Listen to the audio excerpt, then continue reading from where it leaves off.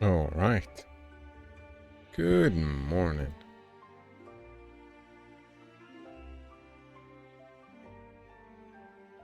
Oh, well, there. You don't need a reason to help people. You kinda do. Always ask for consent, eh?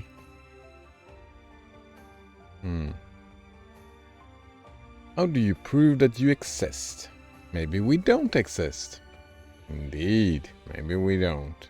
Well, cogito ergo sum.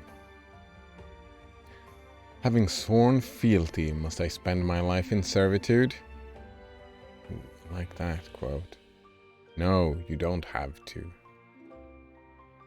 Mistake was swearing fealty. At the first place. Do what I want. You have a problem? Indulgence.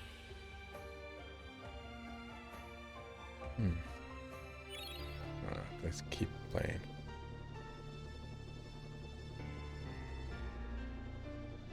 Alright.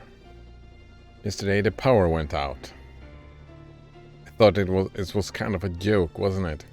When the power went out yesterday. It's time.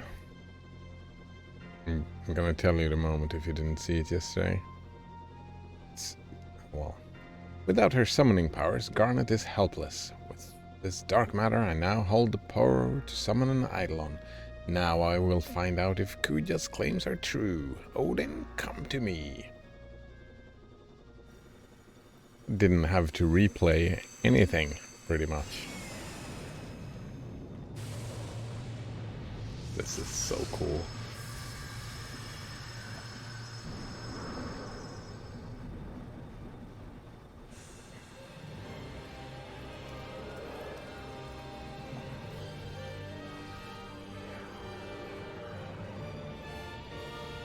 Go, Odin, go!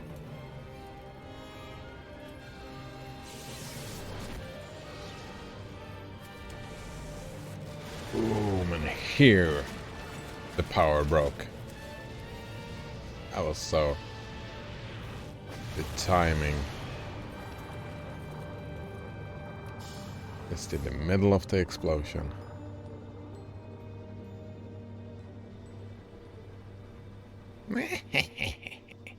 She's crazy.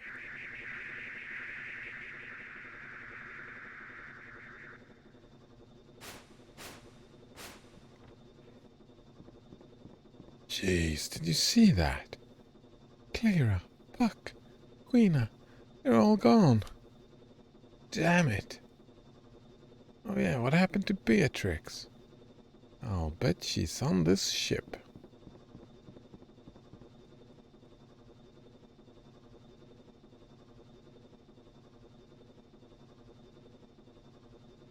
Come over here.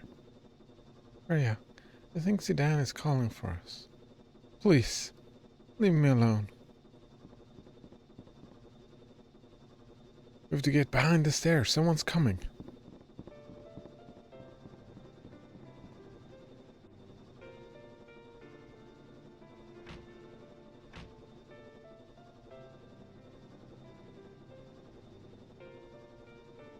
Welcome back, General. How is Her Majesty? She has eagerly awaited your return. I'm certain she will shower you with praise for our victory. Your supremacy is without question now. Steiner and his Knights of Pluto are nothing compared to you. That is enough. Forgive me, General. Tell Her Majesty that I will report to her shortly.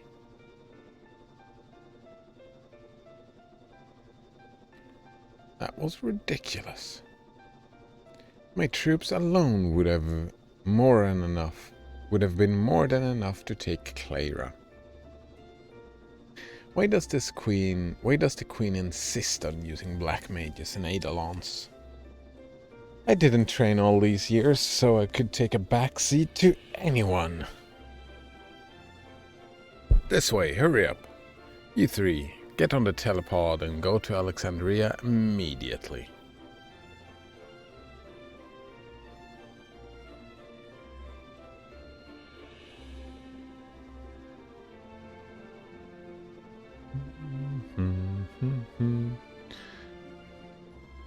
There's no difference between them and me. We're all just blindly following orders. My heart and my will mean nothing. Maybe Steiner was right. Did you hear that? Looks like Brownell's on board this ship. We got our life and stuff back, eh?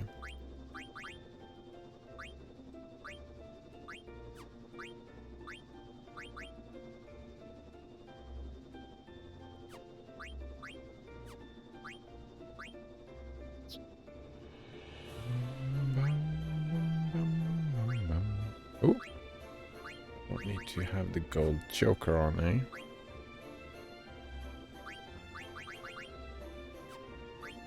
Alright, so what do you have on instead? That's the question.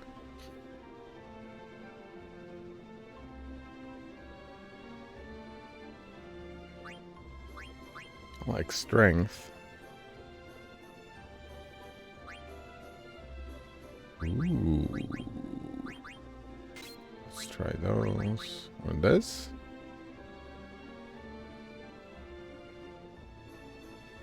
Oh, that's a lot of magic evade. Glass buckle.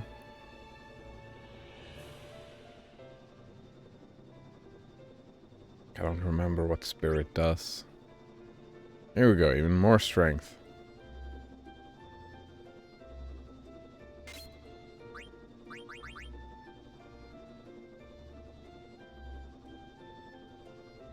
And there's the gold choker.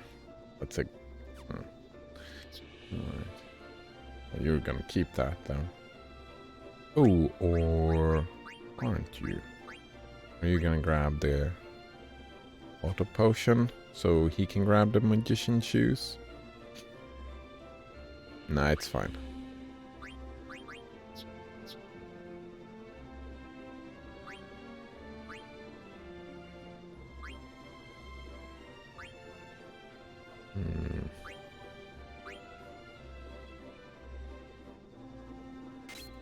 Probably some fire time.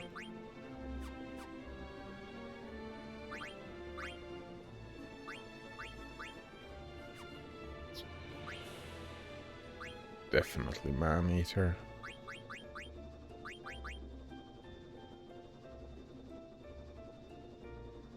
Boom, boom, boom, boom, boom. It's too bad Queen didn't follow us, eh?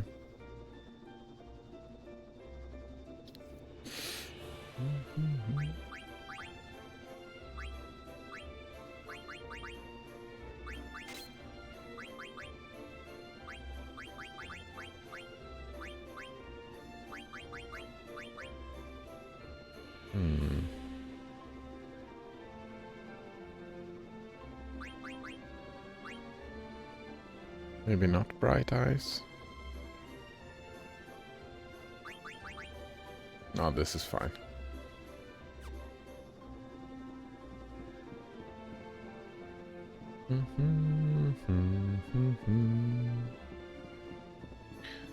Right, Clara just got destroyed.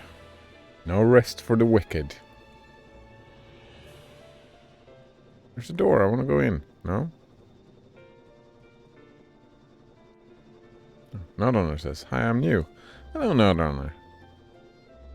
How are you doing today? Nice to see you. Alright, what games do we have? Chronology and Indigala. Don't know what that is. Steel Series 6 Steam giveaways.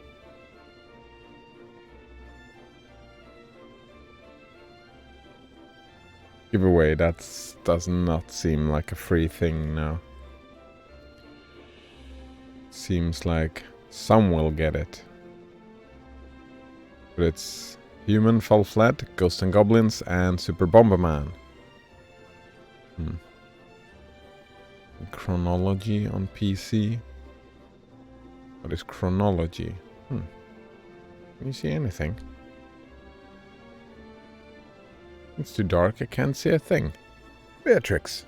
That's her. Did you get the item? Is this it, Your Majesty? Yes, this is it.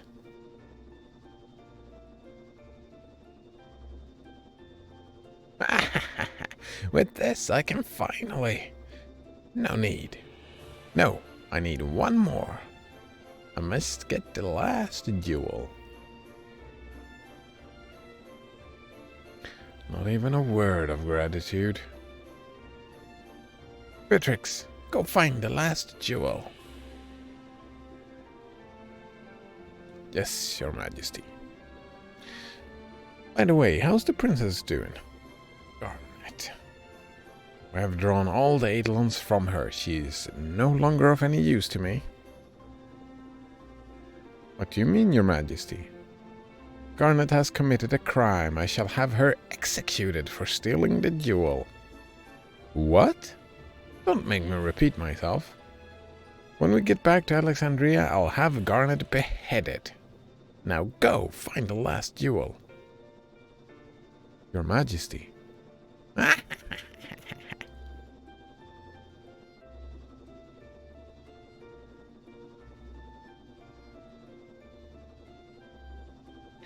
Note Honor says, I used to get a crazy amount of great free games on Steam. I feel the amount and quality of games has gone down over time. Oh, because of the what's it called? The curator thing? Curation thing?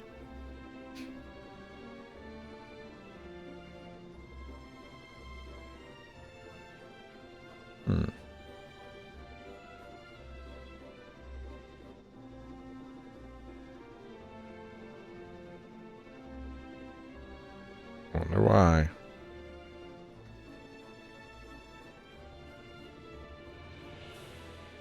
No, I don't know why. Maybe it's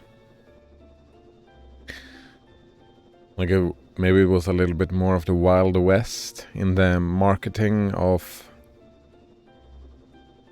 games, and it has established more and more what works and what doesn't work, and maybe the what's it called, the curator program has not worked very well.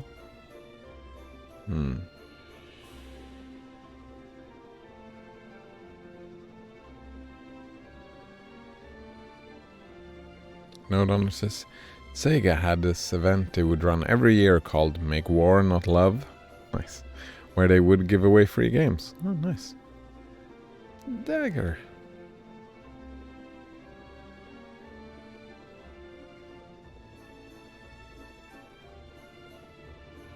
No, Donner says GOG had a Connect system where you could get games you already own on Steam for free on GOG. Yeah, I was on that, and I was checking it often, and I never got a single fucking game, so I gave up on that whole Connect system. Yeah, I never got a single game. I suppose you could have gotten more since, well, Ubisoft would give away tons of free games during Christmas, a new free game every day. Oh wow. Seems like I've missed out on plenty of things. Now it's pretty much that thing owns. What's it called? The Xbox Live thing? That seems to be the way to get a hold of games today for most people.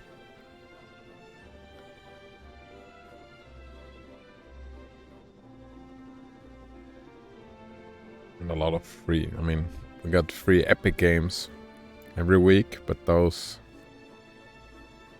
sometimes they're good, sometimes not. Not on says Steam even had a Christmas game giveaway event. So many free games. Spoiled for choice. Calm down. Fighting them now would be senseless. They still have Garnet in custody. So what are you saying? We should just stand here?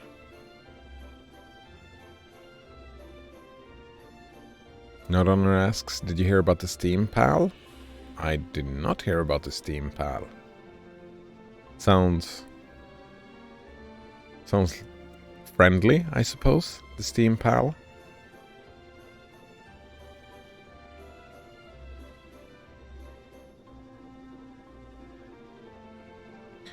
I'm not surprised that the quality of the games is going down, though.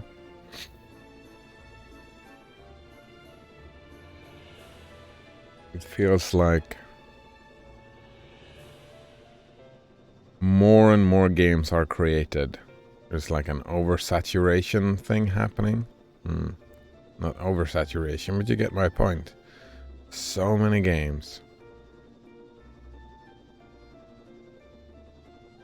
Nodonner says Valve is making a handheld console like the Nintendo Switch that runs Linux and plays PC games. It's called Steam Pal.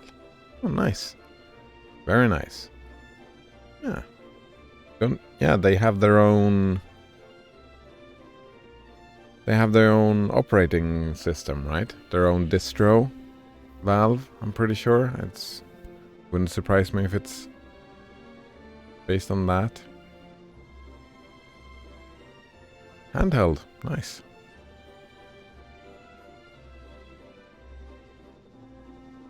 Now Donner says I want one. Oh, I want the VR thing.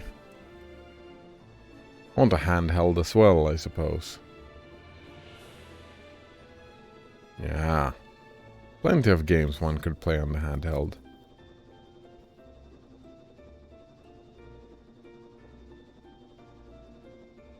So what are you saying? We should just stand here? We've got to get to Alexandria before Brane. That's the only way. The only question is how. So then follow me. Vivi, where are you going? Time to teleport. No runner says I have a Switch, but it's not hackable yet.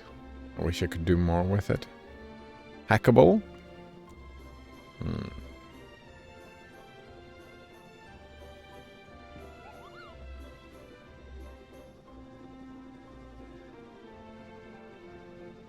So many things to do, eh? Give Sereno a letter. A letter from Mopley. How unusual, Kupo. Let's read it together. By the time this letter reaches Sereno, Clara may be destroyed. It is destroyed, yeah. Still Sin keeps saying. I've been through stuff like this before. We'll be fine. But what if we won't be okay this time? Kupo! Kupo, so that's what the big sound was. I wonder if Mopley and Stiltskin are okay. I have a favor to ask. Yes, I will deliver a letter to Mudon.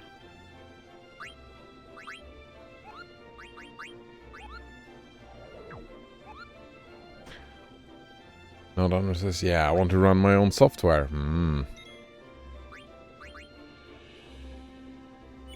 I would want to switch as well.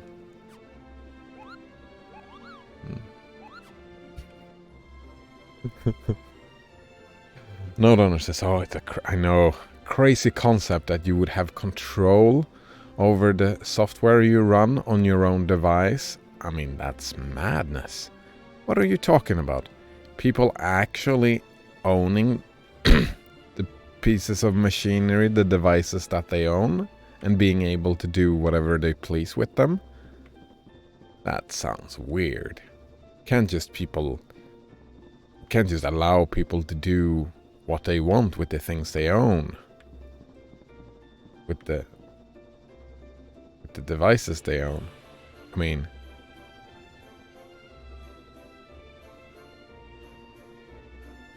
Fuck, I didn't come up with a good example, right? Oh, I was thinking like, I use my favorite example. It's always here, right? If you have a big glass, you have to have water in it. I mean, could you imagine putting beer in it? No, we can't allow that.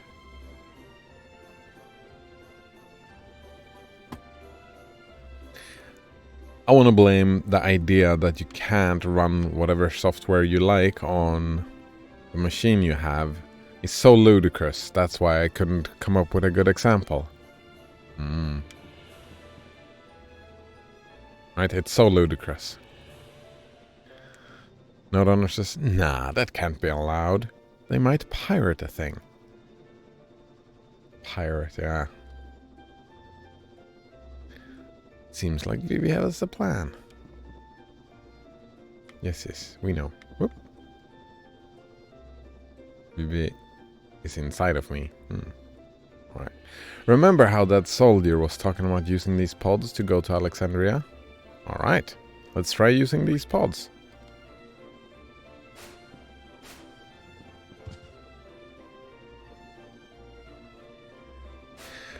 Ever since you mentioned that it's called pirating pisses me off now. Also, it was our fault, wasn't it? Not our, but it was some... Yeah, the Pirate Bay. Right? It's not... The reason why that caught on was not people vilifying it, unfortunately.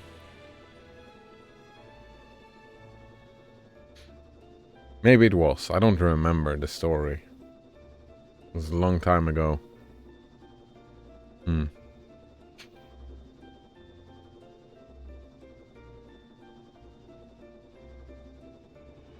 Wait, Note owner says, like those dudes that were working on hacking the Switch, pretty sure they're in jail now. Wait, what?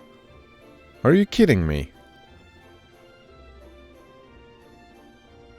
How is that? How does that even happen? Is that real?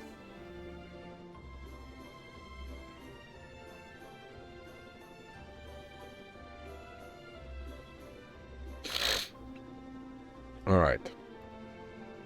We got Team Executor site is down, but the domain hasn't been seized. Team Executor is widely known for creating hacks that bypass digital restrictions on the Nintendo consoles. Last year, the US government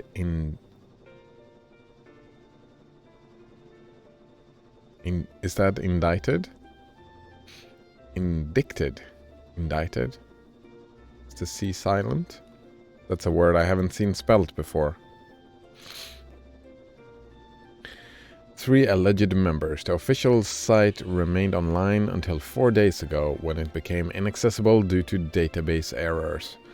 While this could be related to the legal trouble, TeamExecutor.com has not been seized. Hacking group Team Executor has long been a thorn in the side of major gaming companies. The group offers hardware and software solutions that allow people to install and play unofficial games, including pirated copies on various consoles, including the popular Nintendo Switch. However, Nintendo has been trying to shut down the group for years, but without much result. However, the matter escalated last October when the US government launched a criminal prosecution of 3 Team Executor members, accusing them of facilitating copyright. I fucking hate copyright. Facilitating copyright infringement. Is that really a thing? Facilitating copyright infringement? Are you kidding me? Facilitating copyright infringement.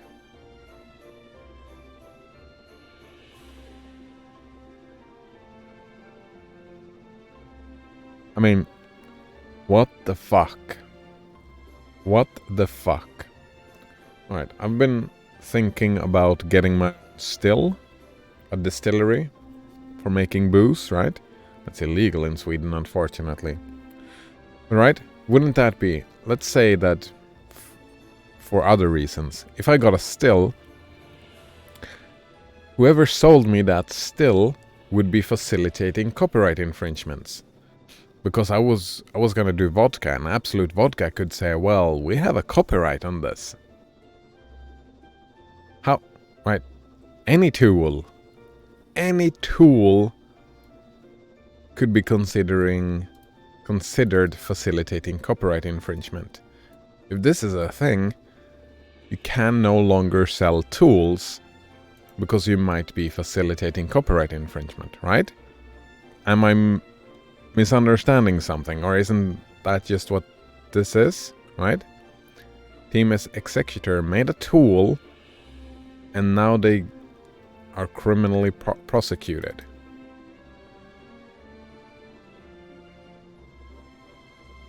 It's got to be more. It's got to be more than that. Yeah, torrentfreak.com, yeah. This has got to be super biased. This cannot be...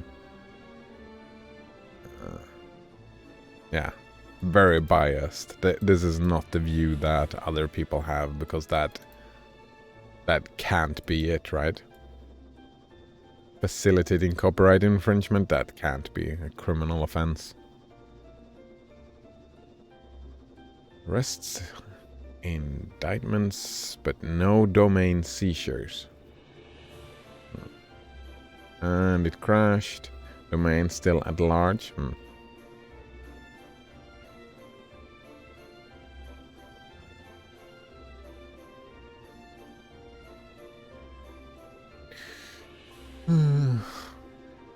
Two arrested, eh?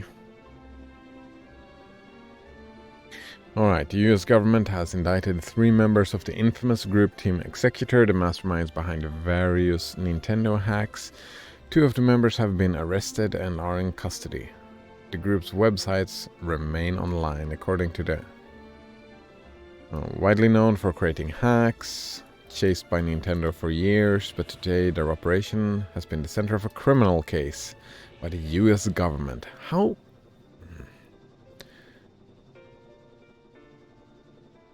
48-year-old French national, 51, Gary Bowser from Canada. Bowser? Is that his real name? Gary Bowser? Are in custody and charged in criminal conspiracy. The indictment also named... And the more I learn about copyright and these things, it's just... we could probably just stop doing that. Just completely, just stop doing it, right? Intellectual property. That's... I mean... If I'm questioning... well, no, if I'm saying that you cannot own the land because you can't derive it... owning intellectual property, that's just dumb. It's just... you can't sell intellectual property. It's just not possible. No, Donner says it's yes, it is actually Bowser. That's funny. Right? How would you sell intellectual property? You really can't. It's not in the same way. Like you can sell a glass or some water. Because it goes from one person's hand to another person's hand. Intellectual property is just you take it from one person and just copy it over. That's why they call it copyright. So this... I can't get behind the semantics at all. Intellectual property. Man, this is so sad. This is so sad. Poor people.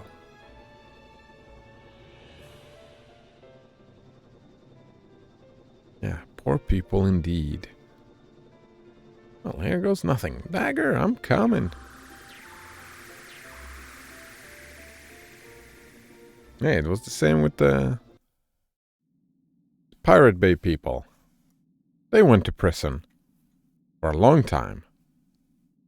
It's fucked. The time has come to escape. How? I don't know, but we must do something. Wait, I have an idea. Press to shift point of gravity. Whoops, I screwed that up. Alright.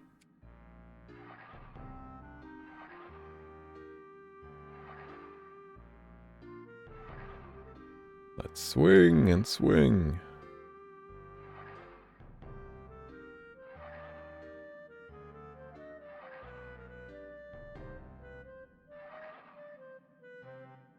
We're swinging.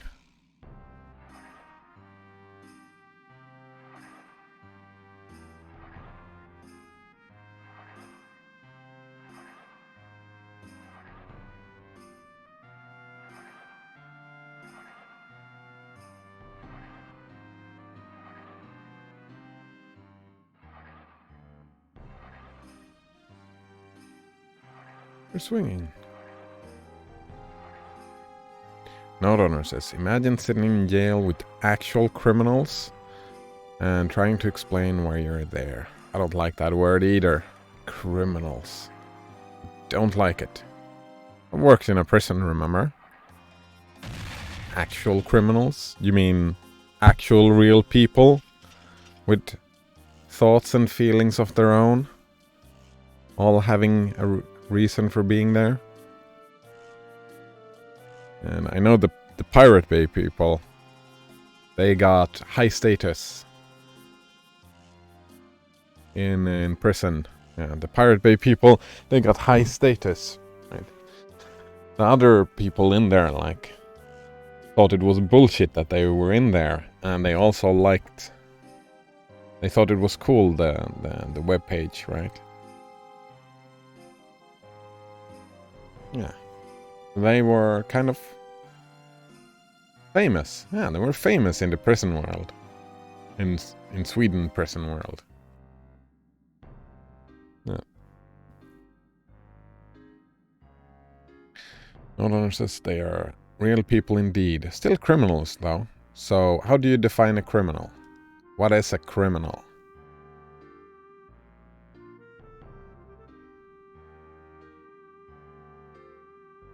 How do you define it in a way so that these hackers do not become actual criminals?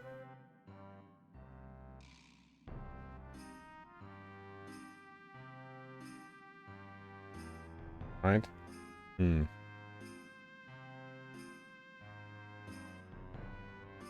I think the going definition of criminals are people who have been convicted of a crime. So, those hackers, if they are convicted of a crime, they are actual criminals. Right? Armed? Armed? What do you mean, armed? Armed with what? Bad breath, colourful language, feather duster. What do you think the...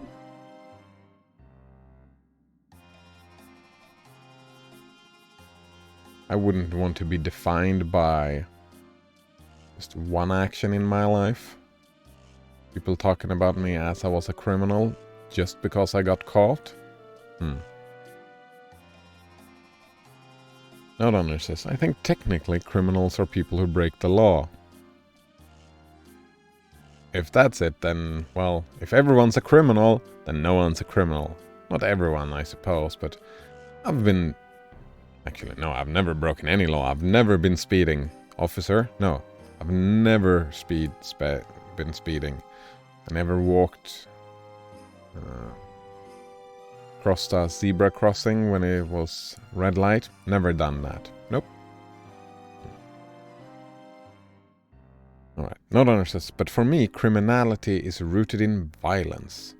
Damaging someone's life, liberty, and property. Huh. Violence.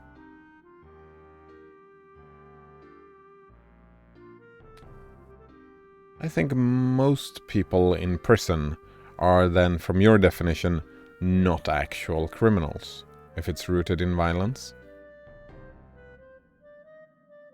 Damaging someone's life, liberty, or property. I'm assuming that what you meant is someone else's, right?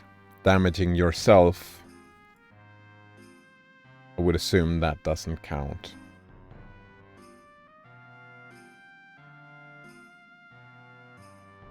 Princess, I'm coming.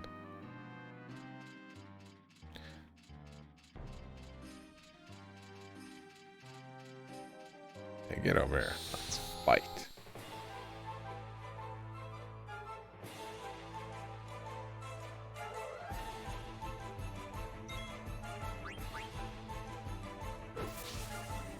Oh.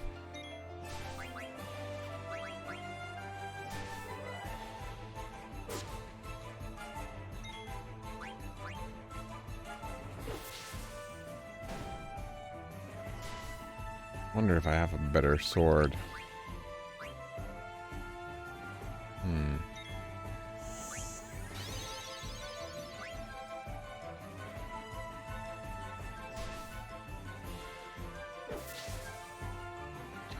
Right, rooted in damaging someone's life, liberty, or property. It feels kind of vague.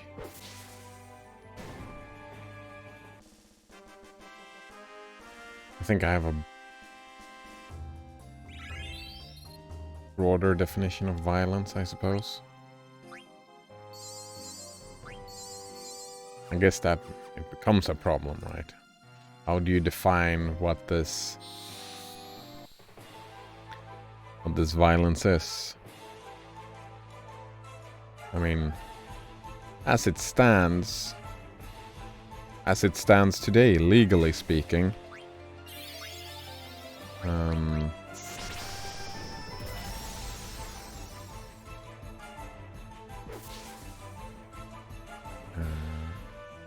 what's it called? Intellectual property is property. And by hacking the Nintendo Switch from the legal side of things today, you are damaging their property. So even from that definition, they would still be considered criminals. Real criminals, actual criminals. Right? Legally speaking. Because intellectual property, right? You damaged someone's intellectual property. A lot of stuff comes down to that, right? How you define property. How you define ownership and property. It seems like it's a very important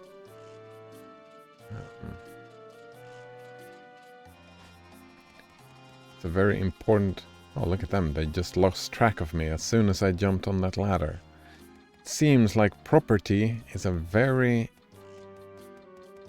very important word to define. Property. What can be owned, what cannot be owned. Nodeowner says that intellectual property is not property. I'm with you there, right? I would argue the same as you, right? That intellectual property, well, I would say intellectual property is not a thing, because I would argue that owning ideas is a dumb idea. It doesn't work. It doesn't work out. It doesn't function. But the rest of society would disagree with us on that point. Right?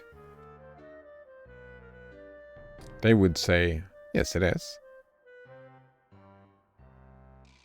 And so from their point of view, right, anyone who agrees with the intellectual property being property is, for them it makes sense, right? They are actual criminals. Nodeowner says, define idea. Contents of cognition. The main thing you are thinking about. Kinda like that definition. The content of cognition. The main thing you are thinking about, right? What are you thinking about, right? Someone thought something up intellectually, right? Made some idea. Abstract, oftentimes, right? Ideas. The contents of your cognition, those are abstract things, all of them. Nodeowner says, I don't think intellectual property is an idea. You had capital I, capital P. So, why not? Why is not intellectual property an idea? It's a thought, right? Someone came up with the idea saying, oh, we can have intellectual property, just like the idea of copyright. Isn't this whole problem based on the idea that you can own that you can own abstract things? That's the idea. That you own intellectual stuff. Isn't that an idea? I'm curious. How do you mean? Alright. Marcus says, I'm out of here. I'm gonna go to Evil Forest and save my bro. You heartless cur. Wait, why is he heartless? Steiner. Such ego focus, eh? What is that?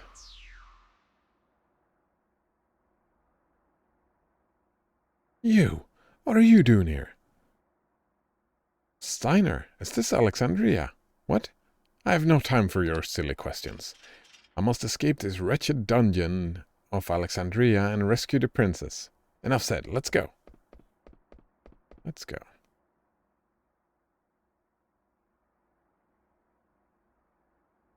Note owner says, it's not purely a thought. I can't contain the entirety of Luigi's Mansion 3 for the Nintendo Switch in my brain. Oh, right.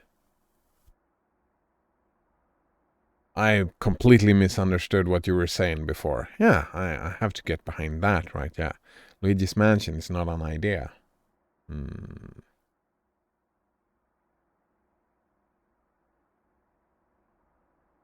Alright, so what is that? And how are they... Yeah, you're right. How do they derive the ownership of that thing? What is that? What is Luigi's Mansion? It's a game, right? It's code. It's software. It's... Right? The thing, though, is they're not talking about owning... Fuck, but it's closer to an idea than anything else, because you can just... So what is it? Fuck yeah, you got a point. Idea does not seem to be a great word for it. It's like a recipe, right? It's like a food recipe, for example. Similar to that. It's something, it's written down to get a machine to do something. Well, it doesn't even have to be that, because you could compare like a book. Like I've got Robert Jordan books over there. Crossroads of Twilight, great book. They are very similar in their essence, what they are.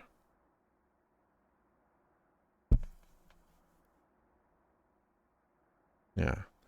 That's not contents of cognition, that's... Actually, isn't that it though? Someone thought about it and wrote it down.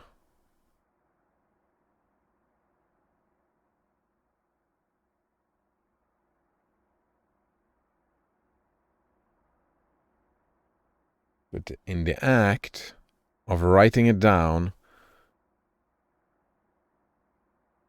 that's to make it transferable, right? That's communication, no? Writing something down is a form of communication. And communication, well, I get back to idea again, because in my mind I just go to the thing, well, what's the point? You have an idea, you write it down, and then you transfer that idea to someone else's head. But it's a medium, right? But we're not arguing about the medium, right? We're not arguing about owning the actual physical copy of the book. We're not arguing the physical copy of the game, because that's no longer a thing. You can transfer the idea so easily so that the physical medium that actually holds the thing. I guess that's the problem, right? Because they want all that labor writing all that down. In the past, they've just sold the book, the physical thing, the medium. They've sold the medium. But today, they can't do that anymore. Because of computers. We can just copy all that text. It's abundant, right? Copying a full book takes what? No amount of time. I did that recently, right? Copy a full book. It was pretty much immediate. Takes longer time to copy a game.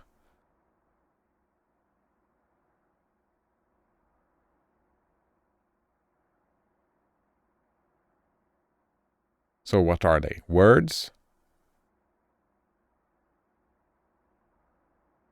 Right, it's not an idea. Is it just words? Is it just language? The written language?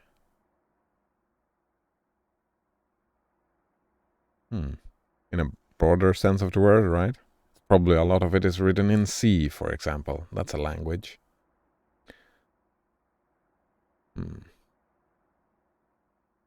Why is everyone leaving me behind, says Steiner. Hurry up, Rusty. Dagger's life is in danger. What are you talking about? Enough with your nonsense. It is true. We were just on the Red Rose, and we overheard Brana talking. She said that once she returns to Alexandria, she's going to have Dagger executed. Is this really true? Yeah, we've got 30 minutes before Brana arrives. Let's go.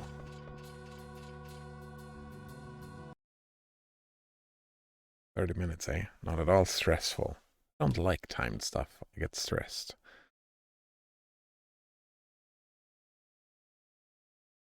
But that is it, right? It's just language. Just written down language. Words. Sentences. Functions.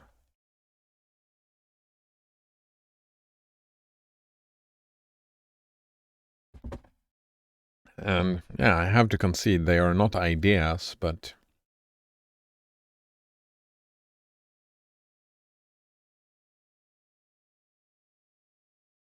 they are they are written down ideas, though, right? They were ideas that was written down, and now they are words for the interpretation of the reader.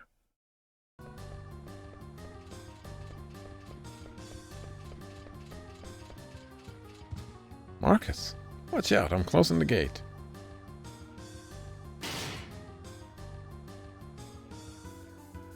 What are you doing here?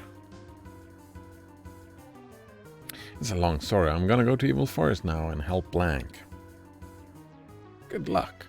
We're gonna go find Dagger.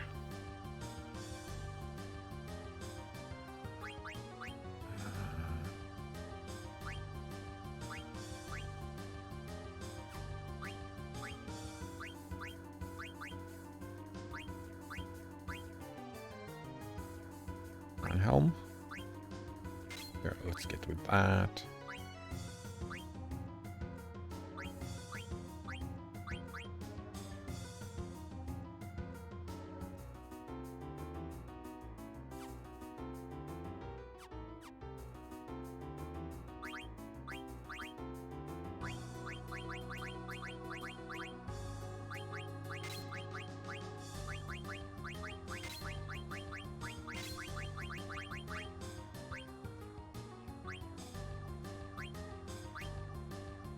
Two off, eh? Damn it. Ooh. I don't think I need cover. Let's go with this instead.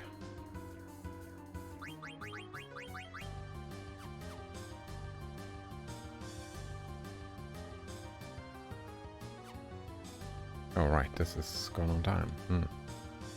Note owner says it's not just words either.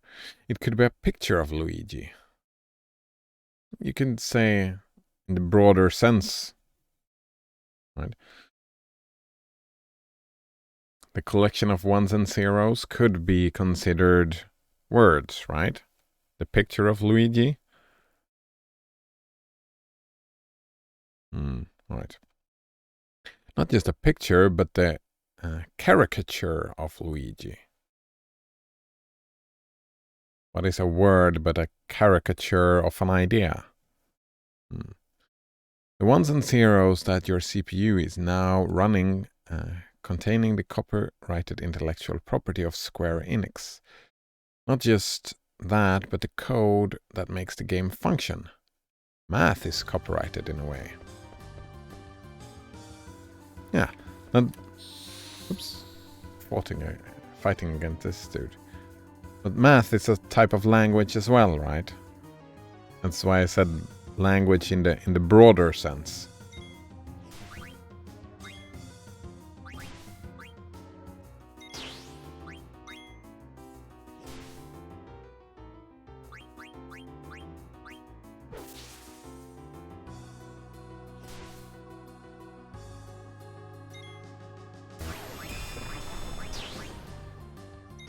Fuck, I didn't see how much damage. Ooh, I need a potion on Steiner, I see that now.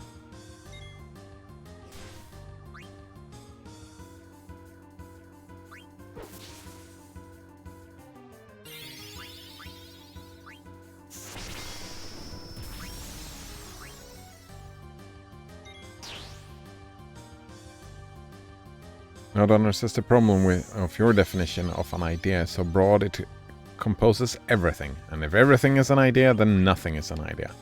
No, I'm with you that, right? I'm okay. Like, you've got a point, right? Luigi's Mansion is not an idea. It's created by ideas, but it is not itself, right? Saying that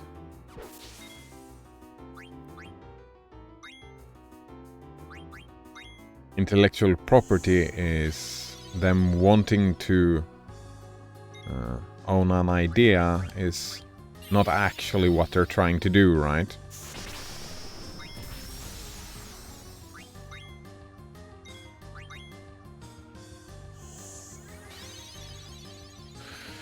Yeah, it comes from an idea, right? The contents of cognition creates it, but that's...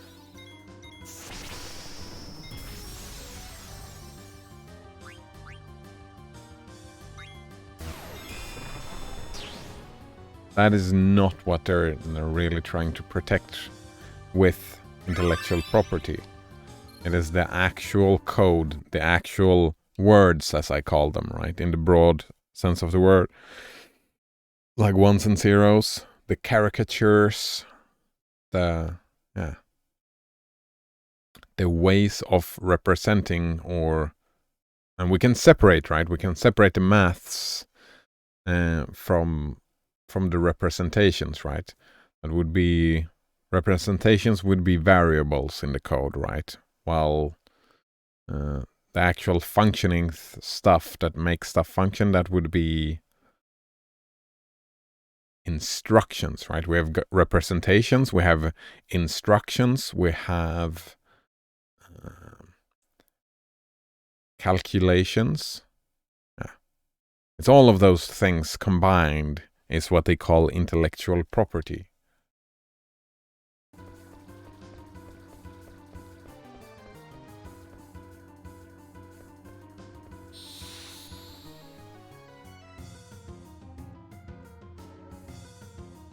Oh, fuck, I think she is this way though.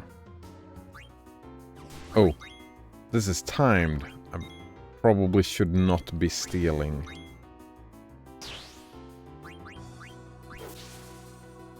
Probably should not be stealing.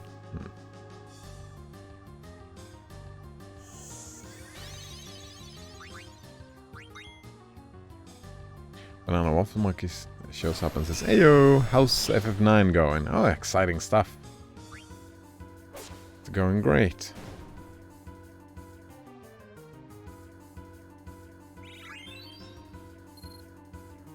Trying to rescue Dagger. Oh, should I go this way? No, we have plenty of time. Maybe there's some exciting loot in here. Maybe there's some exciting loot in here. Actually, you're good with words, Banana Waffle Monkey. We are discussing... Can I talk to these fellas? The queen is trying to collect the jewels. The jewels you speak of are actually not a whole jewel, but shards of a single jewel. It seems that the jewel was divided into several pieces. Oops. Wait. I read on an old book the other day that said the purple flame in the queen's chamber holds some secret. What is this? I hear someone talking. Try to listen. Challenge me if you dare? I don't think so. Save your energy. I think that is later. That is for later. Actually, I want to double check that. If that's for later, because I don't think I'm prepared for actually doing that now. F9. Library.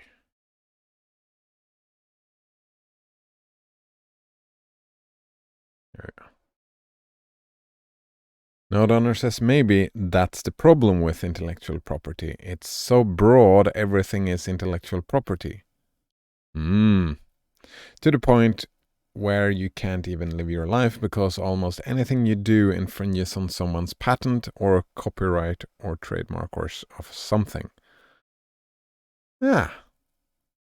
Maybe it's not me making the mistake. Maybe it's the thing that's making the mistake, right? But it kind of makes sense, right? That intellectual property would be the words, the instructions, and the computation, right? Banana Waffle Monkey says, I think you were about to ask me something. Yeah, we're talking about intellectual property and what it is. Right? I was saying that intellectual property is about owning ideas, but Node Runner pointed out that that's... Well, he didn't use those words, but it's kind of a straw man, because that is not really what they're trying to protect with when they talk about intellectual property. They're not trying to protect the ideas. They're trying to protect the code, right? The code or the songs or... Right? I mean, actually, yeah, they are trying to own the ideas as well, right? Wait, no, that's not an idea. What is that? The abstract? We haven't defined that yet. We have words as part of the intellectual property, as part of the code, but we don't have Luigi. And they're trying to own Luigi. What is that, if not an idea? That's a character. Right? What about Alexandria in Final Fantasy? That's a country. Could they be considered characters? Right? Alexandria's castle.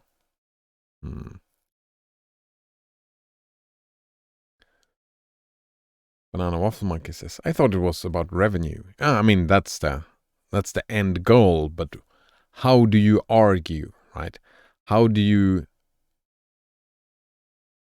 derive the intellectual property, right? It's about revenue in the end of the thing, but you have to, right, derive the ownership somehow. That's what I'm curious about. How can intellectual property be a thing? That's what I want to argue against, right? I want to argue that it's not a thing and it should not be a thing. And people thinking it's a thing are doing them thoughty mistakes. And they should make better thoughties. Yeah. Banana Waffle Monkey says, that it's not so much the idea or character or song they're trying to protect, but to make sure the revenue or fame goes to the holder. All right, but the way they do that, sure, that's what they're trying to do, but the way they do it is through through intellectual property, and intellectual property, right? If that doesn't, right, they have to do it some other way, right? If they want to protect or get all that revenue, they need a path to it, and the path that they're taking, I would argue, is damaging and very bad for society. The path of copyright, the path of trademarking, the path of intellectual property. I think it's a bad path, yeah, to protect that revenue, or to not even protect, to be the one that gets the revenue. Node owner says, if you have the song inside your head because you remember it, is that intellectual property infringement? It kind of is, right? Well, no, if you sing it out loud, if you go and humming it, that would be intellectual property infringement. And if you build a guitar, where was that again? If you build a guitar, where was that definition again? And someone else can use that guitar to play that song that you have in your head, then you're facilitating intellectual property infringement. And that is apparently against the law as well, right? Building a guitar because someone could, you are facilitating intellectual property infringement. And it's all so dumb, right? So that's why I'm looking at specifically intellectual property, or right, owning the copyright, the right to copy. That's probably more interesting to talk about. Oh, right, I was gonna check if I can attack that boss or not. Right, optional boss, it can be found in the library, but there are only 2 chances to fight it. During the Garnet rescue, or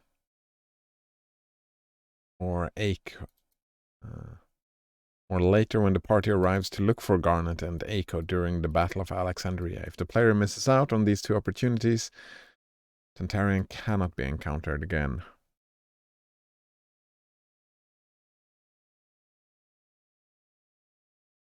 I wonder if I can. It's level 41 with 21,000 HP. I think I'm gonna fight it the next time around. Yeah, the next time around.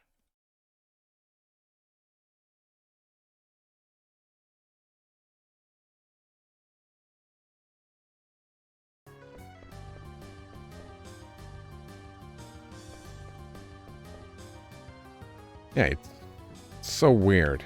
So weird.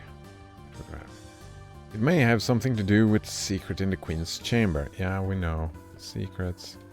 Found an old reference material that talked about a purple flame, but I don't know if it has any significance. Yeah. What? The princess is back in Alexandria. You're looking for the princess. Maybe she's in her room, although she could be in the Queen's chamber. Yeah, we know she's in the Queen's chamber. Please don't fight me. Will that become a back attack? No, I have alert. No back attacks.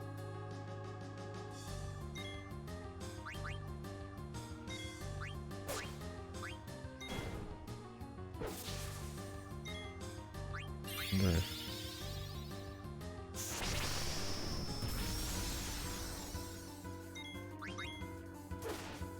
Oh, it did. It was enough. Nice.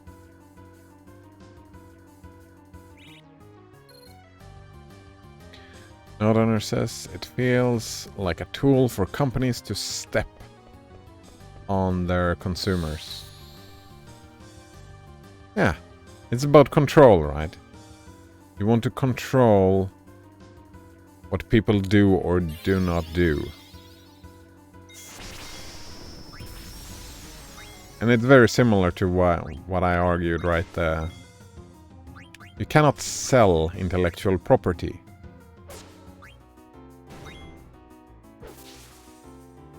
It doesn't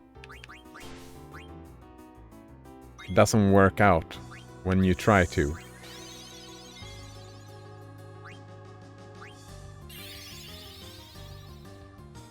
No, says why is control needed in this case? Oh, it's the revenue, right?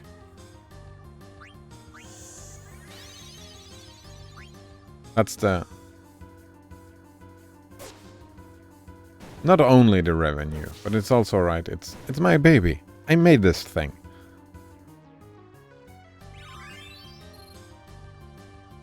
Why should you have any say in this thing? That when I made it. It's ego. Yeah.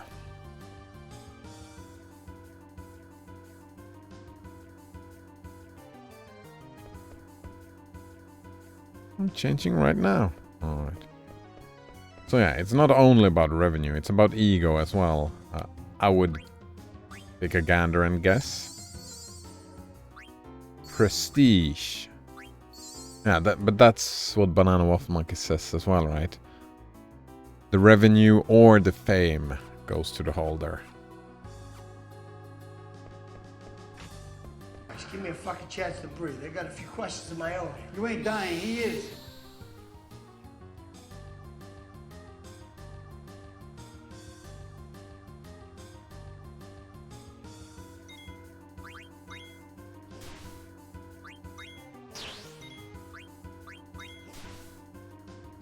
I mean, I'm all for credit where credit is due.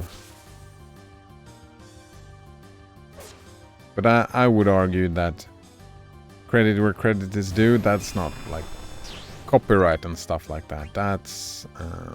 we talked about that before. But I would argue that's a question of plagiarism and people passing off what you wrote down as if they wrote it down. That makes sense.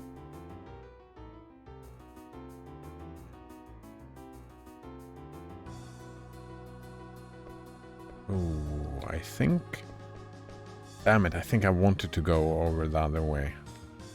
We'll see though. Maybe in here. Alright.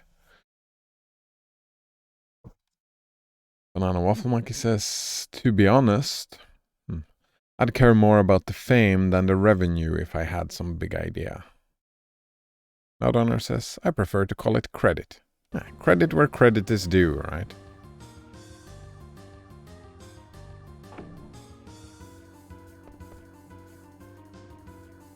It's the purple flame. Where could you be? Do I want to explore some more? Nah, screw that. Let's just go. The timer is gonna stress me out. Try moving it.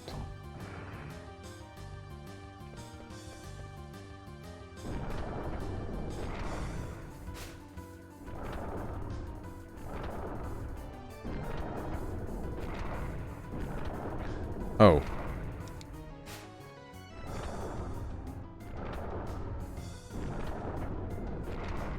There we go.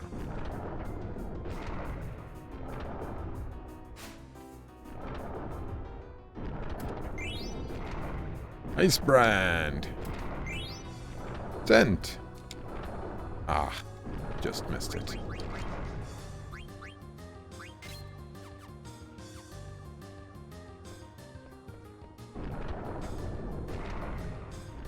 Let me out.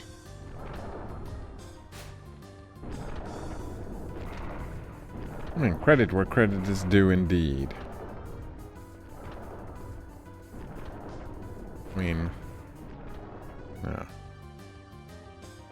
But you don't have to You don't need to involve ownership in any way to give credit where credit is due, right? You don't need to talk about ownership and owning these words and whatnot. Oop. Damn it, I should have checked the other way.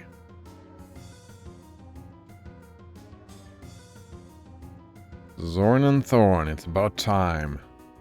Get the fuck out of my way. What are you doing here? So meddlesome you are. Mercy, no more. Alright.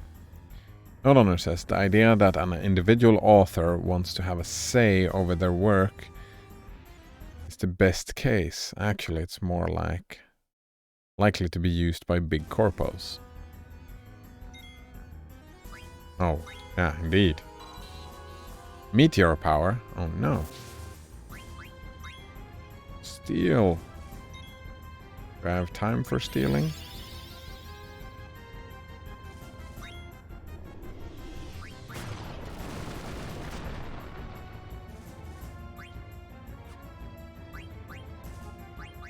Alright. Fire!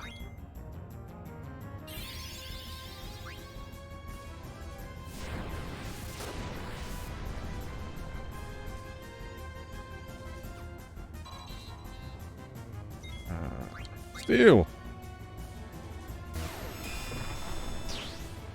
Flare power has been neutralized. Oh, nice. Couldn't steal anything. Oh, right, I almost forget. I decided on this yesterday. Check if there is anything worth stealing, otherwise just don't. Whoa, whoa, whoa, whoa, whoa, whoa.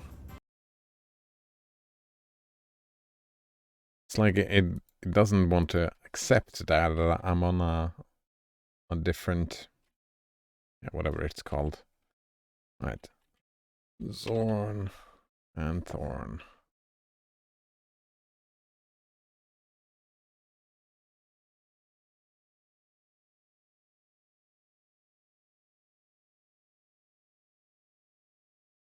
Yeah, right. And like, I mean, even the idea that an individual author wants to have a say over their work, right? Even if we wanted to grant them that, it doesn't work. We cannot grant that to an author.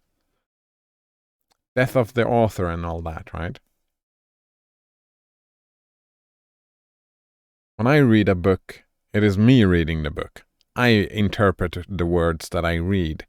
The author cannot enforce what I should think when I read the book. It's just not possible. It's not how the world works.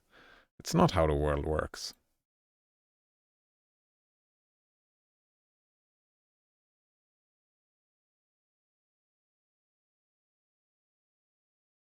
Yeah. Note says, I mean, the individual author who wants to create a work needs to worry about patents and copyrights that corporations hold monopoly over and use against them. Yep. So in a twisted way, it actually harms them. Yeah. Exactly. That's what I'm saying. It's harmful. It's all harmful. And it doesn't work. And it doesn't have any metaphysical legs to stand on. That's what I want to get at, right? That it doesn't work. Yeah. And it makes no sense.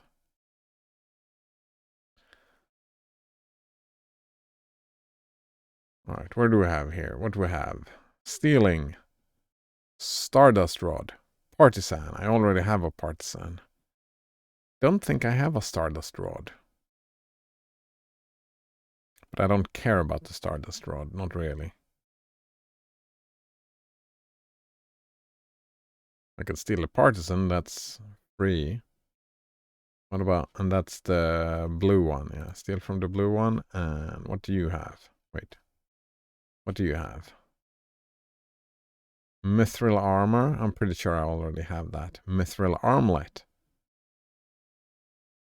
Maybe not. I mean, it's 25% chance. I could do some stealing. Probably want to steal the Stardust Rod just in case.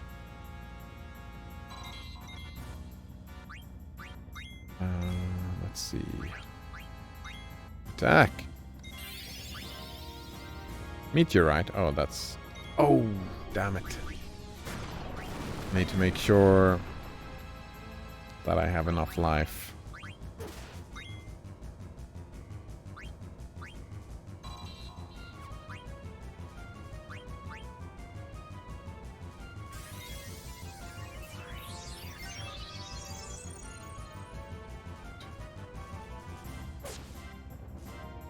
Our power has been neutralized.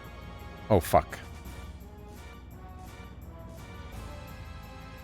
I did not steal the things, eh? Damn you, will we get you for this? Matters not to us. Finished with Garnet War. You are too late. I'm too late. I'm not too late, no. Nodhunter says, I'm not against knockoff products. The scam is dishonesty in passing it off as authentic. Yes, exactly. I'm all for derivation, right? Someone makes something and you take that thing and you make it your own and you make something of it. Right?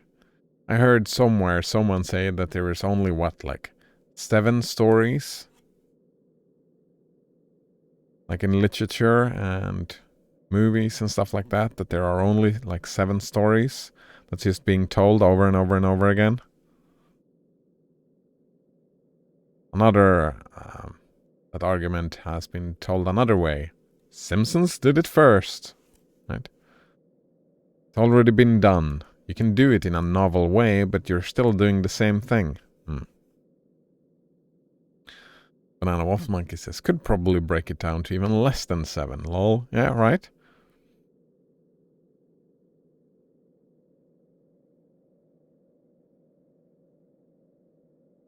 Oh, fuck, I'm not reading out loud. All right. No, princess! And stuff like that. Princess, please forgive me. I don't deserve to be a knight. I don't even deserve to live. Her heart is still beating. Yeah, I know. Let's get her out of here. Tiger, you're gonna be alright. Friendship. That's another name for a boat. Friend. Ooh. I'm bushed from all that running. Can't stop. Hold on, bro. I'm coming. Come on, get up.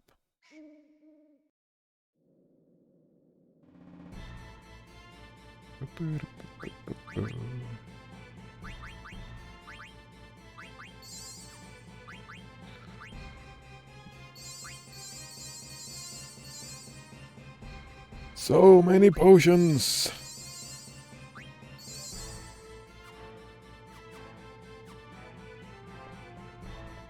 Oh, hello.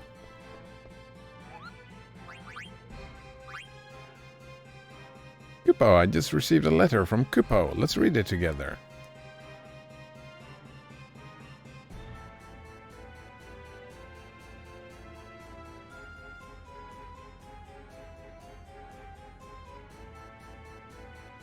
So how do we see that changing? Like if we look into the future, the problem with copyrights and patents and intellectual property and all of that stuff, what is the most efficient route for society? Well, what would be the way to change that?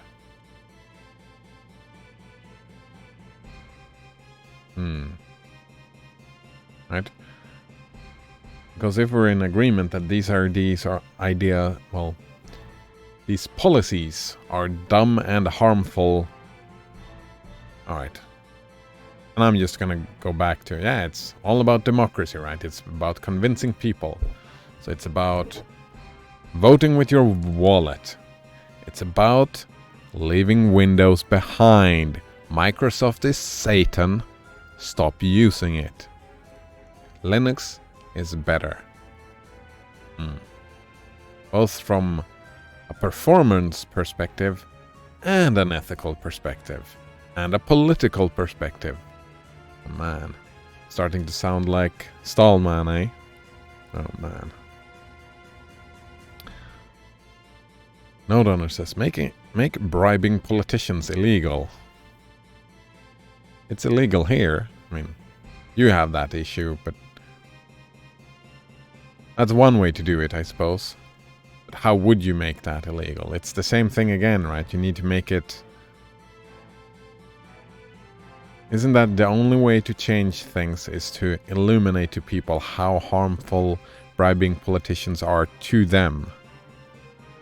If that's what you want to do, then maybe it's not about arguing about patents. Maybe it's about arguing about bribing politicians.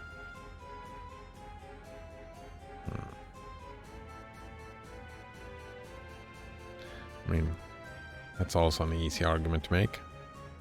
Oh, bribes are bad, okay? Oh, wow. That was surprising. I thought bribes was a good thing. I suppose the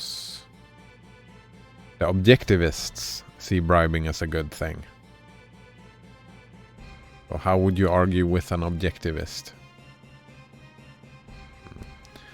Cooper, what's going on in Alexandria? Soldiers are everywhere. I heard rumors that Princess Garnet returned to Alexandria.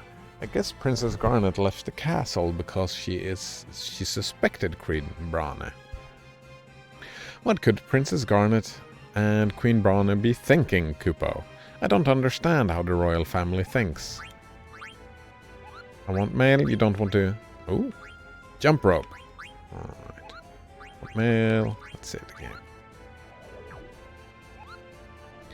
Note owner says they don't call it bribes. I mean... Oh, wow. I was just gonna argue that the word doesn't matter. Of course it matters. I love semantics. It's important. But it's still the same thing, right? Fuck, I don't even remember. What is it called again? Lobbying. There we go. It's called lobbying.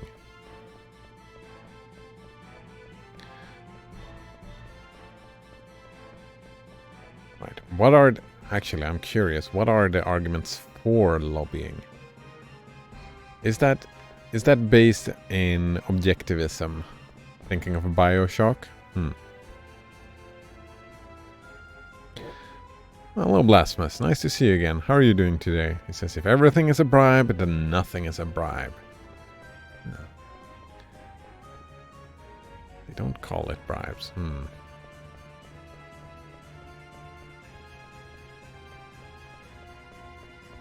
No, not this way out, eh? I'm thinking that maybe just do that.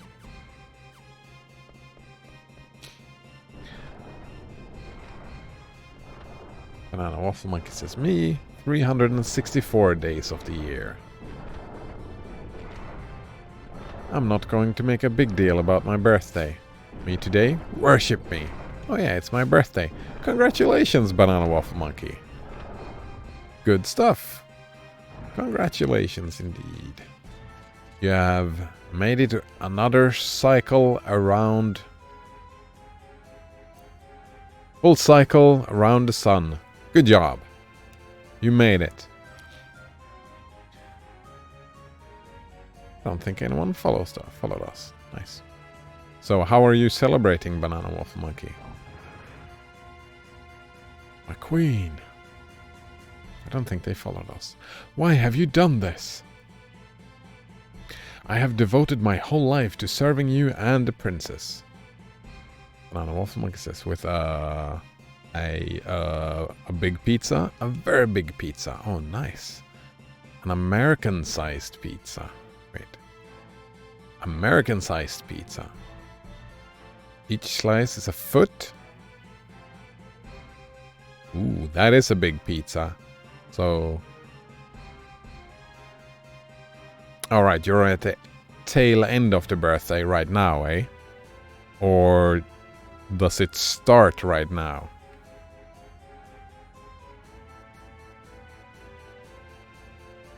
It starts right now. Oh, nice. So you take one big pizza and 2:19 a.m. All right. Do you start with the pizza at breakfast and then just eat the pizza during the whole day? And champagne. Champagne with pizza, eh? Or just champagne on the side?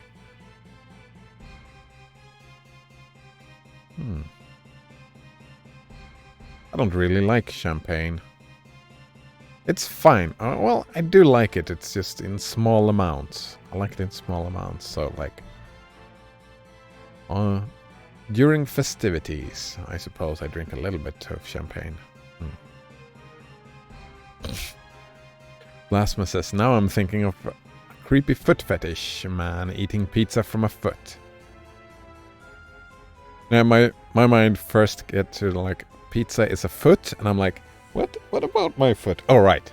That's a measure of, that's a unit of measurement.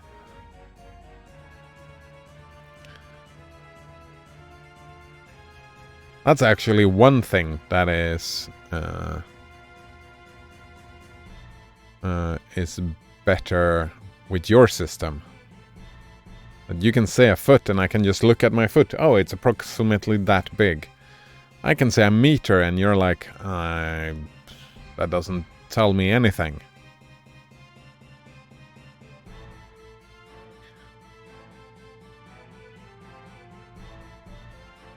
Yeah, that's... What's his name? Tarantino. He's probably done that, right? Eating pizza from a foot? That would not surprise me at all if he's done that. Why is that a meme? No Donor says, did you know you can buy wine on Amazon? Not in Sweden, you can't. Normally Amazon doesn't sell alcohol, but I stumbled upon these wine-filled communion cups. Imagine drinking like 100 of those little wine shots. Oh, right. The church. You're not drinking wine, are you? You're drinking the blood of Christ. That's red wine. I don't really like wine. Especially not red wine. I've devoted my whole life to serving you and the princess. Why did you harm the princess? Why? Steiner? Zidane? Do you think she'll ever wake up? Of course, she's asleep because she's tired, that's all. I want to let Dagger rest a little. Do you guys mind? Thanks. I want to let her rest a little. Instead of saying as it is, Zidane, I want to rest a little.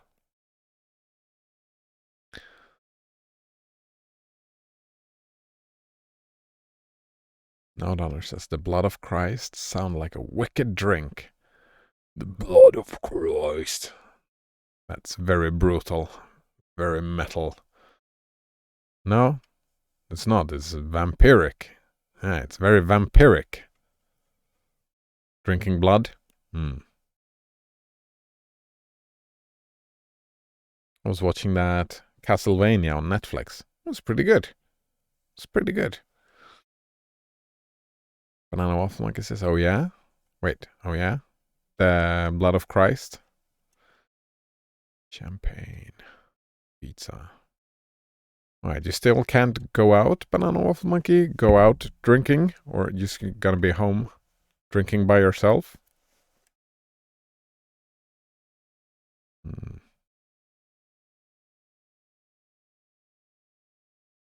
Last message reminds me of this song you can listen to later. Alright, I'm gonna just open that up. What is this song? Dawn of Ashes. Poison the Steps of Babel feat Nero Bellum. Official music video. Doesn't look creepy at all.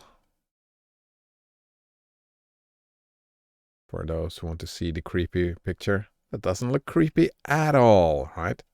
Not even a little bit creepy. Thanks for the tip. I'm gonna listen to that later. Oh.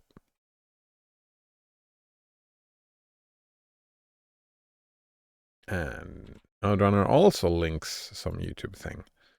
That's music as well. And one Panzermensch. German music. Alright, we'll listen to that as well. And I mean, if we're sharing music, I have to respond in kind. Give me a moment. This has been... The more I listen to this song, the greater it gets. The more I listen to it, the greater it gets.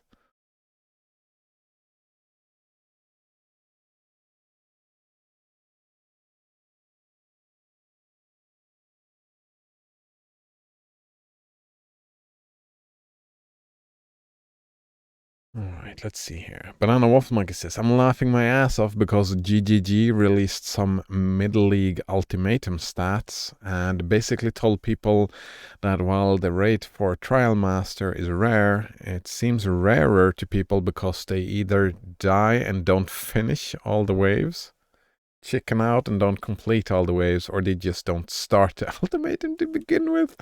Nice. Well, the last thing is... The last point, though, they don't start the ultimatum to begin with. That's on them, right? It's not worth it to start the ultimatum. So they basically told people to get good, and people are pissed. Did they get pissed for that? I mean, I guess the ultimatum not...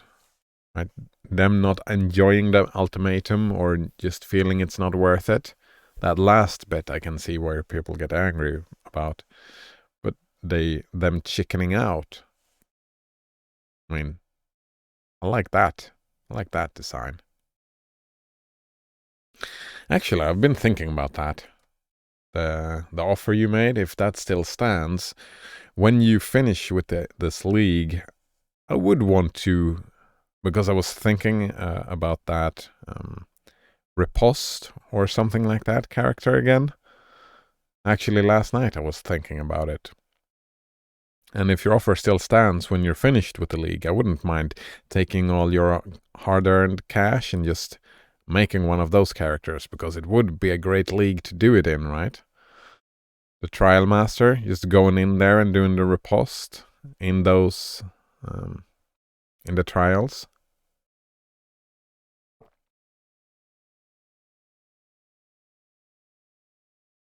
Banana Waffle Monkey says, I'm only getting richer. I found a second bottled Faith earlier and bagged another 12 exalts. Nice, congratulations. Right. If only I had gotten here sooner. I'm sorry. What happened to you?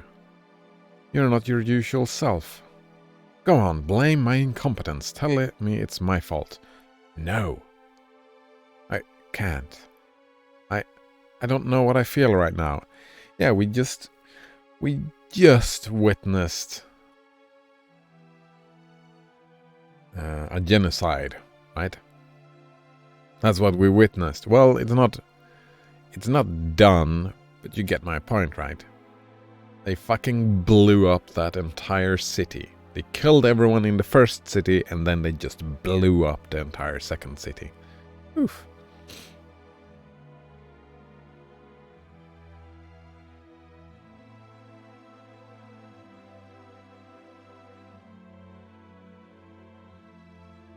Blasphemous says, this song reminds me of that comedian Cider likes. Tim Minchin? Oh, love Tim Minchin. Great music. Which song was that? Of the three, we linked 3 songs. One of the songs?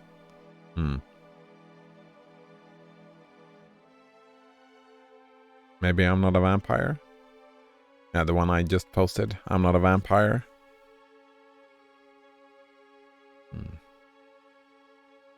First time I heard that I'm not a vampire, it was okay. But then I listened to it another couple of times because my brother and nephew recommended it to me. So I was like, this is fine. I'll listen to it a couple more times. And now it's just great. I love it.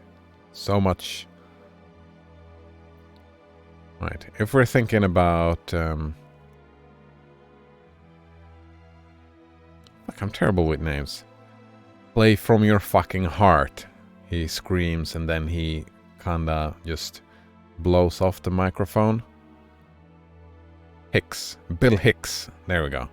Play from your fucking heart. And I get that. I really get from I'm Not a Vampire. They are playing and he's singing from his fucking heart. Yeah. So much emotion.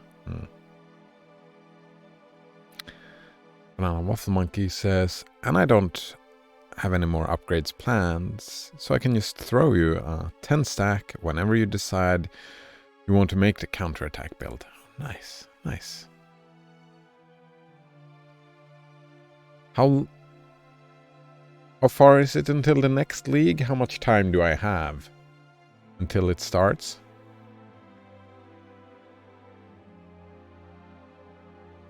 I'm curious. So you have been watching Tim Minchin. What did you think, Blasphemous? Did you like Tim Minchin?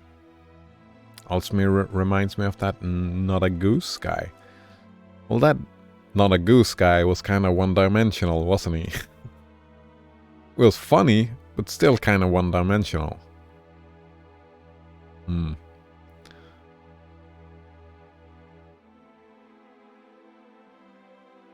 Waffle Monkey says next league starts in a month or two from now? I don't even know. Something like that. A month or two?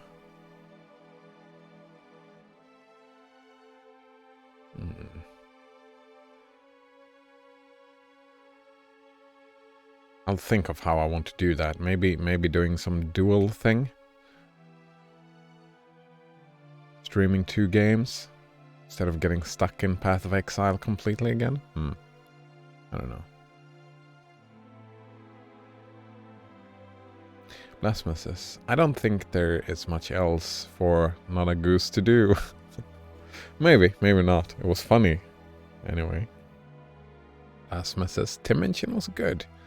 I'm glad you liked it. I like that. Sharing stuff that people like. Getting good tips. I like all of that stuff. Right, I don't know what I feel right now. I can't even shed a tear. Rip and tear. No, that's not what he was talking about. There they are, says Soren and Thorn. There is no escape. Welcome back, Steiner. Where have you all been? Have you been all this time? Don't tell me you've been enjoying the company of these scoundrels. What the hell? The only scoundrels around here are you and that fat queen. Fools like you will never learn. And we're going again. 3rd time's the charm. She won't beat the shit out of us again, right?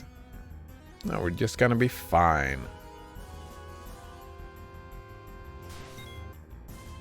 Alright, what we do first is that we do a raise wind. Do a steal. Sword art. Mental break. What's that? Magic defense. Nah, screw that. Just attack. Damn it, Vivi. Damn it, Vivi.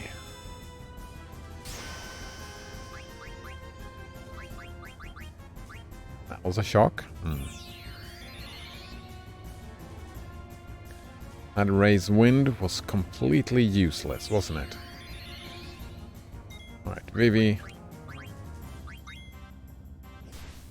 Nope. Alright. Zidane.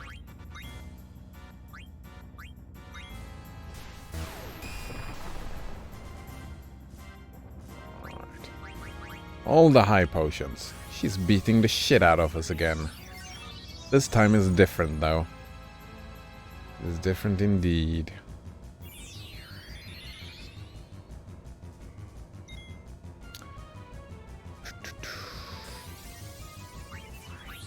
Yeah, let's go with steel. Come on, let's not attack Vivi this time around. Well, that's another Phoenix down. 1,000 damage, eh? Alright, Phoenix down. Let's try again. Hope for the best. Damn it!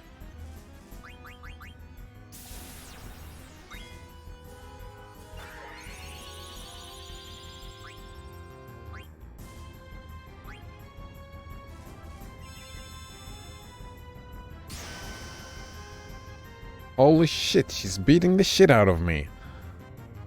This is... I have no room to breathe. I have no room to breathe. Come on, sit up. Deep breaths. All right.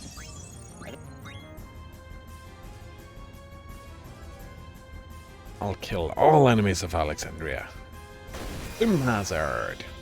Boom. Never step into this land again.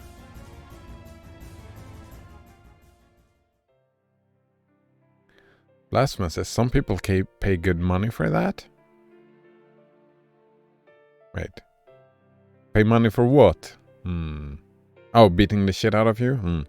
Sounds like an abusive relationship. Yeah, very abusive relationship. Beatrix beat the shit out of us for the 3rd time.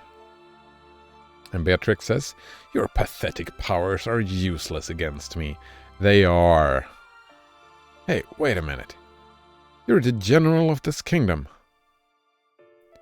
As the general of Alexandria, what's your sworn duty? Isn't it to protect Dagger, your Princess Garnet? I'm sure you know who's sitting over there. It can't be. Princess. So it was true. The Queen really did mean to kill her. What? No, the Queen would never do such a thing. Steiner, it is time for you to accept the truth. My heart is set. All this time I have been mistaken. I hate to say this, but the lady's right, Rusty. You'd better learn to accept it. Note says, imagine getting called pathetic and not having to pay for the privilege. The privilege must be nice. Wow. I mean, you can find people like that where you don't have to pay for it, right? There are places on the internet where you can find people like this. Yeah, DS. Yeah. From dominance and submissiveness. Yeah. DS. You can find places to find people like that. Indeed. No problem at all. Lasmus's Fet Life. Oh, is that the homepage to look for it? Hello, Sorxa. Nice to see you again. How are you doing? Haven't seen you in a couple of days now.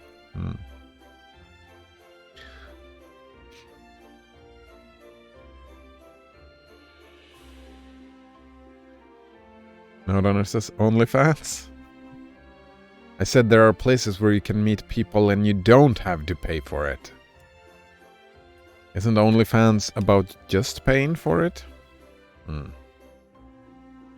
Zidane says, I hate to say this, but the lady's right, Rusty. You'd better learn to accept it. Actually, maybe some people might actually want to pay for it, right? Not having to pay for the privilege, right? Maybe that's part of it. Paying for it. Paying for it and getting called pathetic. That probably goes hand in hand, wouldn't it? Sorxa says, I'm okay-ish. What about you? I'm okay-ish as well. Yeah, okay-ish. I've been sleeping okay, but I've been very tired for the last couple of days. I think maybe I have a cold, just a weak one that like don't really have any other symptoms that I'm feeling a little bit stuffy and tired. I think that's it. Note owner says, I thought OnlyFans was about heating, cooling, and ducting. Nice. And only that, nothing else. Wait, it's only fans? Can fans be about heating? Sorxa says, hope you feel better soon, friend. Ah, it'll pass. It always passes. But thank you. And I will, for sure, right? Give it a day or two. Life goes up and down.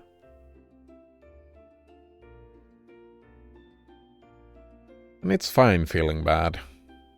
You should accept the badness, I suppose. Citizen of Burmesia, please forgive me. Oh? It's too late to seek forgiveness. Indeed. Too late and too soon. But you can still save Dagger. Freya. I tell you this because I acknowledge your powers. Beatrix is so powerful. Help your princess. I don't know if I can, but I will give it a try. I hope this will work. Oof, that's the thing, right? If you can't beat them, make them join you. Irrevocable the spell we have cast. Note owner says, usually heaters have a fan. Yes, of course. To distribute the heat. I hadn't thought about that. Where I grew up, our heater did not have a fan. It's just a fireplace. And actually radiators was the heaters as well, and they didn't have any fans either.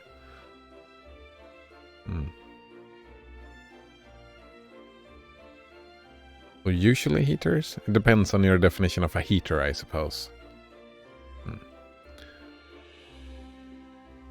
Sorxa says my cat doesn't have a fan either. Oh, I'm a big fan, Sorxa. I'm a big fan. Well, but he has fans. Alright, there we go.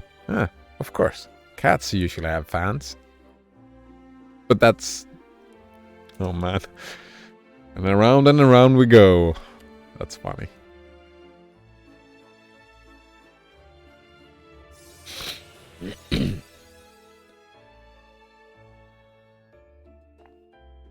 It is useless.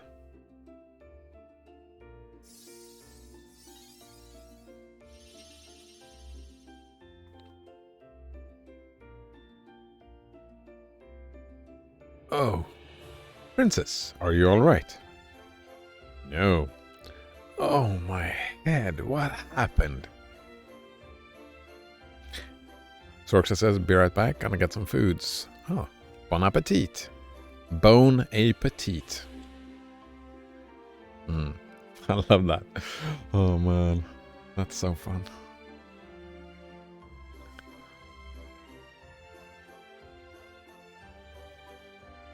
Note owner says, I'm my cat's only fan. There we go. Nice. I'm my cat's only fan. Yeah. Banana Waffle Monkey says, bring me some food. Bring me... I would.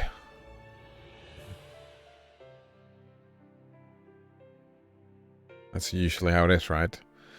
One day every year, you can get whatever you desire. The older you... Well, when you get old enough, you can get whatever you desire, because what do you desire? Just someone to bring you food. That's getting old, eh? Lasma says, Cider can make some flying Jacob. I mean... Sure, I can make some, but I can't bring it. It's too far off, yeah. Not the other side of the planet, but almost like there's a big fucking ocean in the way. And landmass. Dagger! Yay, princess, you're all here. Except Queena. What is all this ruckus? Actually, I made a Flying Jacob this weekend. Ah. Had one. It's very tasty. Outlander says, 1 day a year, you get to enjoy life. You still need to go to work though, so never mind. I mean, you can enjoy life more days in a year, I suppose. Usually for me it's the other way around. I don't enjoy birthdays. I don't enjoy Christmas. I don't...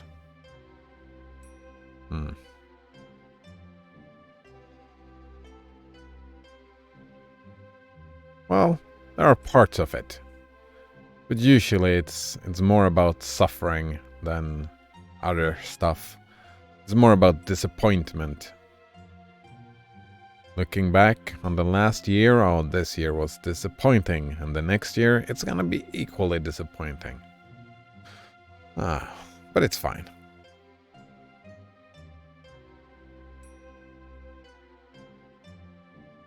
Oh, what Mike says, I enjoyed the 4th of July.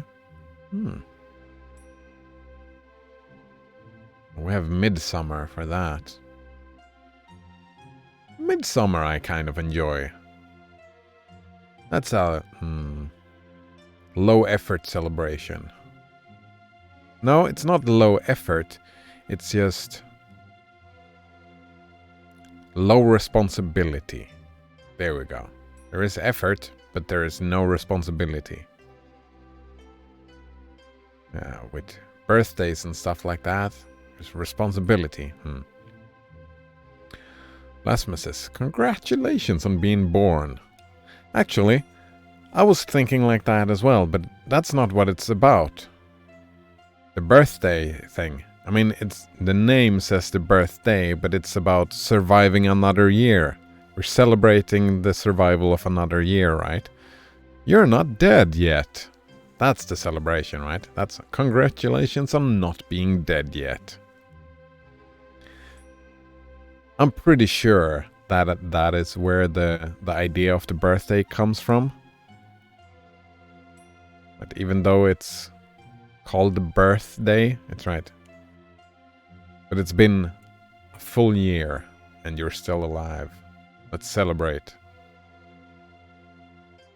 That's just my guess, though. It's just a guess. No Donner says, you're the other way around, so you only go to work on your birthday. Oh, well, I haven't gone to work for years now. Neat. That was the word, right? Yeah. I came crashing into the wall. What was that? It must be 3 years ago? 4 years ago? No, 3 years ago probably. I just crashed headfirst into that wall. With the depression and exhaustion and all the stuff. And since then, I've just been passed around different bureaucratic institutions. Just from one to the next.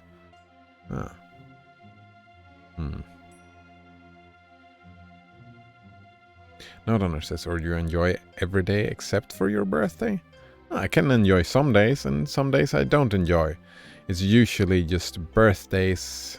It's a lot of responsibility, like social responsibility around birthdays. And I don't enjoy that social responsibility. I don't like getting gifts. Because of the implication of me having to give gifts.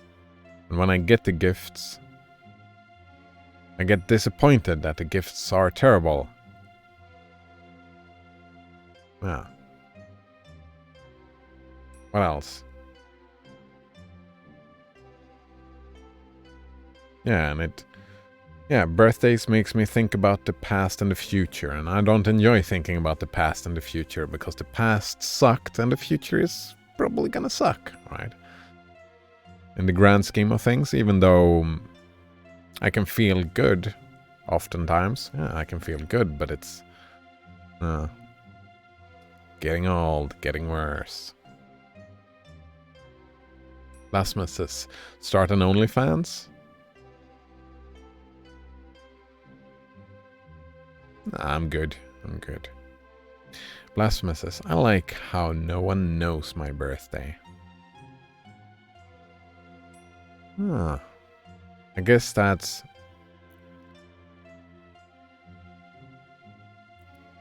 I both like and don't like. I would end up in that situation, right? Oh, nobody congratulated at my birthday. Finally, the birthday thing is over. But I still have that manipulation from childhood, right? With the presents and the celebration and all that, and those memories still shows up, and it's like, we're never getting back to that. Life is not getting better, right? There will be no celebrations. So even though I don't have to deal with, I wouldn't have to deal with birthdays, it's still disappointing because, well, being an adult is disappointing. Ah, there we go. Blasphemous says, do you put thought into giving gifts so you feel sad when others do not? No, not at all. I hate giving gifts. I'm terrible at it. I put in a lot of thought and it just ends up being trash anyway. Right? It's so much work, and the best gift is just money, right? That's the best gift. Alright, here's some money, go buy the thing that you want. That's the best gift. So, I give you money, and then you give me money. And then I give you money, and then you give me money. That would be the best way to do it, right? Rather than someone else buying something for me, and me buying something for them. Don't they know better what they want? So I would prefer they just...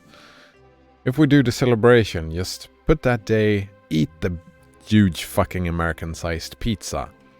Buy that thing that you really shouldn't buy, but just do that anyway. Isn't that a better celebration? And then we can hang out and we can eat pizza together and whatnot. Yeah. Gift giving is terrible. No Donner says, congratulations on surviving another year. You're doing better than 99% of every human who has ever lived. Exactly, right?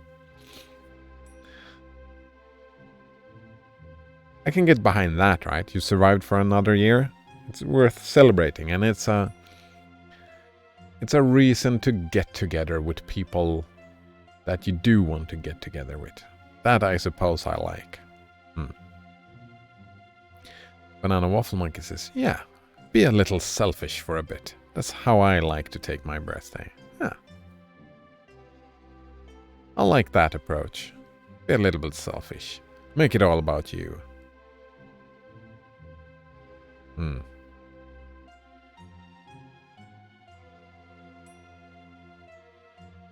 Regression. That is the word for it, right? Birthdays. It's a regression to childhood. And that's bittersweet. That's selfishness. That's the selfishness of a child, yeah.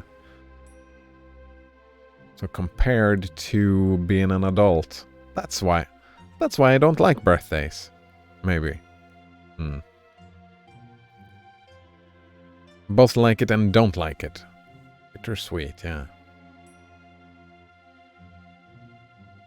Good practice in being disappointed. Because it's fine being disappointed. It's part of it. And one should embrace it. That's what Dr. K would say, eh? Should take a moment and feel those feelings. Right?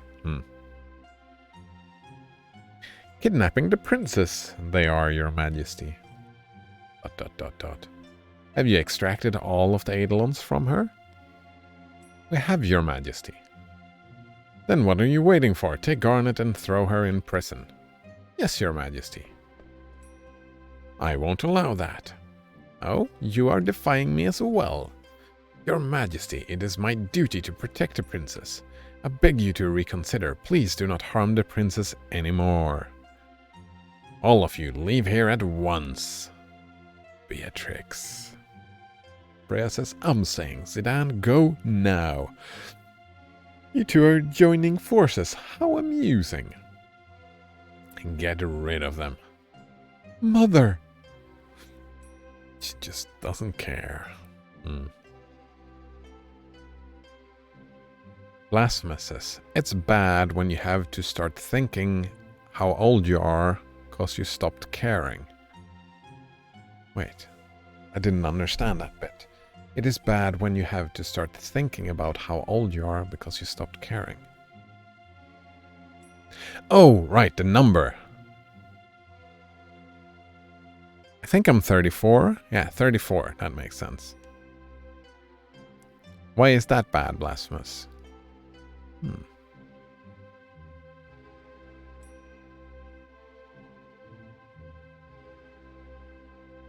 No Donor says, maybe we should call it an ego day. A day all about you. That's very interesting. For an adult, it's all about you, but actually as a small child.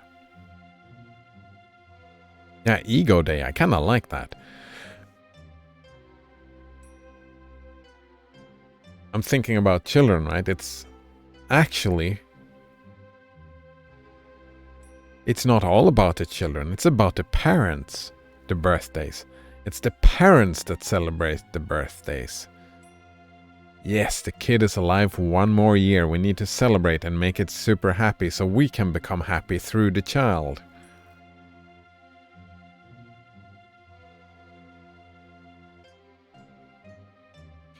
So we embrace the childish ego for the child.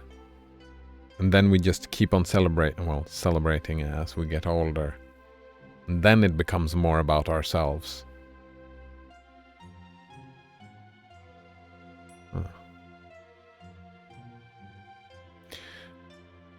Blasphemous says, cause you know you must be getting old. Oh, I'm not old yet. I'm like middle-aged. But yeah, time is moving faster and faster. That has been the trend, so I can just assume that the future is gonna move even faster, and it's all gonna be over before you know it. So might as well try to have a good time, I suppose. Blasphemous says, to hell with the children. To hell with them. Burn all the babies. No? Is that not what we're going for? Burn all the babies? Well, I like children. I like children. As long as I don't have to have my own. Right? I like my nephew and my niece. Well, all other children can leave me the fuck alone, I suppose. So I like 2 children. Yeah, I like 2 children.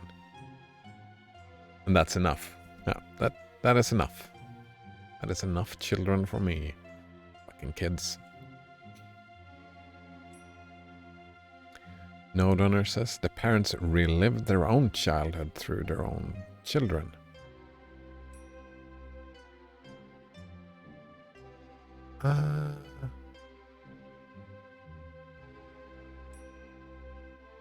I can imagine some parents do that. My experience, right, I can only go from the birthdays that I've celebrated. It has not been about that. No, it has been celebrating their parenthood, right? The birthdays of the kids has been celebrating their parenthood. We made it a year. Fucking great, let's celebrate. We made it the first year. We made it a second year. Great stuff. Right? And there is something pure in the laugh of a child. Yeah. Oh man, all this talk of children made me miss my niece. I haven't seen her in like, what, 2 weeks? Something like that. That pureness of that laugh of that 1-year-old kid. Oh man, it's something, all right. Oxytocin, probably. Probably a lot of oxytocin. Freya, be careful. Don't worry. Oh, I don't worry. It's fine. Come on, let's go. Wait. Bandersnatch, bite their heads off. Oh, the twist. Oh, the twist. We get to play as Beatrix. Beatrix the OP. Let's attack. Let's jump. Alright. That was a long fight, wasn't it?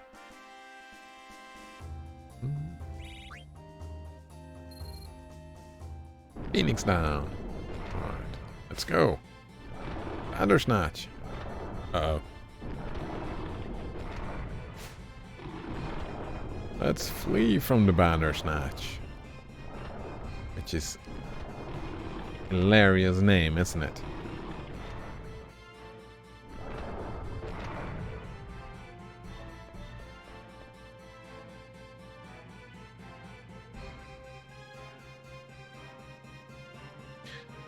I've seen parents reinvigorate their own childhood through their children rather than reinvigorate rather than relive. Steal? No, attack. Steiner? Attack. Dagger? White magic. Sure. Man, I'm gonna miss white magic. Oh, white magic is so great. Oh. It's gonna be such a hard mode this time around. Vivi, don't do anything. Do I want to attack? Yeah, sure. Miss. Right. Potion. Sure, a potion on Vivi. Heal and then attack. No Donor says Bandersnatch is a Black Mirror episode where you choose your own adventure. Yep, I've played that. It's alright. It was alright, yeah.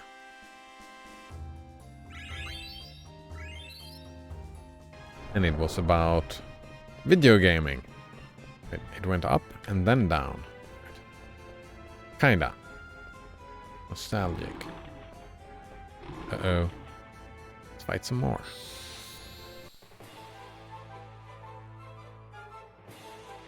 Bandersnatch.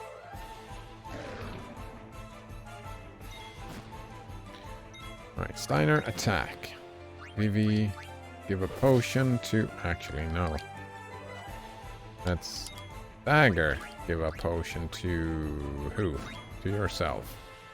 Dan, do the steal. Steiner, do the attack. Vivi, do defend.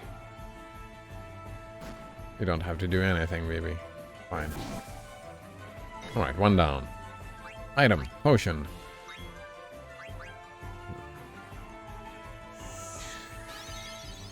Yesterday I was considering restarting... what's it called? Black Mirror, and rewatching all of it.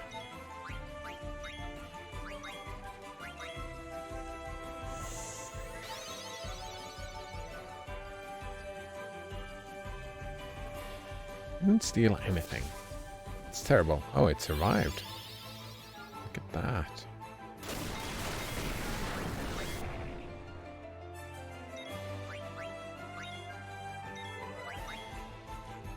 Ooh, I stole a potion. Nice. Nodron asks, what's your favorite episode? Oh, it's a long time ago.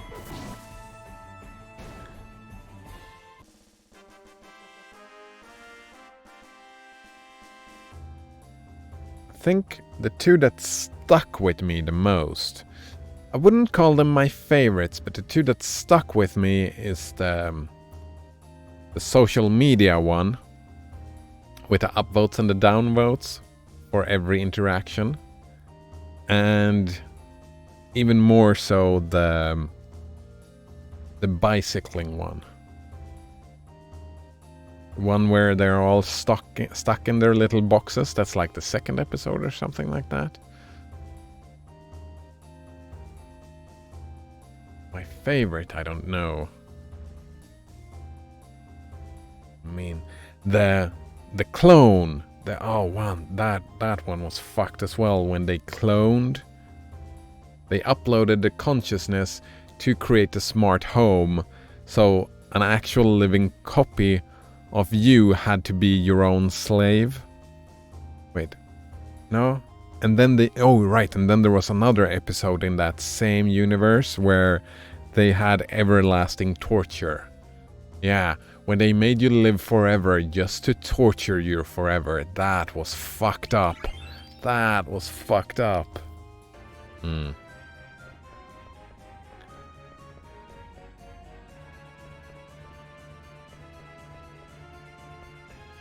Last says, I was disappointed with the last season. I was disappointed. Like every season got a little less black. Like Black Mirror. It was the misery and the terribleness of it all. I really enjoyed that, but every season became a little less. It became a little more hopeful. And that kind of bothered me. But I still enjoyed it. Yeah, I enjoyed all of the seasons, even though I was disappointed that they went that route, the hopeful route, instead of just darkness and misery. I liked the darkness and misery. You didn't like the pig fucking episode? Yeah, I'm pretty sure I liked all the episodes. There's some of them that was a little bit boring, I suppose, but no, still enjoyed all of them. I enjoyed watching Black Mirror.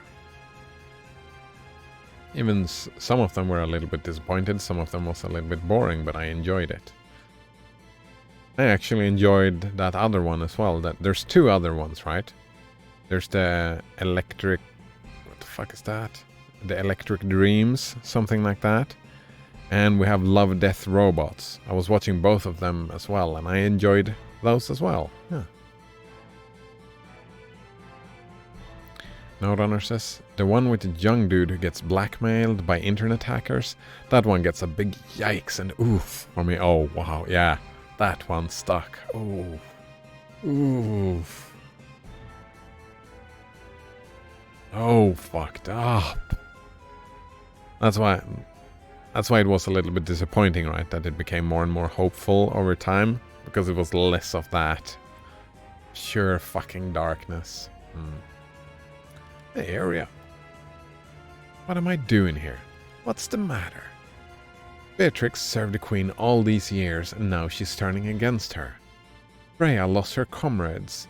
Yes, yet she still insists on protecting the princess. The queen will never forgive them. She will kill them both. Zidane, I have a request. What? Why are you going formal all of a sudden?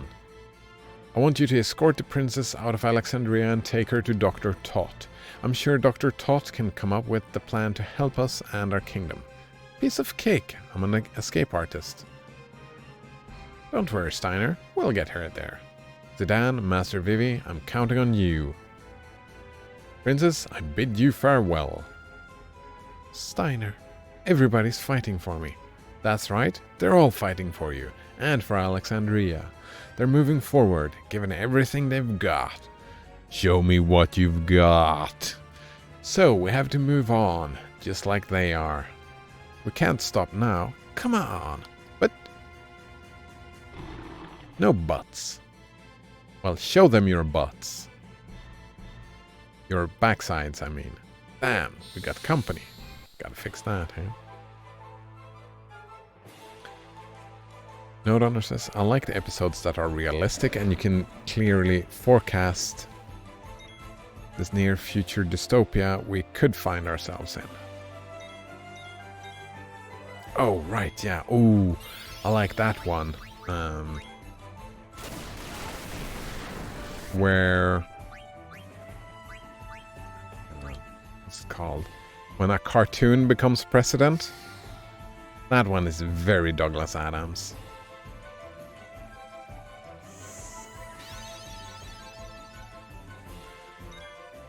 But yeah, I like those as well, where the cautionary tales. Yeah, the cautionary tales. Maybe he did something right, something everybody else in history done wrong. What, like eat the food, drink the water, and breathe the air? Deep breaths. Indeed.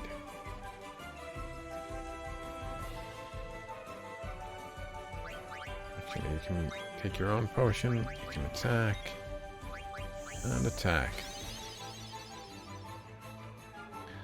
For the same reason I really enjoy 1984, right? Because part of me has been thinking about going back to...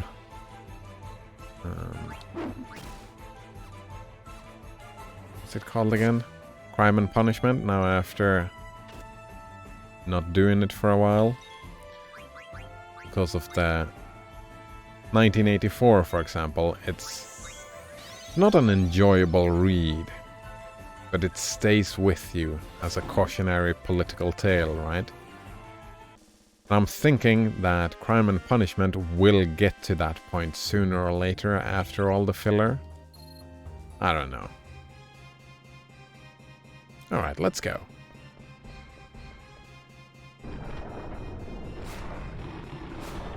More fighting.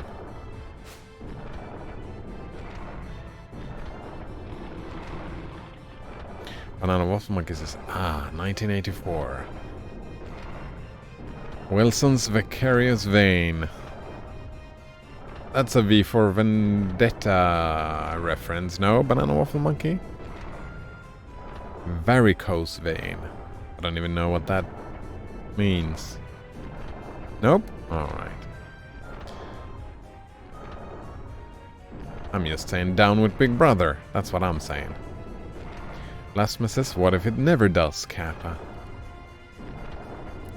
Part of me thinks it will, though. Right? It's one of those books, just like 1984. You've heard it mentioned so many times. And Crime and Punishment is another book like that. I've heard it mentioned so many times.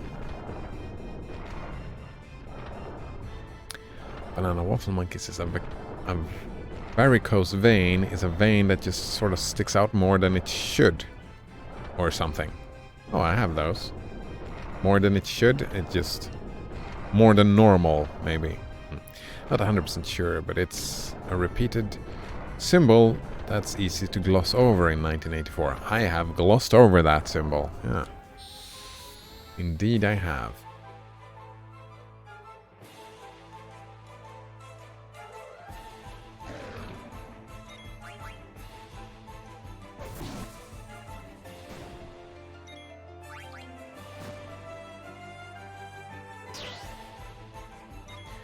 Freya is helping. Yeah, Freya is totally helping in this fight.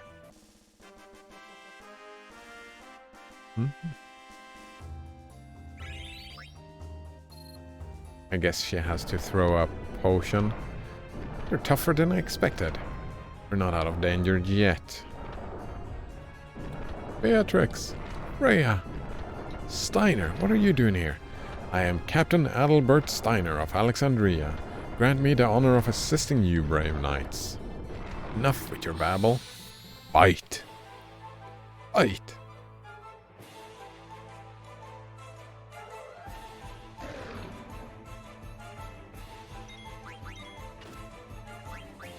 Uh-oh. That is no good.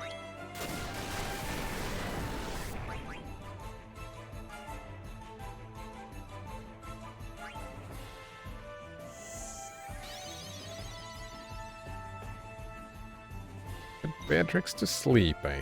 Oh, we're awake. Attack!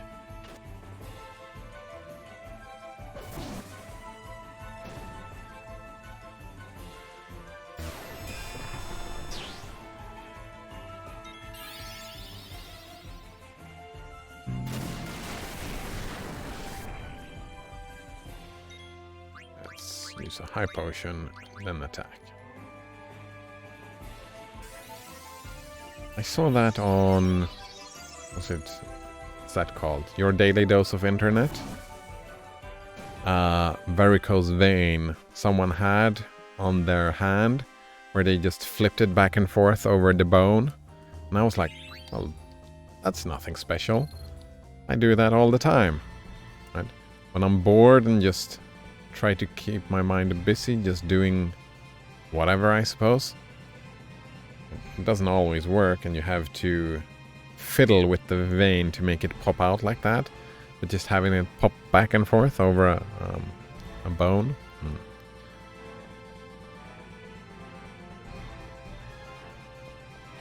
Blasphemous. I feel like I need to de-bloat my system soon. I had that exact same thought yesterday.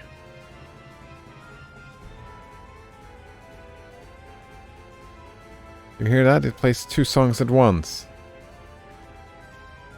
Bugs! My ears. What the hell? Can we please don't? They fell for it again. Really stupid they are. You bastards. Bastard we may be, but clever we are. Hee hee hee hee. What's up? Zidane, you're alright. Blank is back.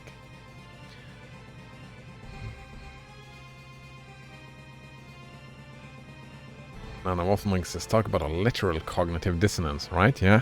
Ugh. Blasphemous. How do you de-bloat a system? Node says, I've never had that problem on NixOS.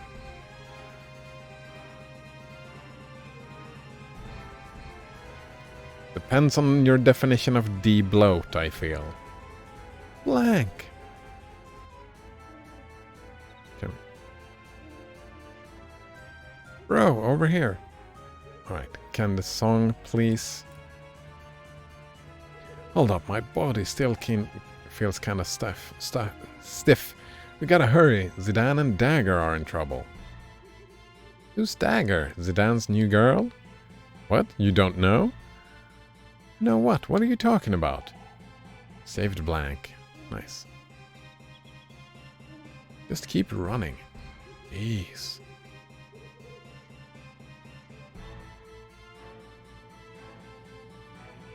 Node owner says, I mean, on Arch I would reinstall the whole OS.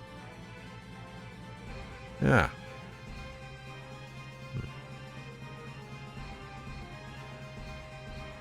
Holy shit. The music. We came straight from Evil Forest. Man, I love you guys. Right. Then you can ride the Gargantuan downstairs. Blank. Marcus. Get out of here. We'll take care of this. There's more bad guys coming. I owe you guys big time. Let's get out of here. Yes, please. Let's get the fuck out of here.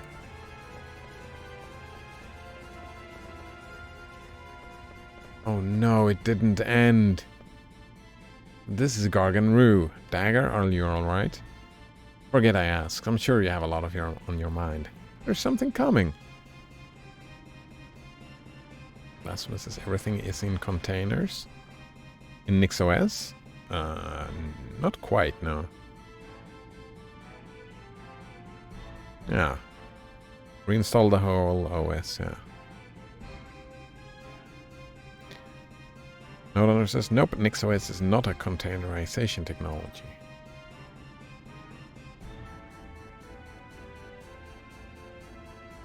But it would be the same thing, right? Reinstall the whole OS. That would be the way to de-bloat it. Right? Just restart from the configuration file.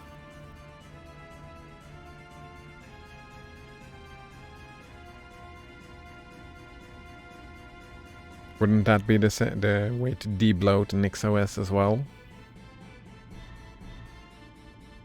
Because I tried just rebuild switch, and that did not. Yeah, so you would have to reinstall it now.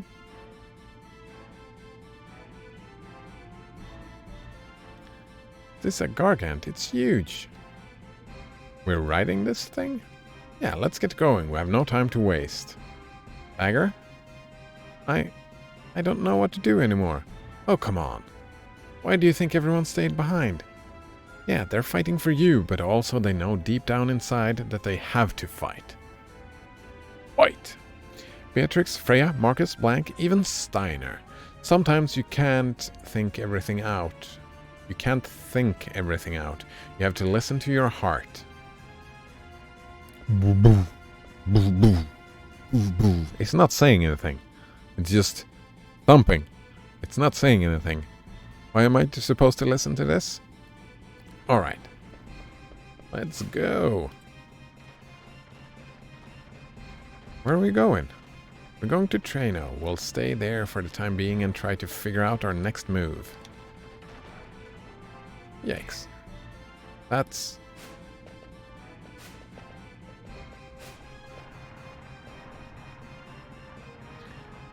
Is this what the Gargant is scared of?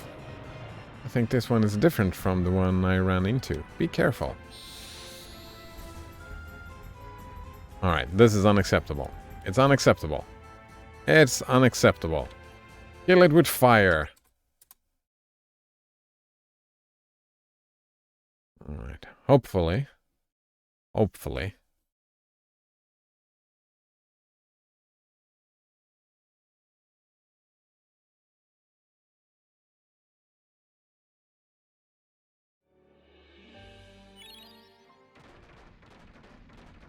Ah. It worked. Nice. Note owner says, there is no bloat. Your entire system is generated from your configuration file with symlinks to the next store. If you use the same configuration file as me, you will have the same system. Nothing gets dirty or messy over time except your home folder. Well, if you use the... Alright, but that would... If you use the configuration file to install all your packages, is that what you're saying? So no, the nix env -i, like installing from that, it's just a trap. You shouldn't do it. You should do everything from the configuration file and not install anything, because I installed something on the side and that was bloat.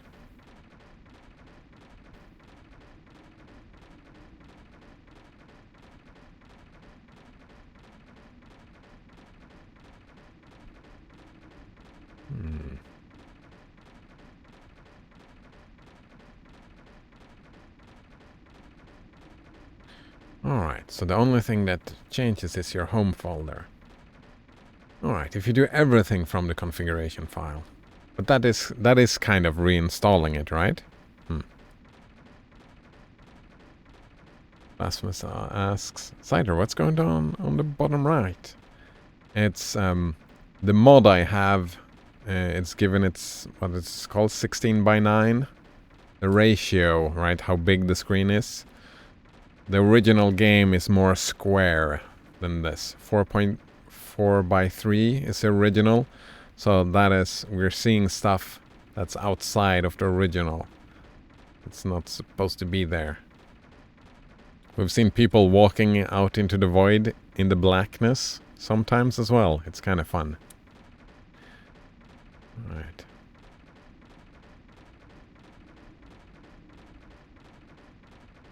We're going to Trano. We'll stay there for the time being and try to figure out our next move. Alright. Yikes.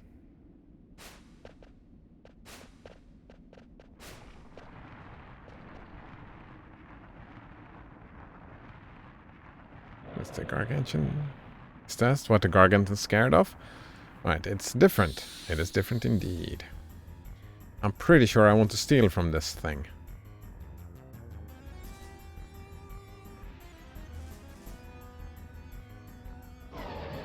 We will check though. What was it? Ralvui something. Ralvui something, alright. Ralvui Mago. Is that it? That is the one. Alright. Ether, ether, nothing and nothing. No, wait. Sorry. Items dropped. Steel. Phoenix down. Adamant vest. Oak staff. Ooh, the oak staff is great, but fuck that. Let's just get the adamant vest. Yeah. Adamant vest. That's fine. Then we need to kill the thing.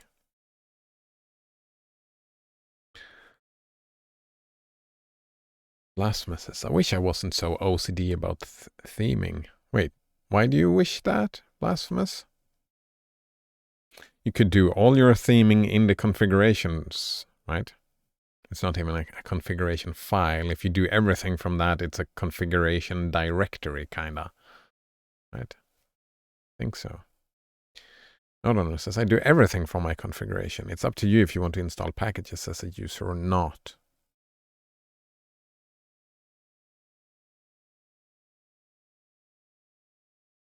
Isn't that a lot of work to install a package then? Do you have to use the rebuild thing, Nodrunner? NixOS rebuild switch? Is that how you install a new package if you want to install a new package? Or is there some other trick to it?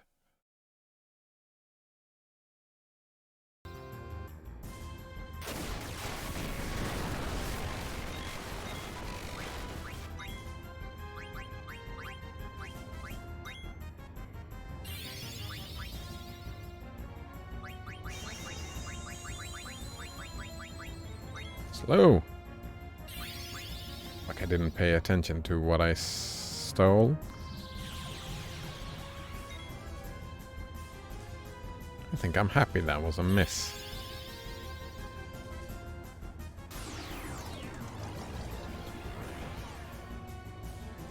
I'm not happy that was a miss. Couldn't steal anything. Ultra Soundwave.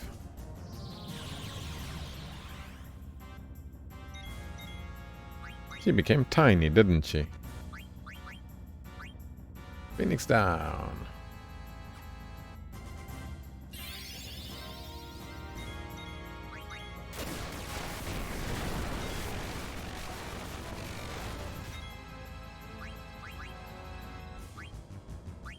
Oak staff. Oh, that was a pretty nice find.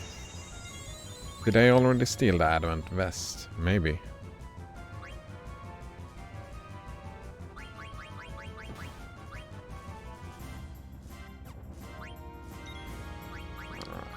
Potion on VV. Doesn't have anything. Alright, we're done. You can start fighting.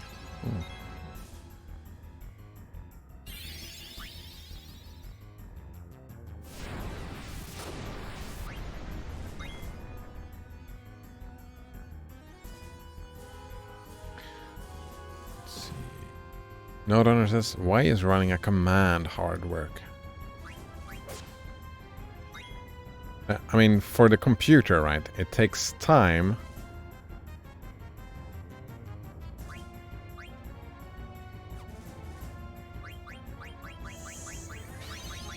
Slow.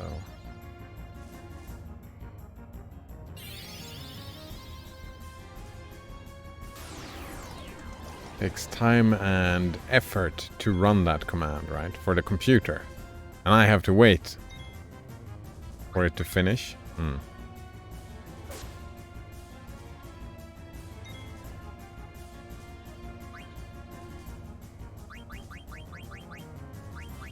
Wonder if I can do that without problem, or if it will counter still. Oh. That wasn't any damage.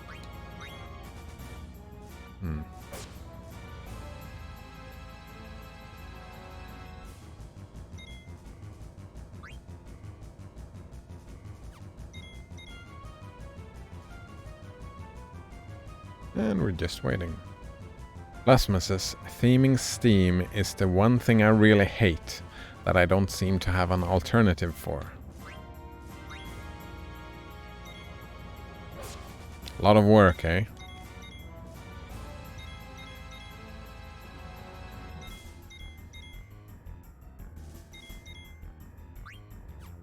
Oops. Nodrunner says, it doesn't take that long to do a rebuild switch if you're only changing one package. Oh, it doesn't. All right.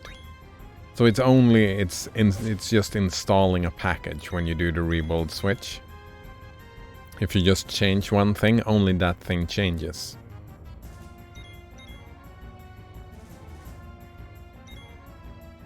It was the word that tricked me because it says rebuild. I was all tricked that it rebuild because of the word that they used to the thing. Yeah, I really like some ideas that NixOS have. There are, because I've been playing around with it a little bit. I do, however, miss some of the functionality of Pac-Man. Which, it feels weird, right? We have this whole distro that is just built around a package manager. There is some functionality that it's just. I tried to find like the Pac-Man QET, for example. That I didn't find an equivalence. Oh yeah, that's documentation. The documentation was difficult to navigate in NixOS. I found that frustrating. And just user friendliness. I found that lacking. Those are the problems. And also there were, interestingly enough, I found like 3 packages that I wanted that was not part of Nix packages, which was kind of frustrating. Like, that's one of the arguments, right? One of the selling points was the huge repository, the access to so many packages, and there's like, I immediately found like, oh, this package is not, it's not in the channel. It's not in the channel. I think I was searching the channel. When you do the QA thing, Nix QA. Note says, it switches to the new generation, but that new generation might just be a single packet change. Ah, nice. It doesn't delete all the symlinks and relink them. It just downloads the package and adds the links. What was it again? I needed... Well, need was a strong word, but I needed the... What's it called? NVIDIA X-Run is one of the packages. And YouTube Viewer and Pipe Viewer. Pipe Viewer, it's called. Maybe it was only those 2. Maybe I think I counted YouTube Viewer as 2 packages because YouTube Viewer and Pipe Viewer. But it's probably just 2 packages that I needed. It's moving again, but why is it going so slow? Hey, hurry up! Don't yell at it, the poor thing must be scared to death. But it's... See? It can go faster. Good job. No, sit down, look!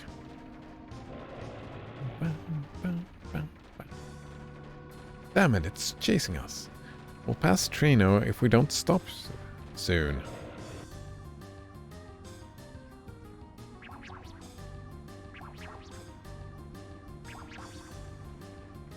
Oglops, eh? Run away! I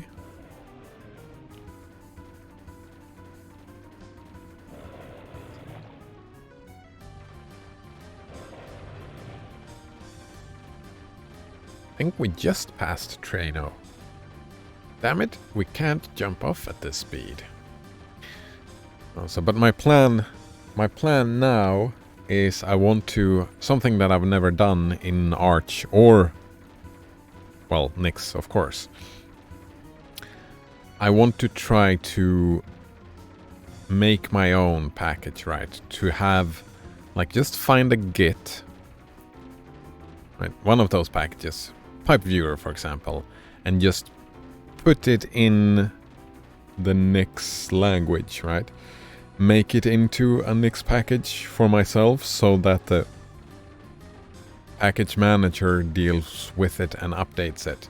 I want to try that. I've never done that before, and I want to try to do the same thing with Arch and see which one I enjoy the most.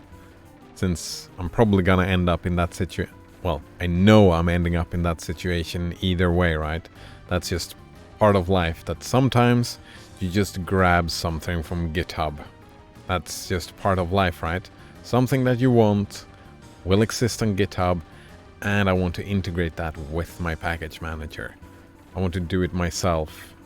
So it's after I've done that, it will automatically update with my package manager. That I'm curious about trying. Right. So Dan, look. Huh? What the? Shoot! The tunnel! Ah! We're gonna fall. Hang on tight. An exit? Oh. Mother? Ah. Your Majesty. In my way you are. Step back, underling. Let us through. I have strict orders from the Queen not to let you enter, not to let either of you through. I shall make inquiries on your behalf. Inquiries. State your business.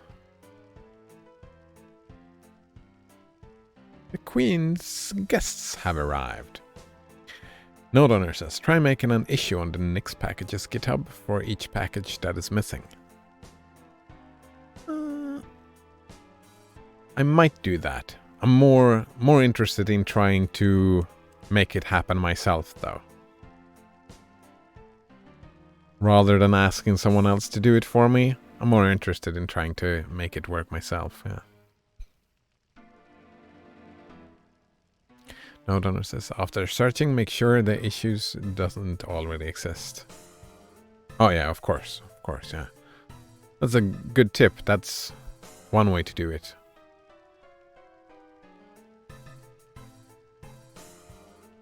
Like this is, yeah, no? It's a way to do it, but I want to do it myself. Yeah. Learning, right? I like learning. And comparing. Yeah. Comparing how it feels to make a Nix package, or what is it called in the AUR again? A make package? Something like that. Queen's guests have arrived. Let them come in, shall we? I shall inquire. Stay here. Your Majesty. Yes, Your Majesty. She looks happy, doesn't she? Let the guests through. You two are dismissed.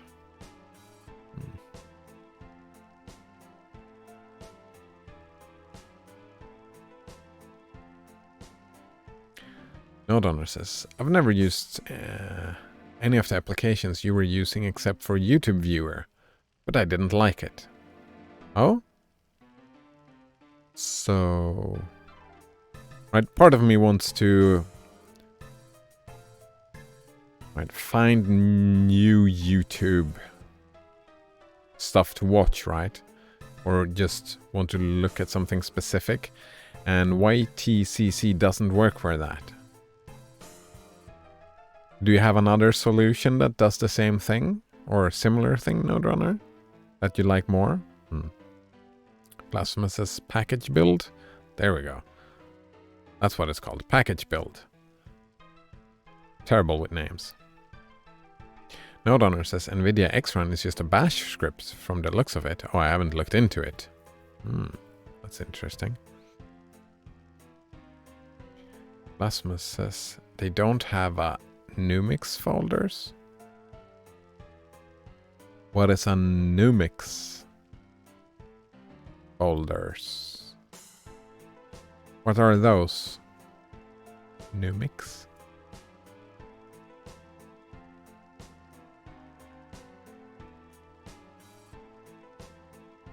Let the guests through. You two are dismissed. What does that mean? Queen Brana is quite upset with you two for letting the princess escape with the pendant. You should go now. Fuck off. Whatever to do are we? The queen cannot live without the queen. Wait, we cannot live without the queen's backing. We must first tell the guests to come in.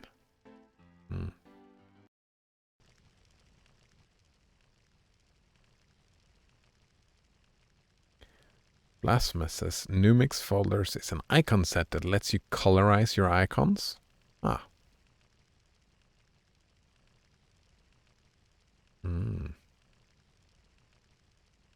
So who are they, Blasphemous? Who don't have the Numix folders? Notrunner says, I thought you'd never ask. I've asked before. Minitube and FreeTube are great. Actually, I'm gonna check those out. Alright. I'm stuck. Alright, let's get out of here. Alright. Minitube.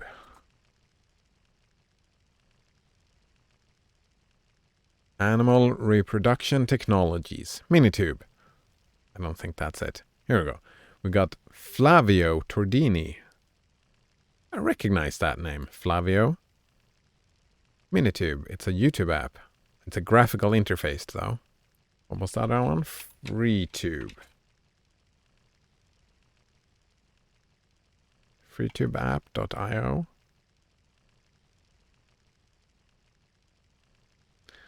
Alright.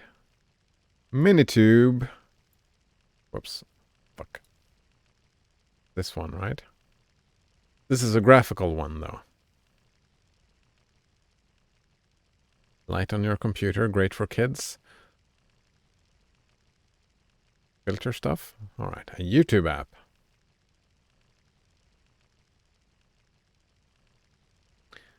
Maybe I do want a graphical interface. Is that it?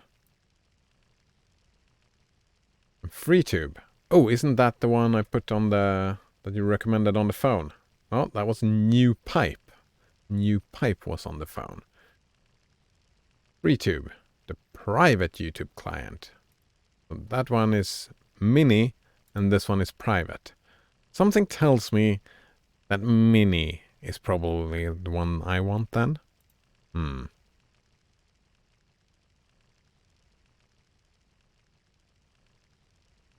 Notrunner says you're bad with names. Wait, did I screw up with the names again? Oh, yes. New Pipe. Yes, I am bad with names. Terrible, even. Notrunner says they're both GUIs, and it's pretty essential if you want to view the thumbnails.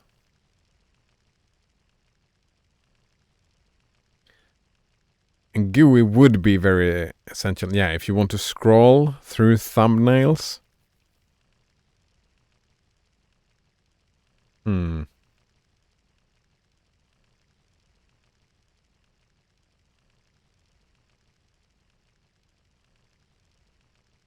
I'll think about it. I'll try it out. I was talking the other day about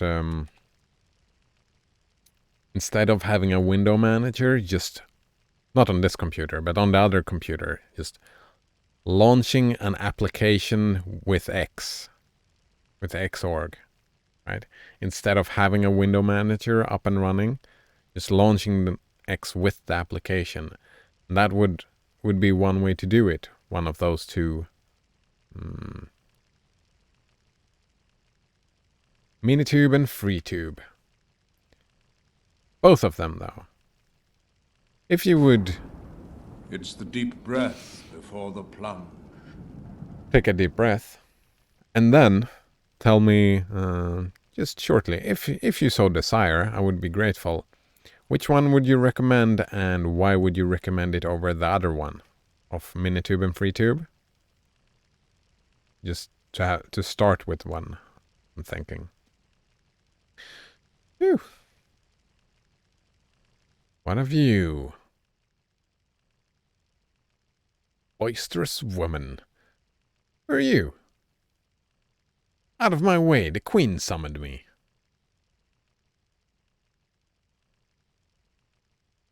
Restrain yourself before the Queen. Like the dude on the left, eh? Do you understand who you're talking to? I'm Lani, the best and the most beautiful bounty hunter in the world. That axe is kinda cool. It's a pleasure to meet you, Your Majesty. I hear things aren't going too well. Have you no manners? This is what I get for hiring a lowlife. Why is there no music here? That's weird.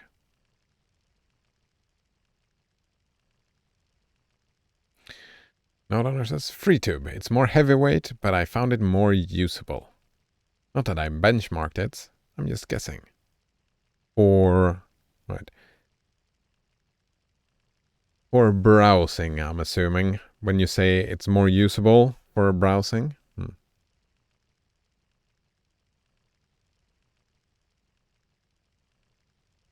Blasphemous says, I just use NewPipe and subscribe via RSS. Oh, NewPipe is not only for the...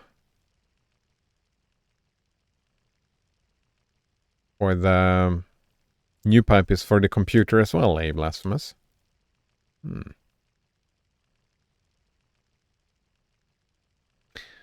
sure you didn't hire me for my manners, Your Majesty. Humph. You have two objectives. The first is to retrieve the pendant, a national treasure from Princess Garnet. The other is to assassinate the Black Mage traveling with them. Oh no, Vivi.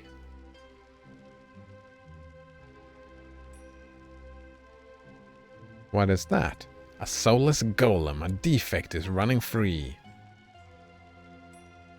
I don't know what happened between you and the princess, but what should I do if I meet with resistance? Just get the pendant back from that wretched girl. Wonderful, my axe is pleased to hear that. It won't take long. Blasphemous says nope, and no donor. No, Blasphemous says no, and no donor says nope. Alright. So you just watch YouTube on your phone?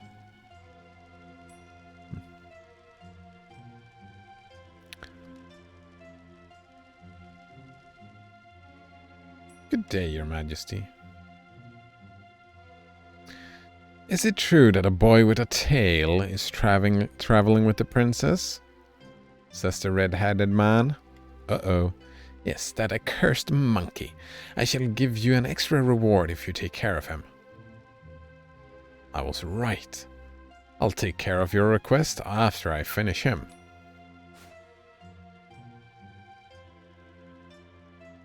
Bounty hunters. Reporting the Alexandrian fleet has returned to home waters. Please prepare to depart on the Red Rose.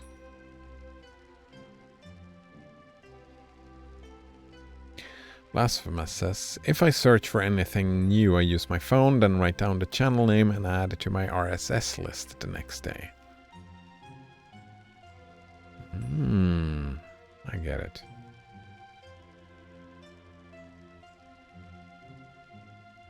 Maybe I should look into RSSing as well.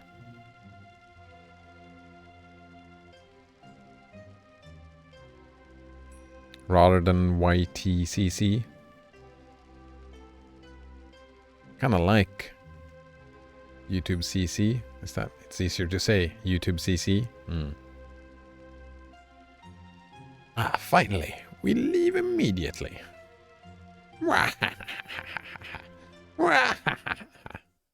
She's gone mad, hasn't she? Mad laughter. Pinnacle Rocks.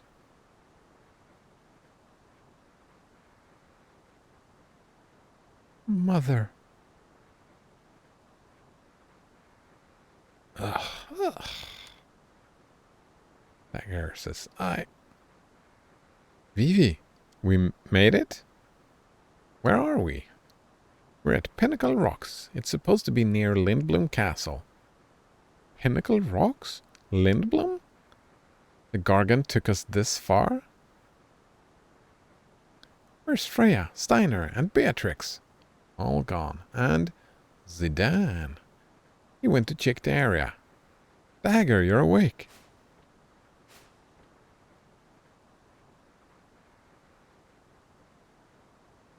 Nodonor says that YTCC is basically an RSS reader. Oh. Ooh.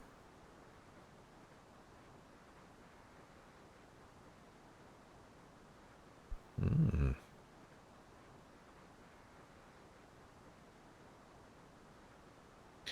That explains it. I was wondering where they get...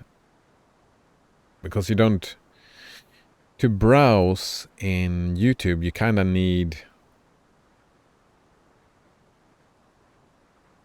JavaScript, right? It doesn't work otherwise. So I was wondering, how do they get their information? It's through RSS, probably.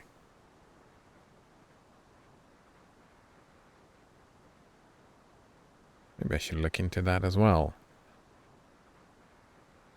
How do you do your RSS? Do you just do it yourself, or do you have an RSS reader, like a more general one?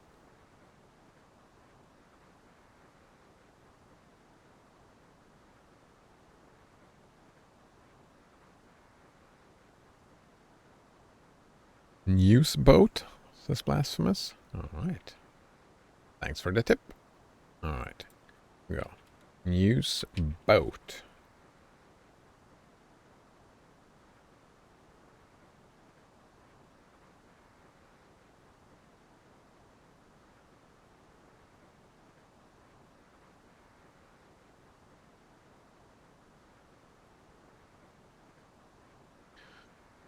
RSS Atom feed reader for the text console. It's actively maintained fork of News Oiter? Nodonor says I can suggest new boat as well. And there we go. I'll check that out. Thanks for the tip, guys. I'm very grateful. Do you feel okay? Where is everyone, Zidane? I don't know. We're really far from Alexandria. Hey, don't worry, the Tantalus guys are with them too. It's almost nightfall. They're probably in Trino by now. Do you think we can borrow an airship in Lindblom? Trino is only steps away if we can reach South Gate.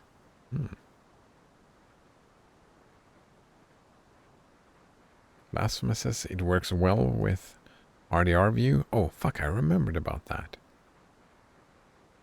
Nodonor says YTCC uses a database that remembers what videos you watch. Yes, I know, I've copied that database around. I make sure to maintain a backup. Also, so I can send it back and forth through my computers if I so choose. I actually keep a copy on it on GitLab, on a private GitLab. I keep a copy of it. Like, just, yeah, I have a directory with just personal stuff in it in GitLab. Where that is one of the files that I keep track of.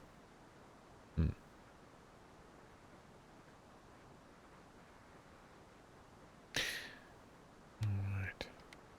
Yeah. Ooh, are you our enemy? That is up to you. My name is Ramu. I've heard your name somewhere. I've seen your name in a book I read about summoning magic. You must be Ramu, the Thunder God. Nodonor says I'm heading off to bed. Have a good one. Thank you. You too. Sleep tight. And see you next time. Thanks for the tips today. Indeed, it was helpful. You must be Ramu, the Thunder God. Do you know that your summon magic destroyed Clara? Oops. Oops, right? An Eidolon follows its summoner's orders. It responded to the orders of a woman filled with greed this time. No, Mother. I can't believe it. I was confined while Clara was destroyed. It wasn't your fault, Dagger. They knew. That's why they stayed behind. Alright, she didn't know. Everyone. True, you were not the one who caused the destruction, but I must ask, what will you do now? Actually, before I forget, I want to add this. I was gonna look into that, but it somehow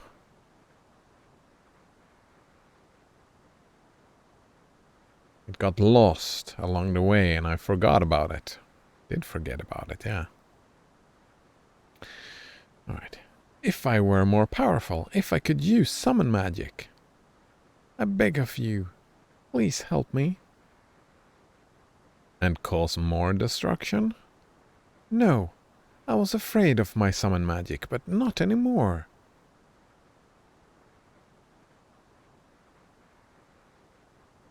His beard looks very tentacly, doesn't it? Many years have passed since I last served a master. I must test to see whether you are truly fit to be my master. I will hide 5 manifestations of myself in this forest. Each one will carry a piece of the hero's story. Collect all 5 pieces and tell me the story. If you put together the story to my satisfaction, I shall become your Eidolon.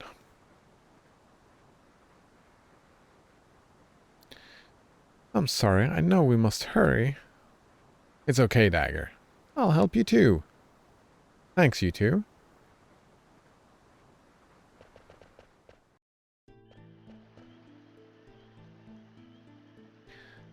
The start of this game has really... The team is just split apart all the time, right? You have some people over here, some people over there. Other people over all over the place. Oh, there we go. The oak staff. That was a nice steal. Right, what do we have for you? Insomniac? For the bandana? Sure.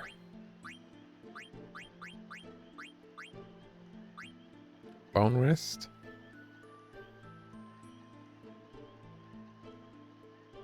Sure.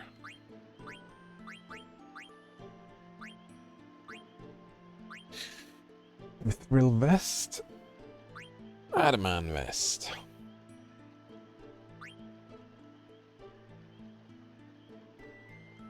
Let's go with the cotton robe.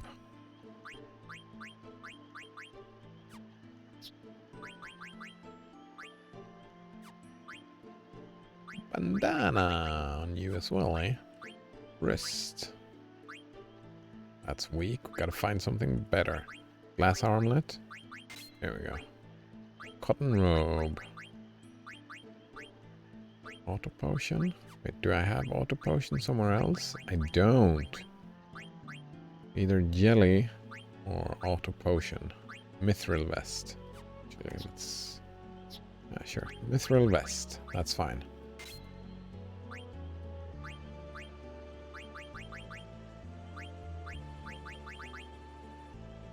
Ooh.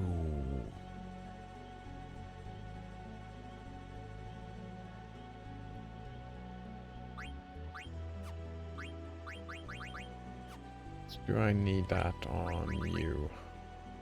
No. It's too good. I gotta have it. Alright, so I might as well give Vivi something as well.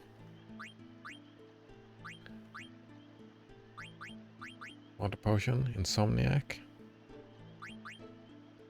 Sure, just to get something.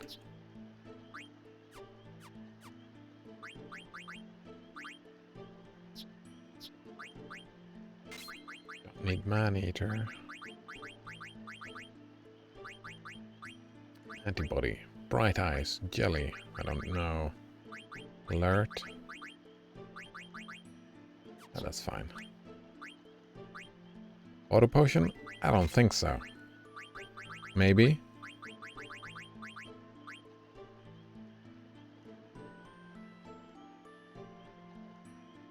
No. Not when we have dagger with us. Ability up. And antibody.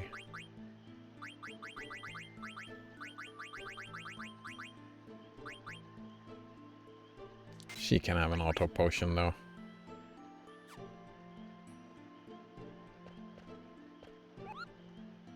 Magnet to Monty. Read mail.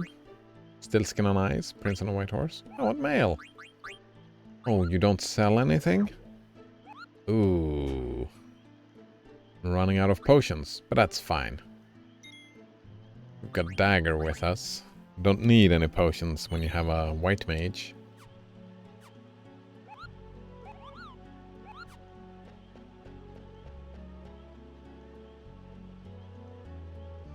Should I read the whole thing or wait until we put it together? Alright, let's read the whole thing. Once upon a time, 33 small countries fought together against an empire. One day, a rebel troop visited a man called Joseph, who lived with his daughter. Owning a debt to the troop, he gladly accepted their plea for help. They headed for a cavern in the snow field. That is beginning. You have 4 to go. Yeah. Beginning is the beginning. That's an easy thing to make. Alright. Let's check down here for some loot. Mithril vest.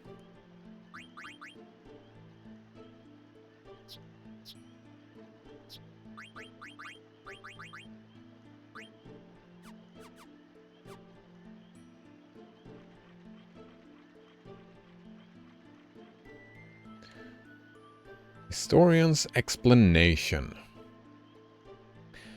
The fact that they didn't report Joseph's death to his daughter was indicative of their guilt for failing to protect him. In the end, heroes are also human. That's human. We have 3 more to go. With Joseph's help, the troop defeated the Adamantois in the snow-field cavern and acquired the goddess bell they needed to enter the Empire's castle. That's cooperation. You have 2 to go. The ogre. Wow. I've had the ogre for so long now. It's time for an upgrade soon. Right. I got that on day 1, didn't I? Day 2, maybe? Oh. On their way home, they fell into a trap set by a traitor. Joseph gave his life to save the troop. The troop left without telling Joseph's daughter, Nellie, about the tragedy. That's silence. You have 1 to go. How do I get up here?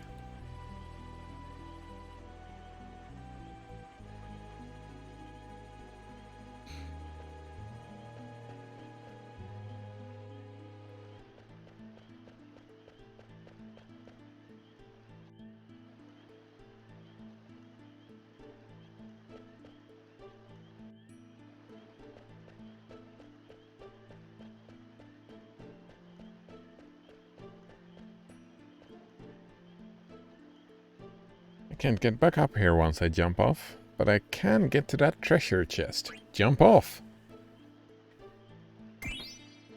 Mithril armlet. That sounds great. Do I have that already? I do. It's just bug killer though.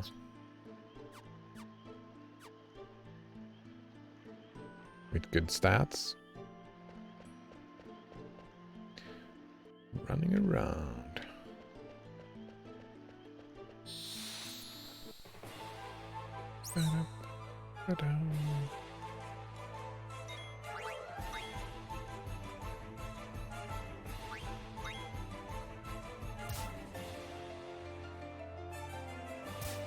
Ooh, I think I want to eat those fellas. Couldn't steal anything.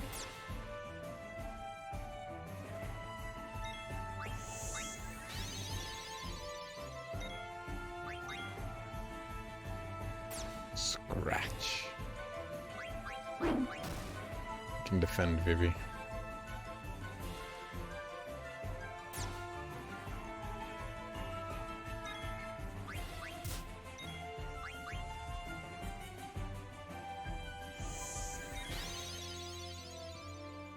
Actually, maybe not have the auto potion.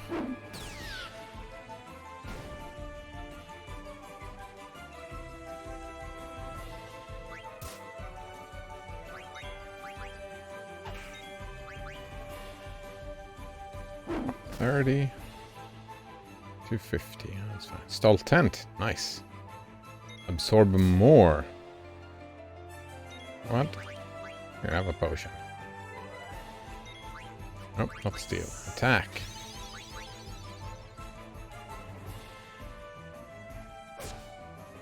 Miss. Absorb even more. Well, that wasn't very nice, was it? Let's not miss this time. Oh, it's still alive, eh? Alright. So, item, potion, and attack.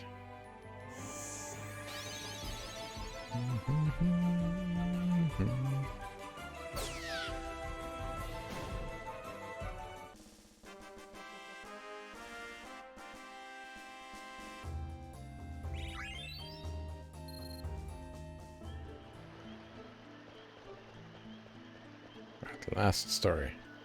There's one left of me. Are you going to give up? No? Alright, I missed one. I wonder where it was. Right, attack. Steal. Wish the percent chance, like, increased 100-fold with trans. No such luck, though. Poison counter. Ooh.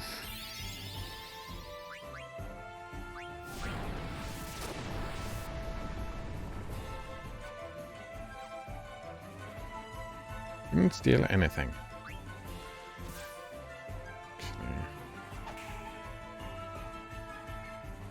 Poison counter again. Oh.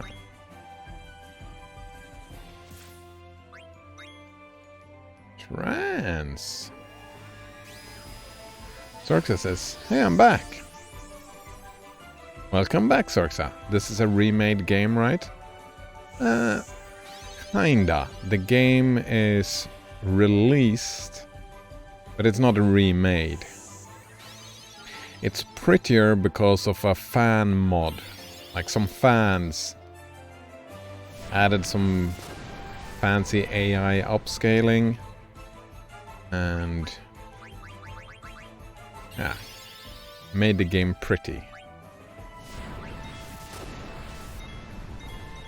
You know what? You know what? You know what? Get wrecked. Get wrecked indeed.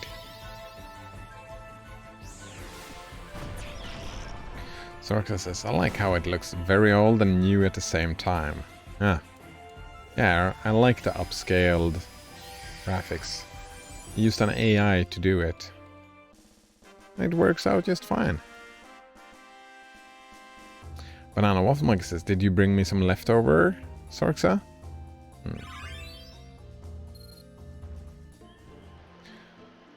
So yeah, it is a remaster, but it's not done right.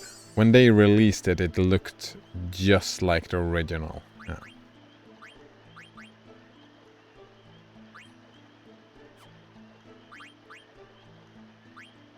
Like the first day of playing this, it looked like the original. And then I got recommended this stuff. Where is he? Over here? No, I've been over here already. Sorxa says, yeah, Banana Waffle Monkey, I got a cream pie for you. I stored it in the fridge. Nice. Blasphemous says, lol, he's going to give you a cream pie. Wait. They? No? I don't remember. Sorxa says, is he into that? Banana Waffle Monkey says, yum.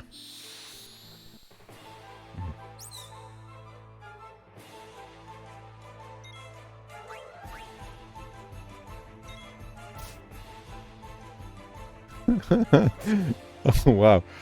Banana Waffle Monkey says, wait, of all the people to catch that, that should have been me, lol. Oh, you didn't catch it at first?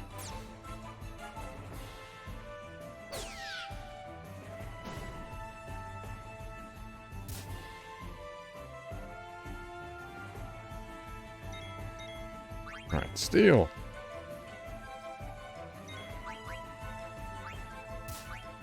Uh-oh. Vivi's gonna die. Unless we get a good attack down here. Did not. Absorb even more.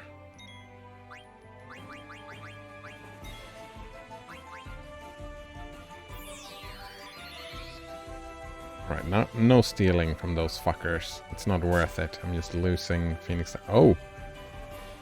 Still alive, eh?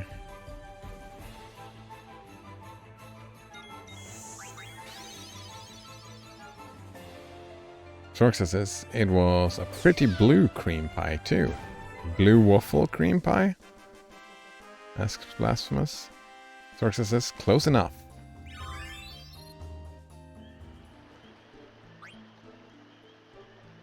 Running out of potions.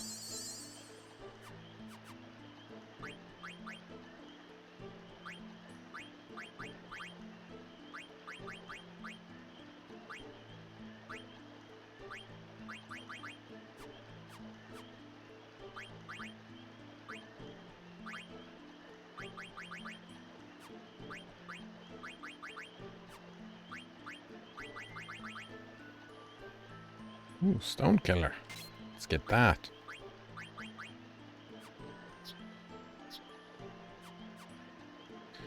There we go. Sorxa says, I had a couple of cool questions to ask Cider Madrid, but I forgot what they were. Probably about the weather, right? But it's not that cool anymore. Summer is coming.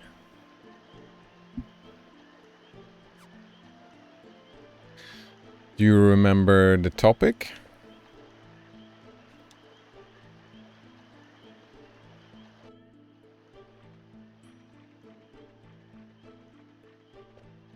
Where is he hiding? Oh, I remember now. I remember. We were talking about, before you left, I think we were talking about the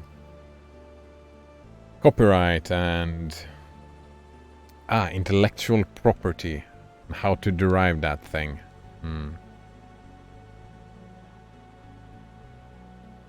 Sorxa says food for thought kind of stuffs, but I forgot what it is. It's fine. It might come back to you, might not. Right. Historian's explanation. Although Joseph's death was not reported to his daughter, the manner of his death speaks for itself. This is the story of a true hero. That is Hero, the last piece.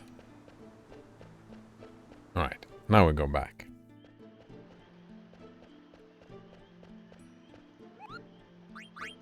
Do you have any? No?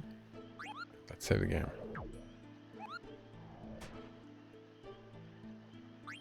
Blasphemous says, here's a good documentary to watch. Alright, what is this?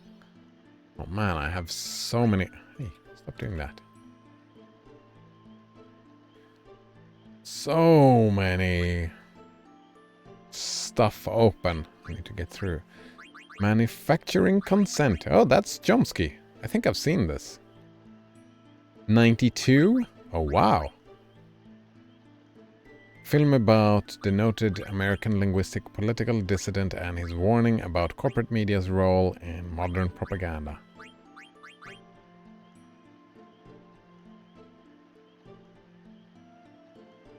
Chomsky in the media.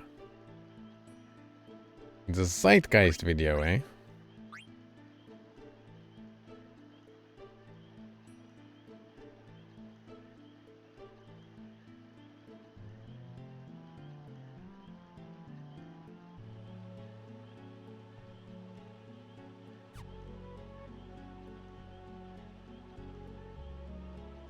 Cream pie for thought?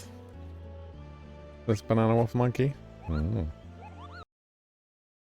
Alright, let's... You seen this one too? What is this? The Century of Self, a documentary about the rise of psychoanalysis as a powerful means of persuasion for both governments and corporations. No, I've not seen that. Documentary about the rise of psychoanalysis as a powerful means of persuasion for both governments and corporations. That sounds weird and interesting. Because that's... My memory of psychoanalysis is not a means of persuasion. Blasphemous says, I'm sure it's on YouTube. Yeah. I'll find it somewhere.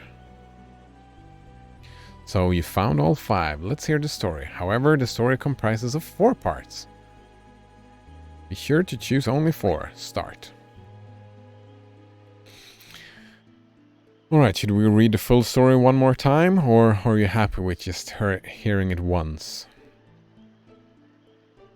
Alright, we start with the beginning, yes. We, let's see.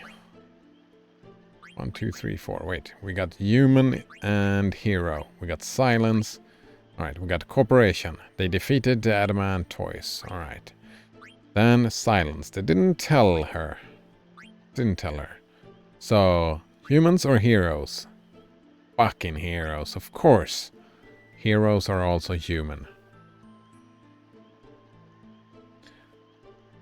Actually, in this world, though, that's interesting.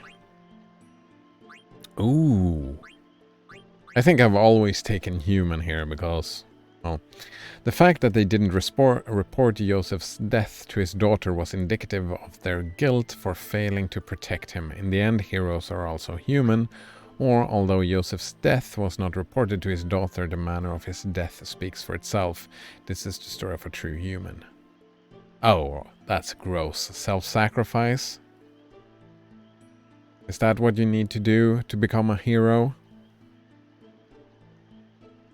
Sacrifice yourself? I don't think so.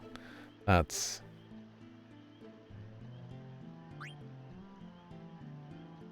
No.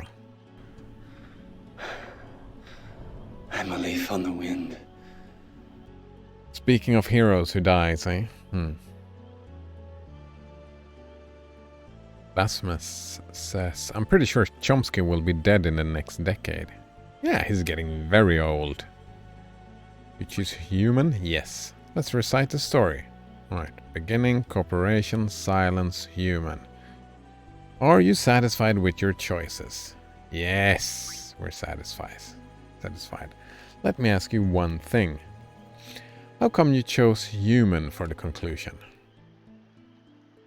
People pass down stories of other people to whom they feel an affinity. The people in the story had flaws, as we all do. That is why they become heroes in the people's minds. I want to know what you think in your own words. Me? I'm away from my country, but I haven't forgotten my people. Your soul is very tense right now. Maybe you'll begin to relax once I become your Eidolon. Thank you. There are many paths. Remember that you alone choose the path which you walk. Lies. This is a linear game. Peridot. There we go. Institutional analysis. Tiger says maybe now. Let's go to Lindblom. Let's. Hey, old man. We're gone already. Institutional analysis. I'm gonna check that in just a moment. What's wrong? I wanted to ask him why he made Dagger play such a silly game. Heroic human, those are just things people say after the fact. Why try to give meaning to what the main character of the story choose? I think the old man would have become her Eidolon either way. That's the impression I got. Sit down, Vivi, let's go. Sorxa says, what do you think of quantum immortality? I never heard the term before, I don't know what it means. Blasphemous says that it is a possibility. You're exactly right. It's not what people say afterwards, it's what important is being true to oneself. That is important. She may not have realized it, but when she wished to learn about how to use summon magic, the summon power returned to her. Summon magic can be used for good or evil. She is still young, but there is room for growth, so I choose her as my master. I'll be watching over her. I hope you two will also protect her. Yeah, of course. Right. It's taking too long. I need to catch up with these links. All these links. All right. Institutional analysis is that part of the social sciences which studies how institutions, that is, structures and mechanisms of social order and cooperation, governing the behavior of two or more individuals. Right. This was a long sentence.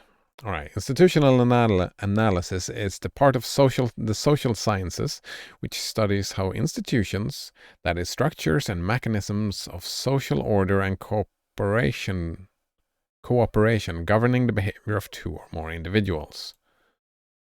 All right. Institutions governing individuals. All right. How they behave and function according to both empirical rules, informal rules in use and norms, and also theoretical rules, formal rules and laws.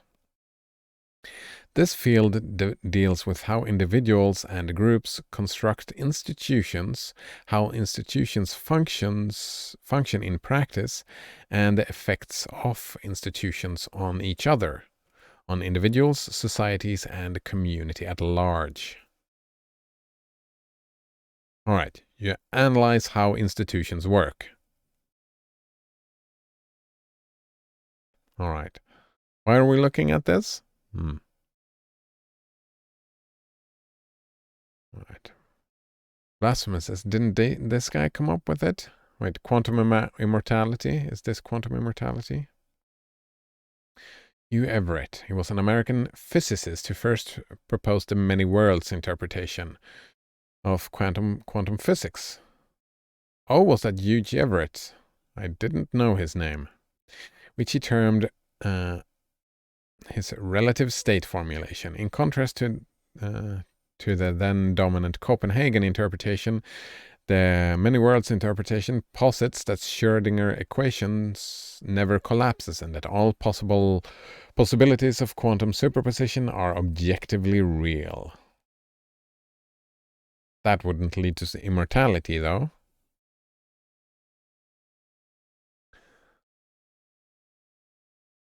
Sorxa says, I had that theory and then I found out there's a term for it.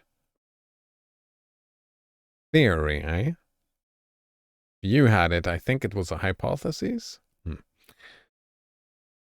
Right. Blasphemous says, do you think you can make yourself die and go to a better reality? Make it...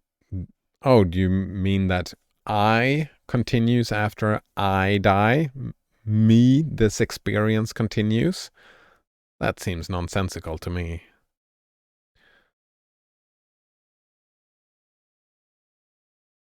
Blasphemous is because Chomsky kept saying in that video that this is not conspiracy theory, this is institutional analysis. Yeah, institutional analysis.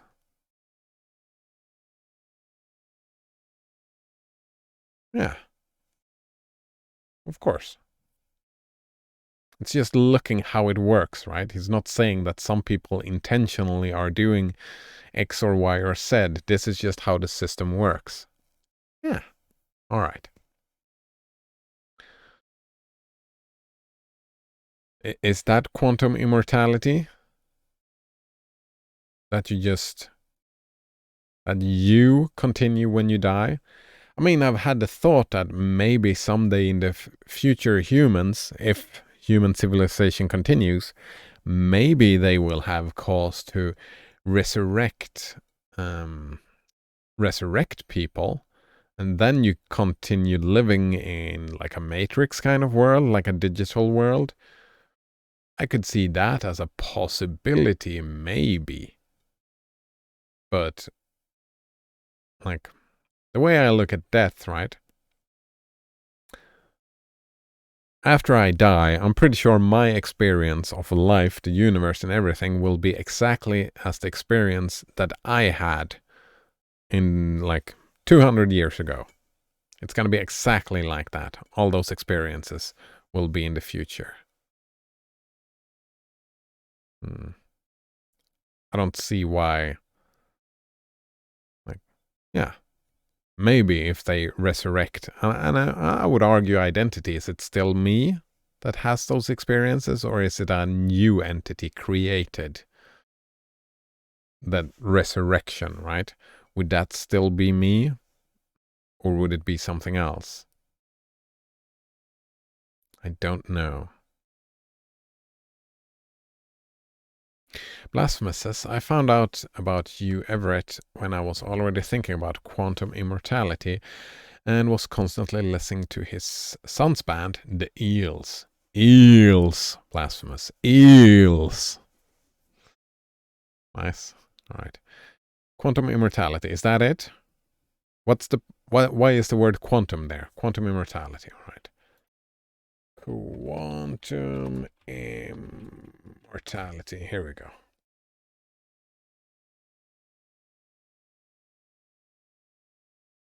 All right, Sarxa says probably a bit different. What I see is that my consciousness will always be where there is consciousness. What I see is that my consciousness will always be where there is consciousness. I don't understand that sentence at all. Your consciousness have not always been, right? Your experience have not always been, right? You weren't around 200 years ago. You weren't around at the start of Big Bang. Depends on your definition of always, right? If you say always is from as far back as you can remember, but then there's like, if you go back 5 years, exactly 5 years ago. What memories do you have from, if you say exactly 5 years ago, on the dot, what memories do you have from that situation? Are you conscious of those memories? Right.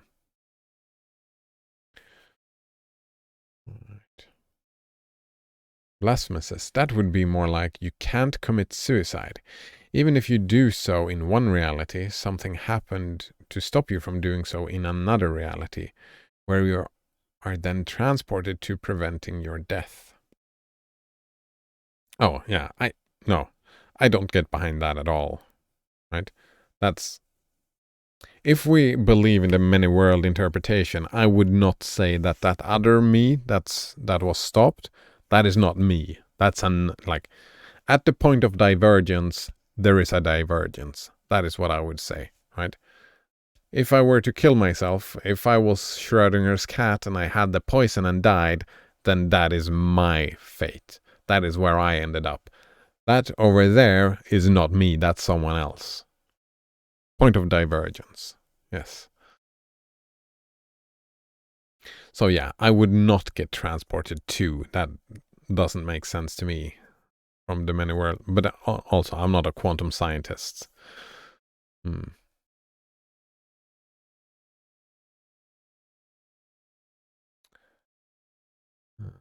Let's see. Sorxa says, it might be me in another time point, or maybe even someone else. I would argue pragmatically, right? If there is someone else, then that is someone else. That is not you, right?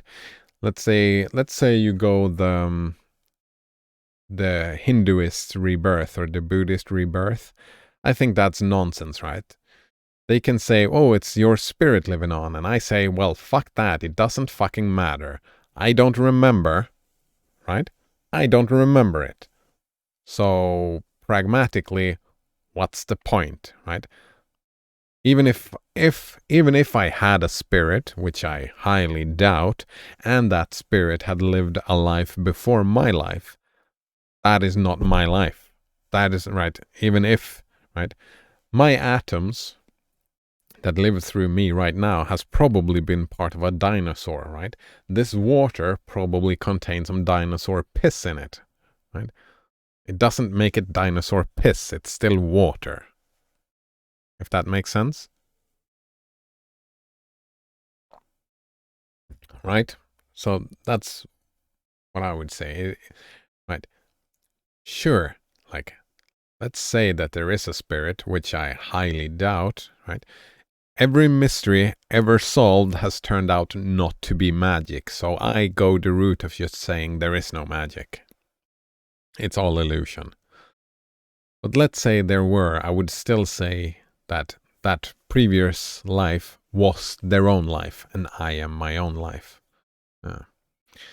Sorxa says, no, I see time as non-linear. I don't believe you. I don't believe you. I think you experience time linearly like the rest of us.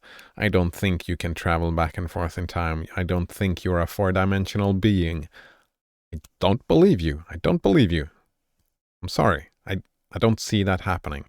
I think all humans who have ever existed has experienced time linearly. You grow from the past and you move into the future through the present.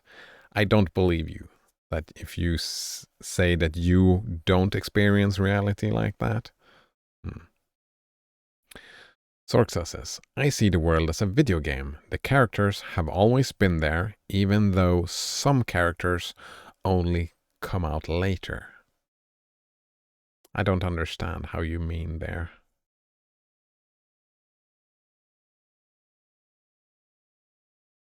Sure, you can compare it to a video game. I mean, the graphics are great, but the storyline leaves much to be desired.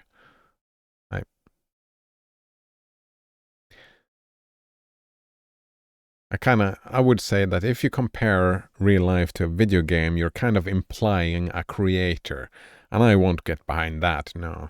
I would argue against that, implying a creator, the first mover, that someone designed this place. I think that doesn't make any sense to me, that someone designed this place. Or my life, for that matter. I'm not religious, not even close to religious. All right. Blasphemous said, instead of you dying, the tree splits off and your consciousness goes to the path where you didn't die. All right. I mean, that can be a possibility, sure. It can be a possibility, right? This is just belief and speculation. My belief and speculation is probably not. Probably not. And living as though that was the case, I would say is a mistake. Because it's just pure speculation, right? You don't have any experience in that thing, right? You don't remember that happening to you, right? You can never, like, pragmatically, it doesn't matter, because your consciousness will not be a memory of you dying and then being shunted into this other reality. Your conscious experience will be that other reality. right? So pragmatically, it wouldn't make any difference, and it definitely would not lead to immortality, right? In the end, in all the multiple worlds, all versions of you will eventually die and be no more. I would say so. I have to catch up with chat. It's an interesting idea, though. I mean, it could be like the objective world might work that way, but pragmatically, from the perspective of a human, it doesn't matter, right? It's like the speculation of that all of the universe is a simulation. It's a very interesting speculation, and it might be the case, but pragmatically, it changes nothing in your life. It's just a fun speculation to have. And yeah, I do. Maybe it works like that. I don't know. Blasphemous says some people might remember. Their past lives. I'm thinking just no. Yeah. Some people report remembering past lives. Those are so few, like statistically, there are so few people that those things could be explained by hallucinations, dreams, right? It is rare enough and could be explained by something easier that required less assumptions. Yeah, less assumptions. Some people claim to have seen ghosts. Some people claimed to have talked to God. Some people claim that the world is flat. Well, the planet is flat. Some people claim that Santa Claus is real. You can find people to claim whatever. And just that some people claim to remember a past life does not convince me. Blasphemous continued, I don't understand why people think of reincarnation as in lived in the past rather than live the same life over and over and over again, like part of a simulation on repeat. Oh, that's the eternal recurrence. That's Nietzsche, right? But that's something completely different.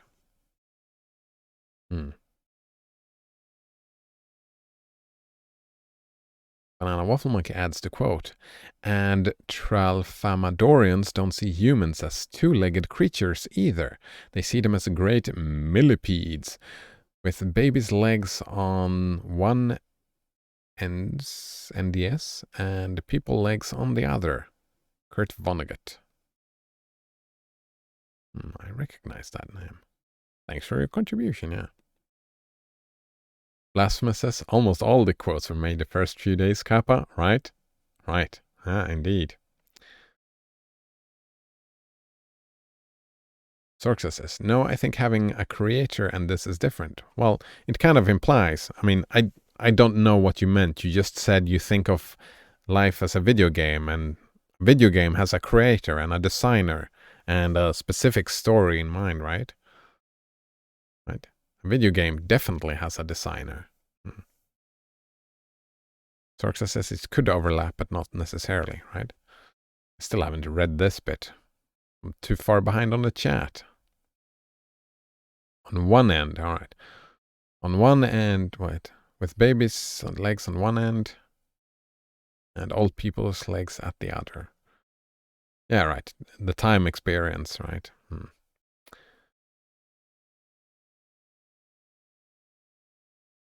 It could overlap, but not necessarily. Like, I don't remember what could overlap. Blasphemous says Sorxa has experience. Yeah. And, well, you've got a point. Maybe you do experience life in a four-dimensional way, but, yeah, I don't know. Maybe people experience talking to God. If that makes sense, right? You might experience your experience, you might describe that as being four-dimensional.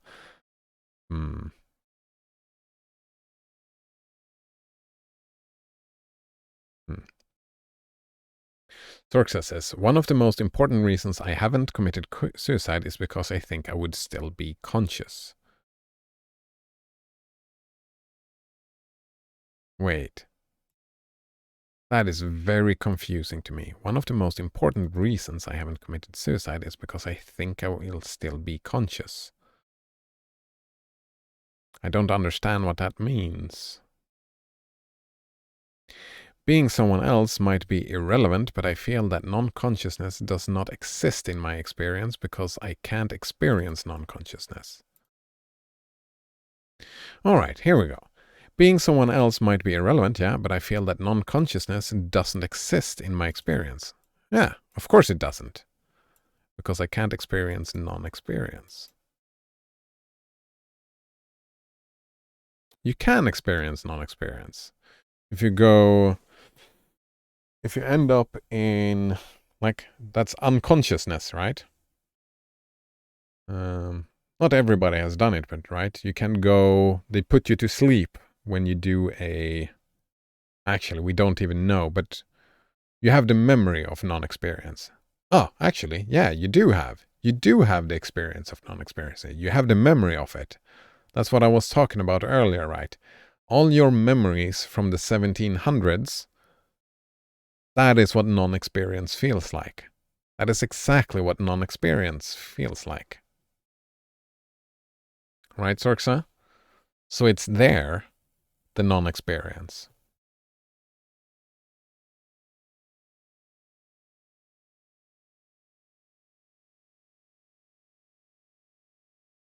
Right? It's just, the whole point of it is that you can't experience it, right? That's the whole point of it, that you cannot experience it.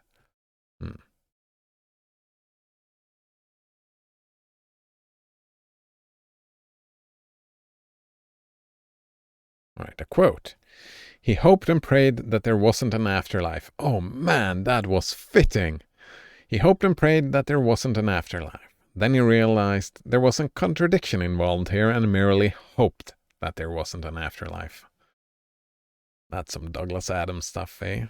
The bot knows, right? Another quote. That's what she said. Got him. Kill it. Killed bot. It is sentient. Bot knows me too well. Nice.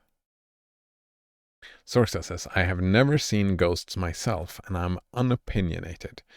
But I have a friend who has seen ghosts, and he said multiple people saw stuff move. Yeah, multiple people can see stuff move does not equal there are ghosts. Right? I mean, that's the thing, right? If you want to create your worldview just completely out of magic and spirits, that's up to you, right? Personally, I like to use a methodology where we can come to the same conclusions, right? He said, she said doesn't work for me. If it works for you, that's fine, right? We have different routes to building our understanding of how this world works. I will always argue from my methodology and how I believe the world works, and you will always argue from yours. We might reach an impasse, and that's fine, right? Again, to quote Tim Minchin, my reasoning is, any mystery ever solved has turned out not to be magic. Therefore, living my life based on magic some other person said just because they said it does not make sense to me. Yeah. Right? I have no experience of this and cannot have any experience from this. Therefore, why should I live as if this is true? No one living can, right? It's just a thought experiment. In quantum mechanics and the philosophy of physics, it can falsify any interpretation of quantum mechanics other than the otherwise interpretation by means of a variation in the Schrödinger's cat thought experience. From the cat's point of view, quantum immortality refers to the subjective experience of surviving quantum suicide. This concept is sometimes conjectured to be applicable to real-world causes of death as well. But that's the thing, right? You would get shunted into the surviving bit, right? The experience, like if you've been in a near-death situation, right? Maybe even if you've just been out in the street, if you've been out driving a car at any point in your life, then the many worlds interpretation will have stated that one thing that happened was that you was in a car accident and died. And then the thing that you're talking about is that whoever was there and died got shunted into your reality. But you don't have a memory of that death, so it doesn't matter. Right? It's just like the cat, who is both dead and alive. From the cat's point of view, it's not both dead and alive. From the cat's point of view, it's alive. Right? That's just it. From the cat's point of view, it is alive. And that's the point, right? If you commit suicide, the thing is that the argument that then goes that you would fail and still keep on living. Which is not what's gonna happen. Yeah. It might, but it probably won't. Yeah, probably won't. See, Blasphemous says, there are many ways to describe consciousness. Yes, there are many different ways. Sorxa says, I meant being able to experience.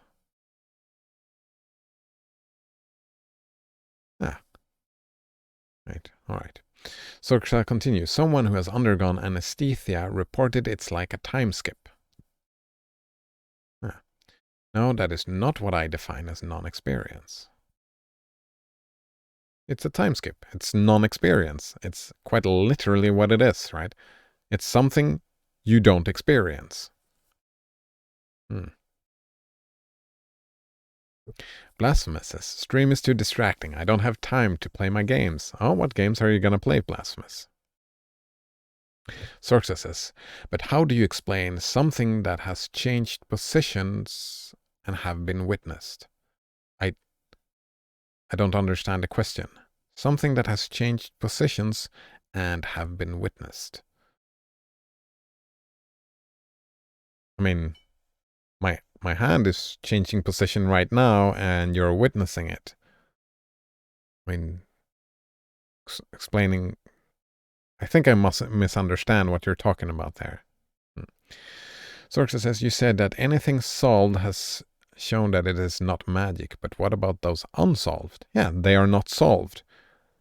My point is that every mystery that has ever been solved has turned out not to be magic. So, my idea then is that, well, every mystery that will be solved will also turn out not to be magic. Because I have no reason, there are 0 reasons to believe they are magic. Since all the experience, all the empirical evidence of solving mysteries have turned out to be non-magic. So why would I believe that any future mystery would be magic?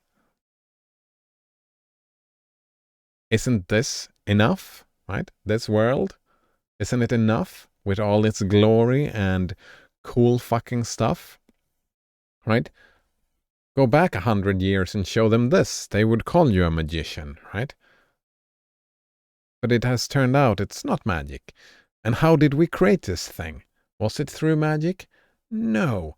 It was a specific methodology, a specific way of thinking that created the modern world. And that was not through magic. They were not casting spells. Right? They were investigating and applying, right? They were observing the world and trying, like, to predict what was going to happen. If they failed to predict, then they threw that idea away and replaced it with something that could predict what was going to happen. Very pragmatic, very non-magic. Blasphemuses. Where is the cat? I think he's sleeping, and I think he's a little bit upset with me, because I was upset with him. He woke me up early this morning, and since I've been tired, right? So I got pissed at him. Just fuck off, I told him. Let me sleep, damn it. I think he's a bit upset with me. Sorxa says, no, I was talking about what you were saying. Like, I'm so behind on the chat. What was I saying? Changing positions? Blasphemous says, I was gonna play Saints Row the 3rd Remastered and Immortal Phoenix Rising. Ooh, that second game is one that I want to play. Sorxa says, because there have always been unsolved ones and we'll have more. Yeah, of course. There will always be things that I don't know. My argument is that there is no reason for me to believe that the things that I don't know are magic.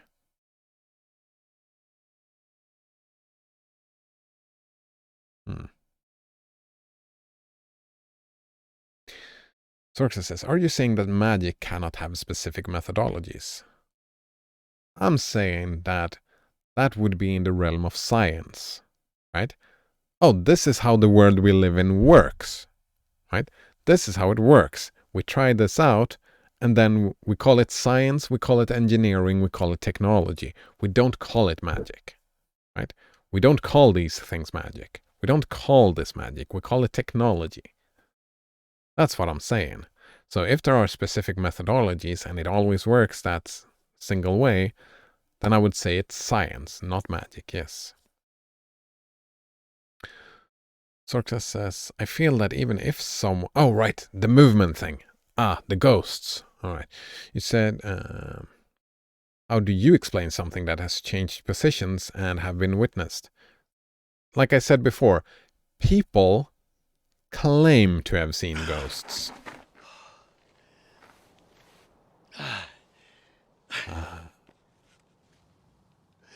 I'm gonna miss you when you go. If 75% of all people came out and said for sure, I have seen a ghost, I have talked to a ghost, I have this method to show you said ghost. Look at this. Here is the ghost. I'm showing you right now. Here is the ghost. No one has ever done that. No one has showed me. How do you see a ghost? No one has showed me how to see a ghost. So why would there be a ghost? When I can make that right, maybe they had a hallucination. Maybe that's in the realm of possibility, right? I can see maybe they had an hallucination. Because I know hallucinations are real. I've had my own hallucinations. And I know a lot of people. People vividly hallucinate every night when they go to bed. They see stuff that aren't there. When someone sees something that aren't there, we don't assume that the thing is there. We assume that they are seeing something. Right? Just because someone is talking to God does not make it that God is there. It just means that that person is talking to God. And yeah, I would say... And I don't claim that is an explanation. I'm just saying that that is a more likely explanation. I don't know the specific situations of that detail, right? Whatever happened, happened. And they experienced it in a certain way. And that's fine for them experiencing it that way. But it's just anecdotal. Someone said so. That's all I know. Someone said so. And that, right? Just because someone says so is not enough to convince me of anything. And I don't believe that's enough to convince you either, right? I can say that this planet is flat. Are you convinced? No, right? That's not what happened. Just because I said so, you are not convinced. Right, Sorxa says, I feel that even if someone has seen ghosts or gods, etc., through hallucination, it doesn't prove that they don't exist. No, it doesn't. It doesn't. But that's not my methodology. My methodology is it's not even proof I'm looking for. I'm looking for evidence that the ghosts or the gods exists. What are the evidence? What are the evidence for a god? Like, have you ever seen a miracle that could not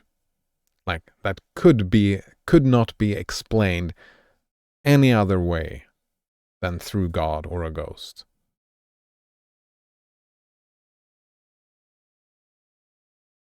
And that it has never happened, right? It has never happened.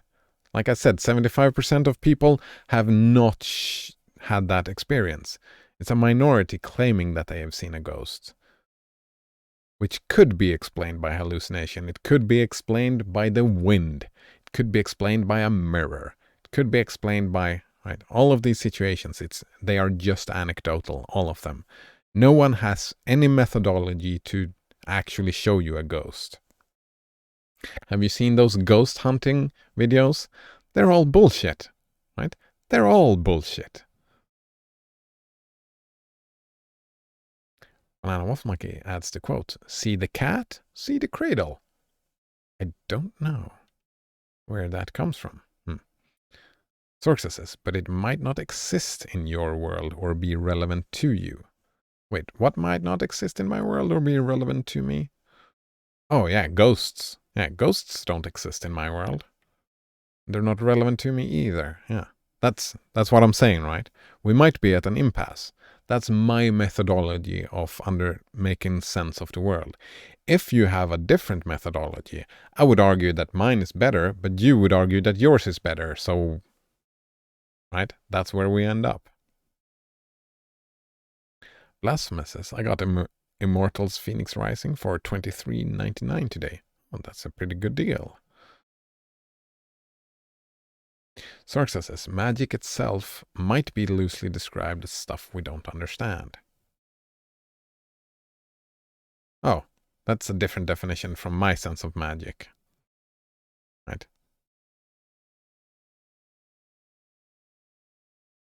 I mean, you can ask me, why is gravity a thing? And I'm like, I have no idea why it is a thing. So therefore, gravity might be magic from that kind of sense. And that's a completely different definition, what I've been talking about, right?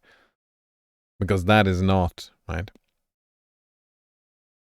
That is not ghosts or gods. That's something completely different. Sorxa says that would be under the assumption that gods or ghosts are tangible objects. Yeah. And my argument, right? My way of looking at the world, if something is not tangible, then what's the point? What is the point? What is the point of talking about ghosts or gods if they're not tangible? I mean, I can see like literature. I like reading books, right? I like looking at Final Fantasy. These are not real or tangible, right? Dagger didn't live in real life, but it's still like the words have value. Just like I can imagine that a lot of religious texts have value, right? For building an understanding of humanity and yourself and beauty and whatnot, right? But I wouldn't claim that Santa Claus is real, that Santa Claus is actually giving people presents. Blasphemous says, I am convinced now. Wait, what are you convinced of? Sorxa says, you can never prove an internal experience is real. Oh, I think I can. Alright, let's leave this behind for a little bit. Cogito ergo sum. It's a philosophical statement that was made in Latin by René Descartes. It is usually translated to I think, therefore I am. But I would say a better word instead of think would be experience. I experience, therefore I am. That would be my translation. The phrase originally appeared in French as Je pense donc je suis in his discourse on the method, as to reach a wider audience than Latin would have allowed. It appeared in Latin in his later Principles of Philosophy, as Descartes described it. We cannot doubt our existence while we doubt. You can, if you try to doubt your own experience, that will lead to a, what's that? Paradox. It will lead to a paradox, and from that paradox, you can imply that you had your experience, right? Your experience was real. Descartes would say that that's the only thing you cannot doubt. That's the only thing that's real. That's the skepticism view of the world, right? The only thing you can know for sure is your own experience. Everything else can be fake. Everything else. Your actual body might not be an actual body. And that's what science usually says, right? That atoms is mostly just empty space and energy. There's nothing physical about them. Right? But I would say that a lot of people would see this as proof for one's internal experience, right? Because of the paradox that ends up. Right? You can doubt that you have a foot, but you cannot doubt that you are doubting. Right? You cannot have right? That's his methodology, right? Descartes' methodology was, I want to doubt everything. I can doubt there's a glass over there. I can doubt that camera. I can doubt there are people writing in the chat. I can doubt I have a foot. I can doubt I have hand. I can doubt that anything I see is actually real. What I cannot doubt is that I am doubting right now. I'm having this experience. This experience is happening to me right now. I cannot doubt that because, yeah, that would be a paradox. And one could argue that that is proof. No? Xerxes says, I don't believe in God, but I cannot prove that someone else did not talk to God through their hallucinations or otherwise. Yeah, me neither. I can't prove it. But it's also not evidence for God existing. Right? From my methodology, right? My methodology is someone claiming that they talk to God. Sure. Someone claimed that the earth was flat. Sure. You can claim these things. They do not convince me of anything about the world. They only convince me that you believe that you talk to God, or that you believe that the earth is flat. That's all I can get from your statement. And that is it. That is it. Xerxes says we have multiple people who have claimed to have experienced gods and ghosts. We have more people who have not made those claims. Right? It doesn't matter. It doesn't matter. If you can't show me how to talk to God, if you can't show me tangibly how to talk to God and have God answer, right? God has to answer me, right? If you have a methodology, all right, if you do this and this and this, you can have a conversation with God, all right? All right, I'll try that. I'll try that. If someone says that, I'll try that. All right, I will try this and this and this, and I'll have a conversation with God. Oh, look at that. God did not talk back to me. It's not tangible. Therefore, it's not from my, right? That's how I look at the world. It did not work for me. Therefore, why would I believe that there is a God? Right? You said so. It didn't work for me. It worked for you. Fine, it worked for you. Good for you, I guess. If God was kind, if God was evil, then maybe bad for you. It doesn't affect my life. It doesn't change my view of the world. I would sooner call you schizophrenic than saying that God exists in the world, right? Because that makes more sense in my worldview. Because just because multiple people said so, it doesn't fucking matter. It doesn't matter to me. Right? You can know for a fact that you have seen a ghost, right? That could be your experience of the world, Sorxa. I don't know if it is, but it could be that, right? My own brother, actually, for example, I can take my own family. Every member of my family could come to me and say, I have seen a ghost. And I would still say, all right, show me how to do it. Oh, you can't? All right, then you had a hallucination. That would be my view of the world, right? Because it's not reproducible. If you cannot do it again, then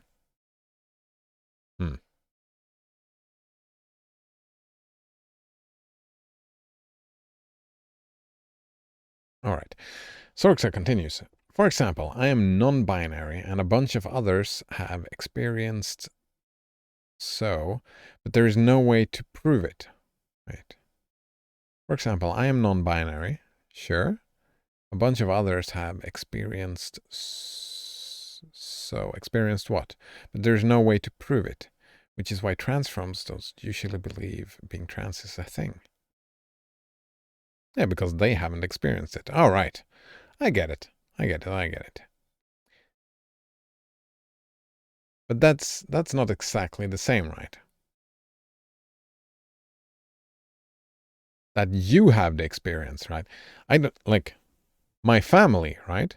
If they all come to me and say, oh, I've seen a ghost, I wouldn't doubt that they've seen a ghost. I would doubt, oh, hello, Secret Goose Club. Wait, Secret Goose Club. Do you happen to know someone that is probably not a ghost? Goose, I mean. Huh. Sorxa says, unless they are lying, then God exists in their world. Exactly. No. It's a difference between talking about what someone experienced and their world view, right? And we have another thing that is the actual outside world. We're talking about, right? When we're talking about things existing, we can talk in two different ways. And of course, right, if you want to talk about in people's minds that, right, I would say, sure, God exists, but God was created by man. God did not create man, man created God. And of course, God is a real thing. Saying differently would be kind of nonsense, right? Because God is obviously more powerful in the world that we live in than me, right? God has a church in, I'm pretty sure, every village in my country, for example. I don't have that many houses, right? So I don't doubt that whoever said that they were speaking to God, they actually had that experience. I would not call them a liar. I'm just saying that it does not mean that God exists in this world. It just means that they have spoken to God, and that experience, I would not doubt that at all. Just like I wouldn't doubt that you are non-binary just because I haven't been non-binary. I wouldn't doubt that someone is homosexual just because I haven't been homosexual, right? Yeah.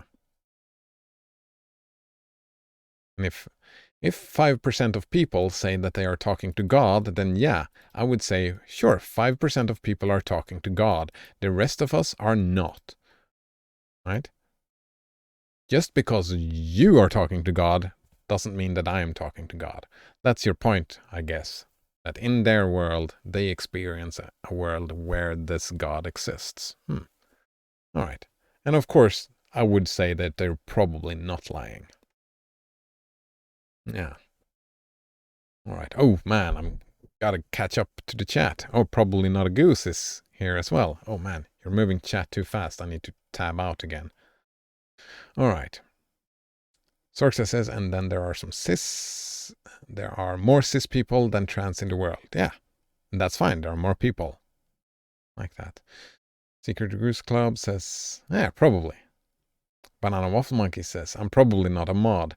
Last Goose Alive says, he's a liar. Secret Goose Club says, no, you are. Wait, there's so much. So many geese. We're invaded by geese. What is happening? Probably not a goose. I am a goose. Probably. Probably not. Last Ghoul Alive says, liar, liar. Probably not a goose. We are here. Yes, you are indeed. And Lynx is Me Now is here as well. Nice to see you again, Lynx is Me Now. What's up? We're going to make you affiliate. Good luck with that. Have fun. I hope. As long as you have fun, thanks, I guess. Kind of feel, are you bots? No, you're not bots. You're just geese. A lot of geese, eh? We're talking about, how did we get into this again? We ended up in a if God is real situation, but that is not what the discussion is about. It was about this thing. Quantum suicide and immortality. And my argument is that if you commit suicide, you will die. Probably. That's my guess. Right? You will not be shunted into, and even if you are shunted into a situation this is a many worlds interpretation of quantum physics. So the argument goes that, right, if you die, you don't die. Instead, you are shunted into a place where you are alive. My argument is that the person who is alive does not remember dying. Therefore, this is irrelevant to anything. Right? It might be how the world works, and it's interesting to look into it from a science perspective. But we're talking about science here. Like, having this is just pure speculation about the world, and that's pure speculation is not any reason to make up your mind about anything about the actual world, is my perspective of the world. If you want to let this, or if you want to have someone just saying something decide what your life is, I would say that's fine. We're in a disagreement in how we look at the world, but that's fine. All right. Sorxa says, so why would you think, for example, that homosexuality is not something to be explained by a mental illness? Why would it be explained by a mental illness? I have no reason to believe that homosexuality would be an illness. Not really, right? It's just, I have no reason, like that's just a difference in personality, right? Illness, in my mind, is something that makes you feel bad. And something tells me, like, I haven't been a homosexual myself, right? But I would imagine that most homosexuals would report that having sex is a good thing, that they enjoy it. Not that it made them feel bad.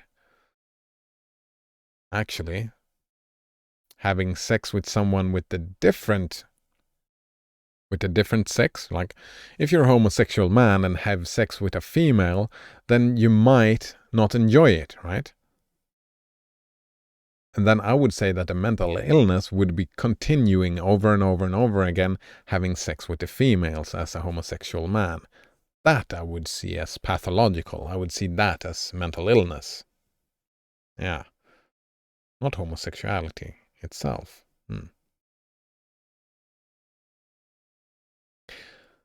G-Squad says probably not a goose. We are geese, all right. But you would think someone talking to God is schizo. Oh, I would. No. That's not what I said. I said I would first believe they are schizophrenic rather than believing that God actually, right? Someone talking to God. I believe that they have that experience, right? Otherwise, why would they say it unless they're a liar, like the priests? There's probably a lot of lying priests. But let's assume we're not talking about a liar here. Let's talk about someone who's actually had the experience where they were talking to God. I would just say, like, that for me is not evidence for a God existing. Just like parents telling their children that Santa Claus exists is not evidence for Santa Claus existing. Just like someone saying that the earth is flat is not evidence for the earth being flat. Just because someone says something doesn't make it so. That's what I'm saying. If it were that way, right? If that was enough, we would live in a very different world that we do live in, right? Just if that was enough, someone just saying a thing and therefore it is like that. So yes, I would first believe they are schizophrenic rather than believing there is a God just because someone said so. I wouldn't necessarily believe they are schizophrenic. It was just an example, right? I would believe they had that experience. I would probably, my first guess would be a hallucination of some sort, right? Maybe they were taking drugs. I don't know. Secret Goose Club says, we will bring your average view count up with our goose powers. Actually, join in the discussion instead.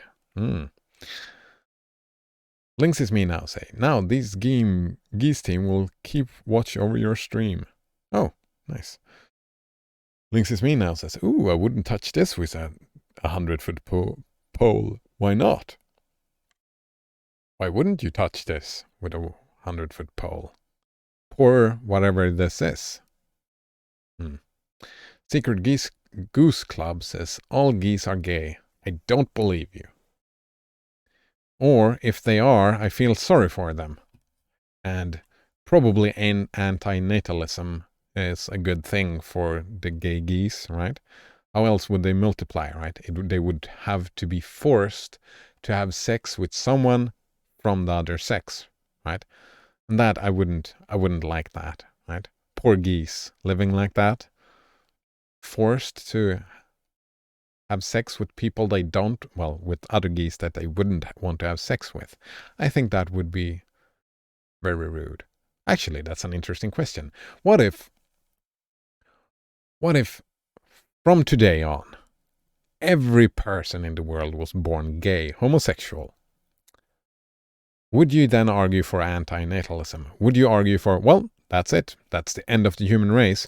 Or would you want to force them to keep the human race going? Actually, you wouldn't need to force them. You could just take the thing out and put the thing in without sex. So that's a dumb thought experiment. It doesn't matter. All right. Last goose alive? Oh. That's not true. Well, that all geese are gay? Oh, thought so. Probably not a goose says, I'm probably not gay. Probably not. Right, if you're not sure, maybe you should try it out.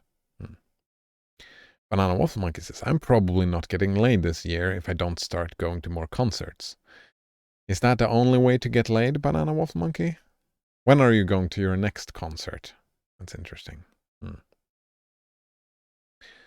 Sorxa says, so what is something that makes you believe that homosexuality, trans, / etc. exists? Because I can look at those people. Look at me. I only want to have sex with, like, if a male says to me, look at me, I only want to have sex with males.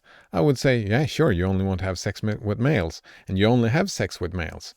All right, we categorize the way that you live your life. We call that homosexuality. There's no magic.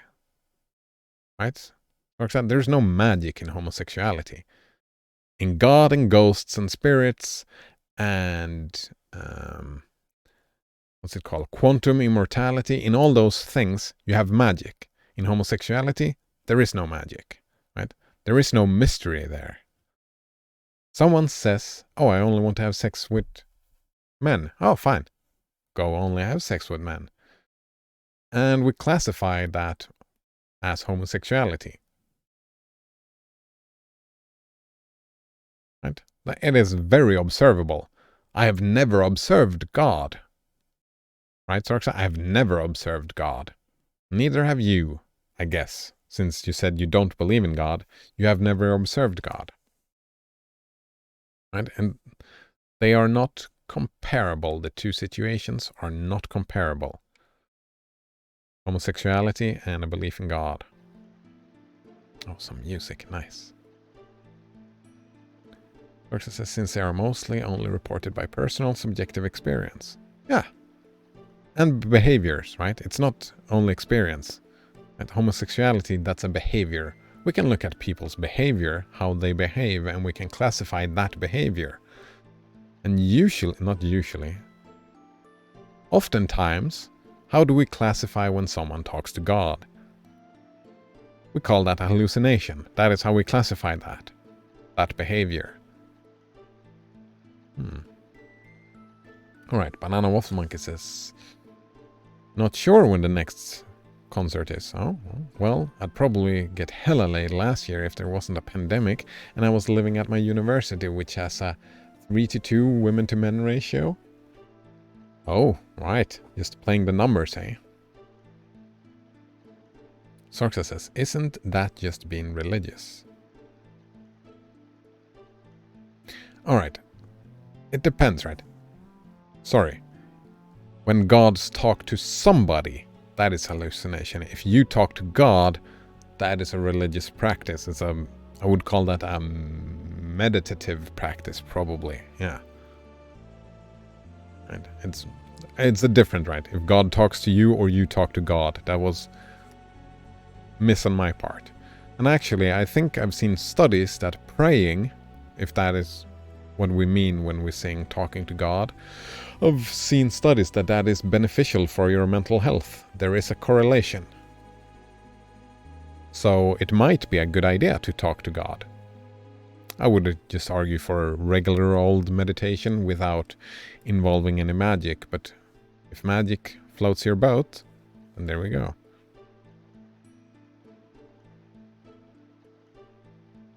Sorxa says, I mean, yeah, not all religious people experience seeing God. Yeah, that was my mistake. My apologies. Sorxa says, but I think most of them experience God in some way. Yeah, they experience stuff that they claim are God. I would not claim those things are God.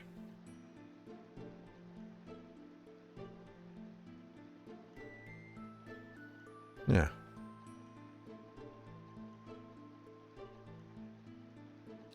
To quote Tim Minchin again, right? I heard some lady talking about her having quadruplets, like 4 times twins. All right, the doctor said that it was 1 in a billion. It's a miracle. And I'm like, well, it's not a miracle. It's 1 in a billion. It happens 1 every billion. Like, I don't know if the numbers check out, but the point still stands, right? If something happens 1 in a billion, it will happen. It doesn't make it a miracle. It doesn't make it the hand of God. It's just something that happens in nature. You don't need God to explain it. If someone else, like I said before, right? Some people have different ways of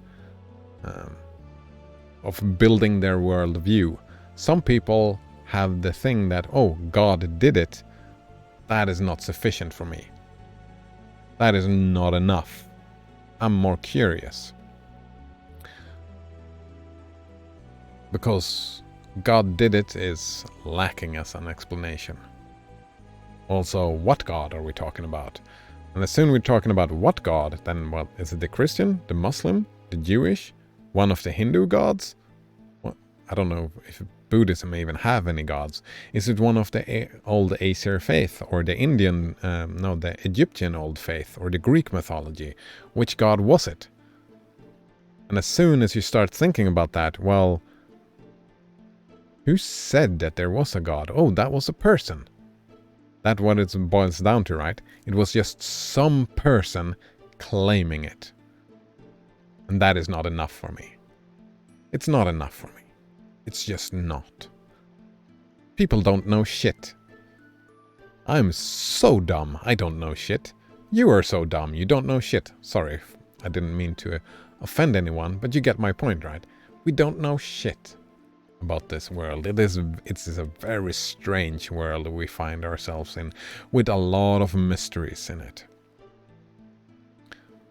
People just making shit up and expecting us to trust them without explaining it. It's not enough for me. Me personally. It's okay if it's enough for you, I guess. That's your prerogative, right? That's the word, I think. That's up to you. It's not for me to say what you decide on. I would argue that just trusting people because they said so, I would argue that's maybe put some more, what's the word? Be a little bit harsher about the thing. Be a little bit more strict. Right? You don't believe in Santa Claus, do you? What is the difference between Santa Claus and God, I wonder? Banana Waffle Monkey says, playing the numbers, but also having more access to being in situations where I can plausibly talk about the things that I'm confident in. All right. Advertising myself, I guess. Advertising? Is that what you do? Don't you enjoy flirting? I mean, from one perspective, one could see flirting as advertisement, I guess. There's another word. Flirting.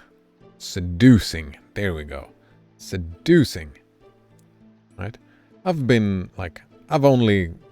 never gone out and just flirted and having sex with strangers. That's not for me, right? It's for you and that's fine. But even in relationships, where's the only place that I have had sex, like the flirting and the seducing. Deep breaths.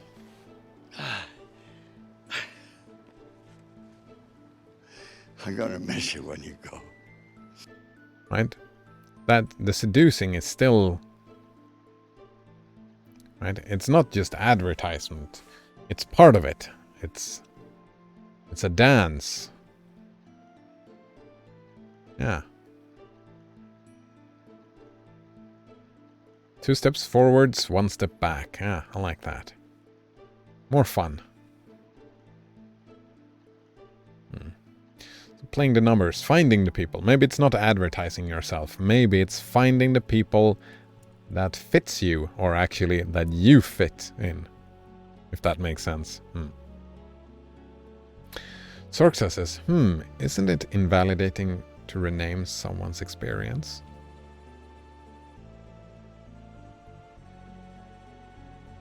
Invalidating to rename someone's experience. No, I just categorize it for myself, right? I categorize, like, who are you to decide how I should categorize, how I should see the world? Just like it's not for me to decide if you want to believe in God or not, right? I categorize my experience of the world. And my experience is that they are not actually talking to any divine being. They are doing something else. Maybe hallucinating, maybe something else. Maybe it's not hallucinations, right? I don't even know, like I said, I'm not doubting that people claim that they are talking to God. Just like I'm not doubting that people claim that the earth is flat. I'm not doubting that people are claiming that Santa Claus exists. I just don't integrate it in my own worldview. And someone expecting me to integrate it in my worldview just because they say it, I would say, ethically, I'm not on their side. Yeah. Just like I'm not on anyone's side who wants to decide what goes on in here. We've talked about that before, right? Someone tells me, oh, stop being so angry. And I'm like, but I'm not angry. Yes, you are. Wait, what? How does that even happen? Right? Just like they say, oh, I am talking to God. And sure, you have that experience. I can say that, and that's fine. They have that experience. I don't deny that. But if they try to say that, oh, I talk to God, therefore now you have to believe that God is real, that's nonsense. I decide what goes on in here, just like you decide what goes on in your mind, right?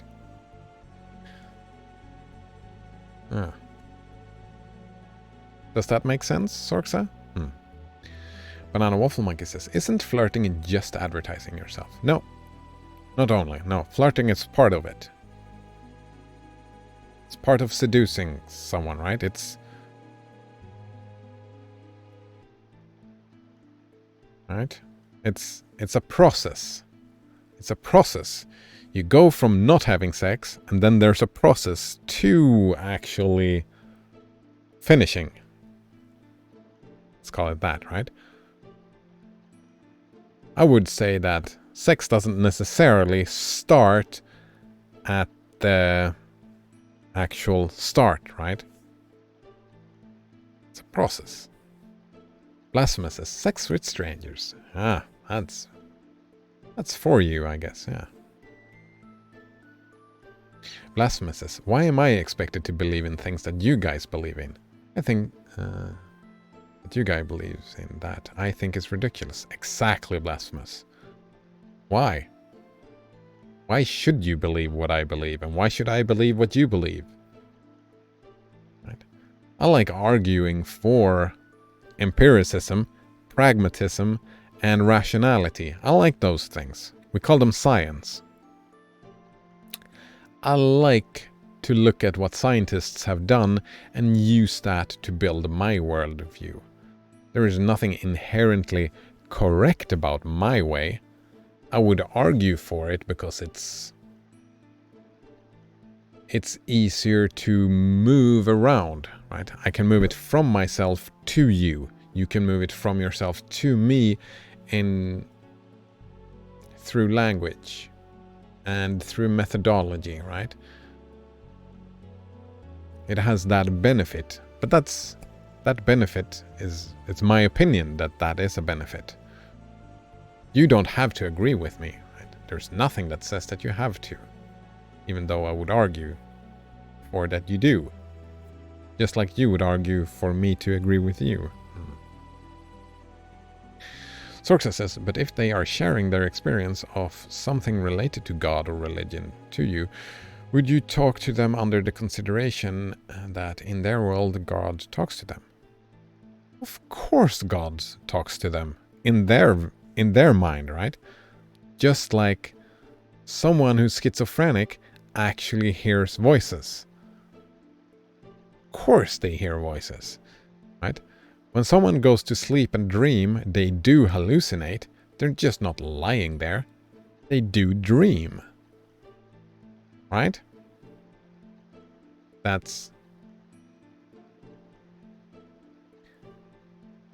I would start arguing about, like, usually that's not interesting though, right? I usually don't find someone else's anecdotal experience, right, in this type of discussion, right? When building my own worldview, as I said, I don't care about their anecdotal experience, right? Sure, you believe you have the experience of God talking to you. Sure, that's fine.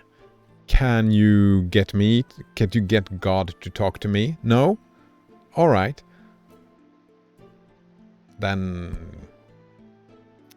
I have nothing to gain from world building with you, right? So I would probably end up in a situation where people who claim that God's talked to them, I would end up in the discussion where it's like, well, God is not real, right? That's where the discussion would lead, Sorksa, right? Just by the nature of our different views of the world. Yeah. And I like having different views of the world, right? I like those types of disagreements, because disagreements allow me to go on these rants, and I do enjoy these rants, don't I, Sorksa? Right? I do enjoy these discussions and rants. I'm having a good time right now, yeah. do really like it. Yeah. It's like, I know I've said that before, right? When a priest says to me that Jesus died for my sins, that priest is not lying, but I am being lied to, right? There's a distinction. I've said that before. I like that example. Blasphemous says, I usually don't waste my time arguing once I have a feel of how someone thinks. Yeah. I mean, we have differences in... Well, I sometimes do that. Sometimes end up doing that. Depends on my mood, I guess. My mood and the person I'm talking to. For me, it's not wasted time, right? Because I enjoy myself. Since I enjoy myself, the time is not wasted. Unless it's... Unless the discussion becomes boring, right? But then it's usually just peters out. Is that what it's called? Sorxa says, I'm only interested to reach the point of fundamental difference. Yeah, I'm very interested in that as well, right?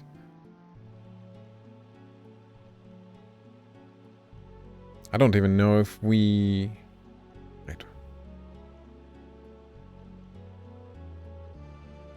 Alright. I don't think we have a fundamental difference anymore. That's right. You probably would concede that, right? We don't know about quantum... Wait. Quantum immortality. You took that for...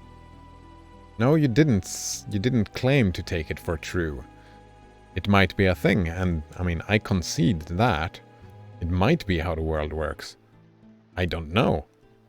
I'm also arguing that you don't know.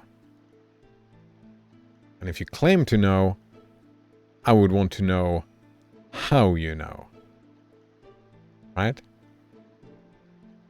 And then I make a value judgment if your how, right, how you know something, if that is enough to convince me or not.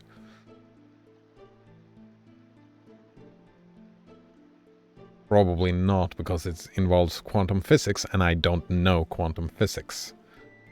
And usually I go the route, like, my standard is going the route that does not entail magic, right? And immortality, I mean, magic is such a vague word, I'm sorry. For me, immortality would be considered magic. I have never met an immortal being, I have never seen an immortal being. Therefore, immortality is magic.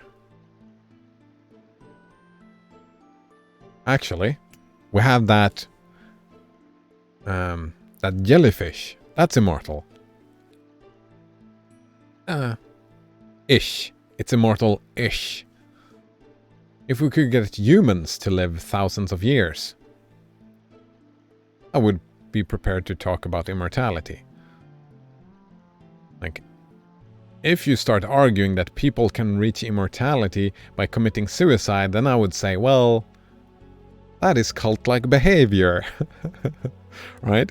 That is cult-like behavior. If you start arguing that people should commit suicide so they can live forever, I would say, well, are you starting a cult? Is that what's happening? Oh man, the callback. Good times.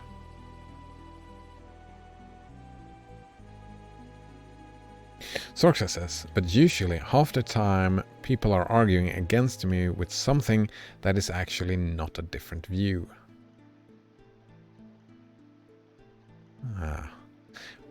My experience is usually, not always, but often, let's say that, often in my mind,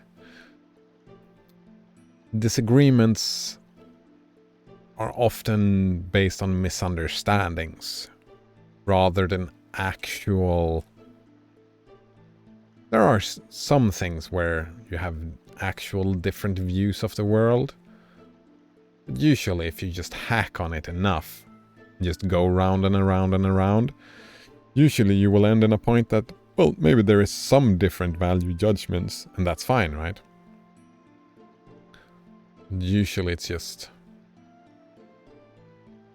misunderstandings. Look, it's Lindblom Castle. Alright. We've been playing the game a lot, eh? I don't think we can turn back once we jump off.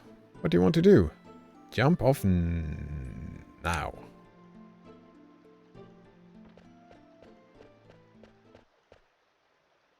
I mean, I often end up arguing semantics, right? Because I enjoy arguing semantics. It could be just like a tiny detail difference.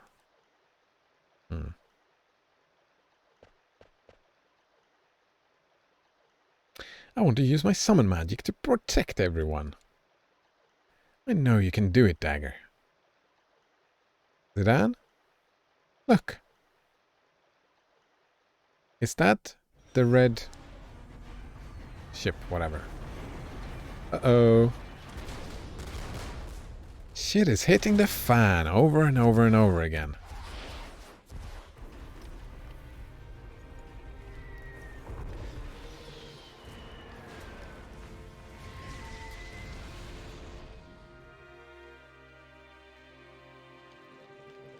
Oh, here it comes.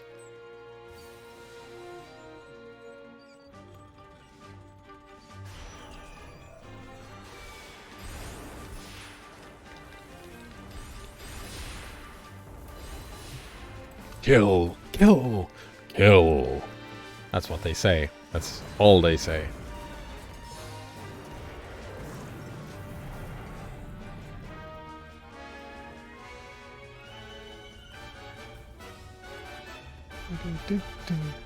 I have forgotten how horrid this story is. So many people dying, just exterminate. Oof.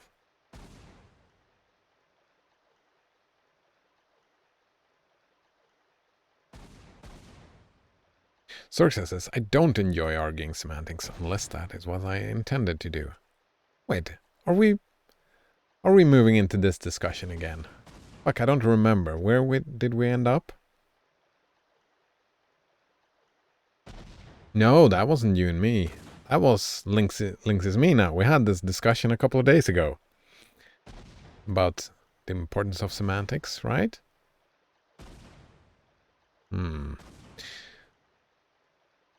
Sorxa says, if I am telling someone about a scum, I don't want to be arguing that no one is objectively a scum, because that is not the point. Oh, but that's not arguing semantics.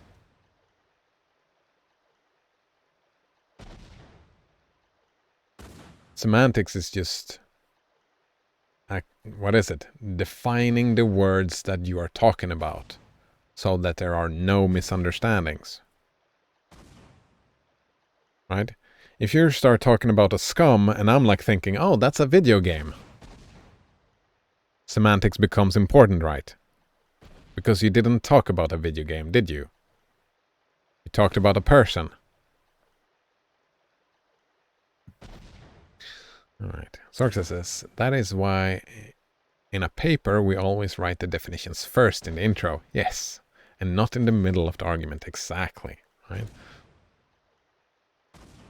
So you don't have to. But arguing semantics is also making the decision, right? In a paper, you get to decide what the word means. But in a discussion, you don't. You have to come to an agreement of those definitions. If you don't agree, then there will be no argument. Right? If you start arguing about some person being scum, and you give a lot of arguments, and I'm like, how can a video game be scum? Well, no, how can a video game be terrible just because it behaves like this? Like, in this game, it behaves terribly, this video game. People are dying left and right. It is difficult to know beforehand, right? Like, we don't know if we are using the same definitions of the words that we're talking about. Yeah. I think a lot of people would agree with you that arguing semantics, they don't find it enjoyable. Even I do. And that's fine. Those lights must be telepods. They are sending black mages directly into the castle. In Clayride, they used summon magic afterwards. No, Mother. Mother. Dagger. Oh, Vivi.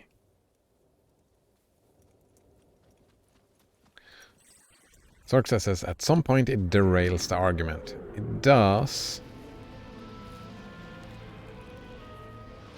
I would argue also some... Oh, here he is. Atomos. Atomos.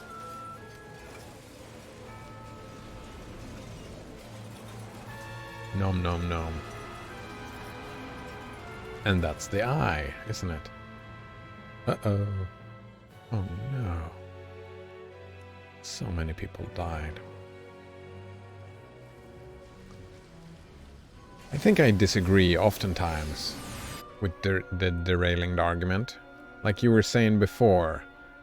You were saying, I'm only interested in reaching the point of fundamental difference. If we start moving in a different direction, then maybe that's not derailing. Maybe that is actually reaching the fundamental point of difference.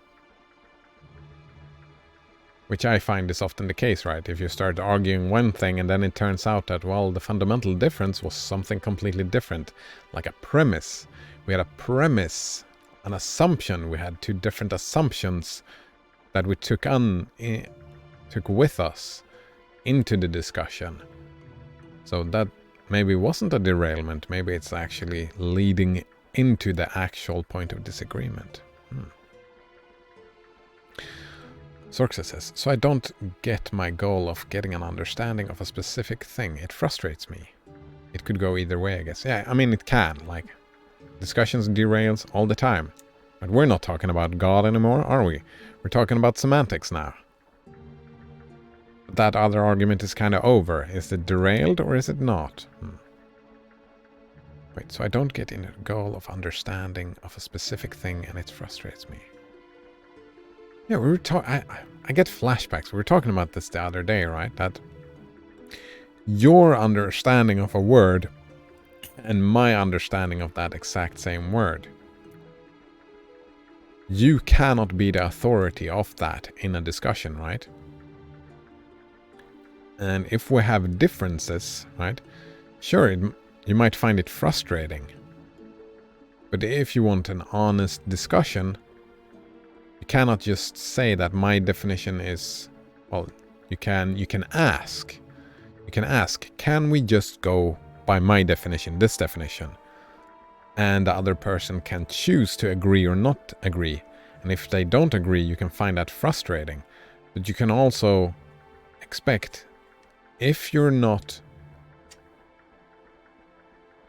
Right, you can't expect them to just bend to your will. Right, Sorxa?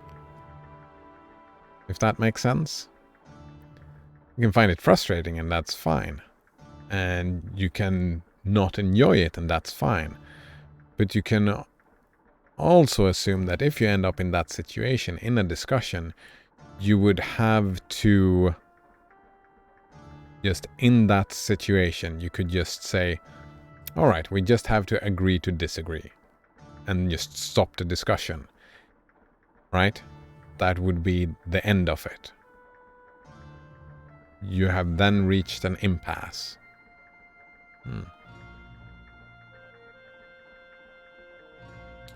Sorxa says, I think it is more meaningful to make two arguments based on the different premises of two different people. Wait, I think it's more meaningful to make two arguments based on the different premises of two different people.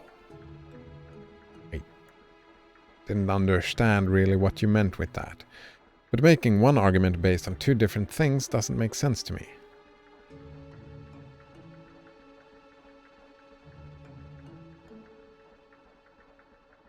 Oh, are we talking about... what's that called again? First principles again, right? Building stuff from first principles. I'm not very good at that. Yeah. Not very good at that, building from first principles. But there are so many, right?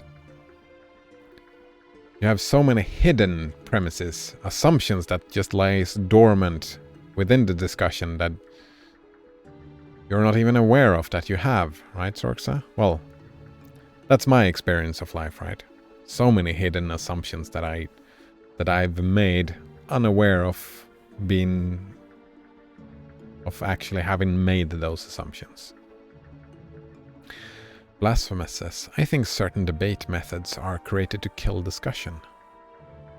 I would probably say that the kill discussion thing, if we're talking about actual debate methods, like we're talking about people who actually practice debating, I would say killing discussion is happy accident. Right? Certain debate methods are created or used, let's call it used, right? Created to kill discussions. I don't know about that, but maybe they are used in a way to shut your opponent off, right? Just to stop them from talking, to saying anything else, because that makes you look good. And what's the point of a debate? It's to look good in front of the audience, right? And so, consequence of that is that the discussion gets killed. I can see myself maybe using those as well. Now, I would prefer, or would be grateful if someone noticed that and pointed it out, right? Did you just kill the discussion by just using fancy methodologies, right? Because I would want preferably, right? That's a goal I have in my life, is not to kill the discussions. Or I would prefer them to reach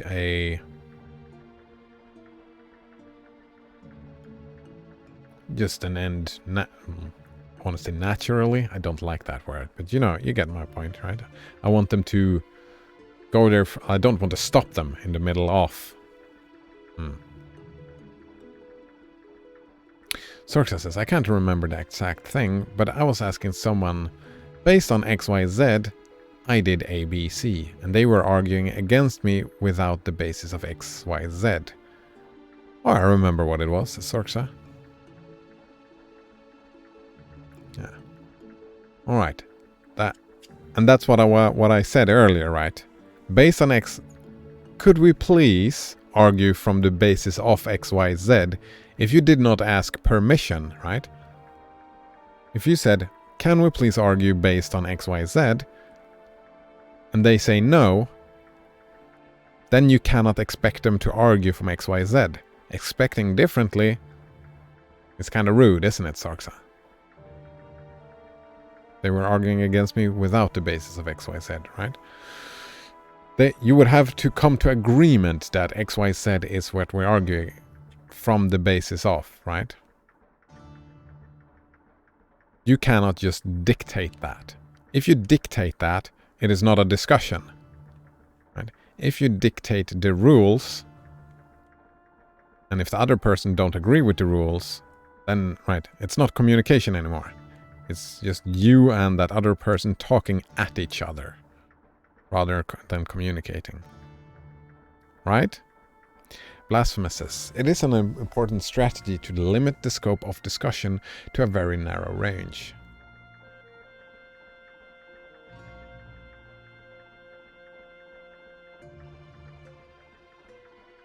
I mean, sure, depending on your context, right?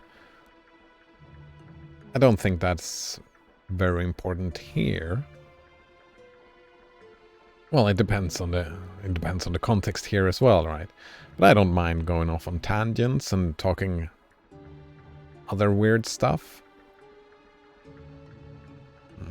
But I get your point, yeah, that's one strategy, and I'm not very good at that strategy. Oh, maybe I am. Limiting the scope of discussion, right? if you try to limit the scope of discussion, Blasphemous, if you say, based on X, Y, Z, and that's your scope, and I say, well, fuck X, Y, Z, if that is my attitude, then that scoping was a bad scoping, right? Because if you say based on X, Y, Z, and I say fuck X, Y, Z, then that scoping was terrible. And limiting it to that it's not a discussion anymore. It's just you dictating the rules and I just have to follow them. Yeah. The scope has to, yeah. The strategy has to be, you have to agree on the scope. If there is no agreement, then the scope becomes pointless. Sorxa says, yes, but it was a post I put up. And if they don't want to argue from the basis of X, Y, Z, I don't know what they are why they are replying to it. I don't know the context, right? Were they arguing against X, Y, Z?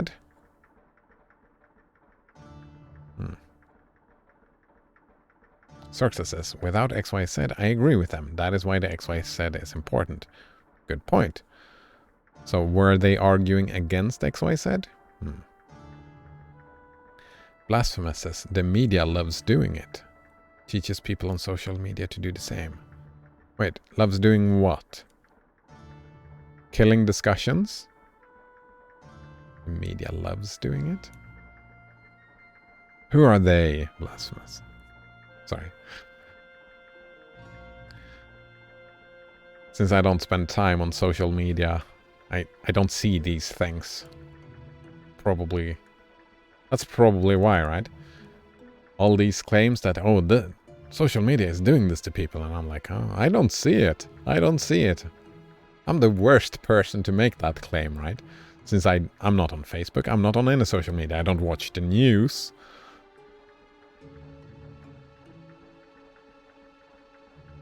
Yeah. And I still argue against it because it kind of looks like straw manning. It often looks like straw manning. The media loves doing it. Preying on people to do the same. Sorxa says, it was about saying if someone bisexual is interested in dating, they should specify who exactly they are attracted to reduce misunderstanding, especially when trans people are involved.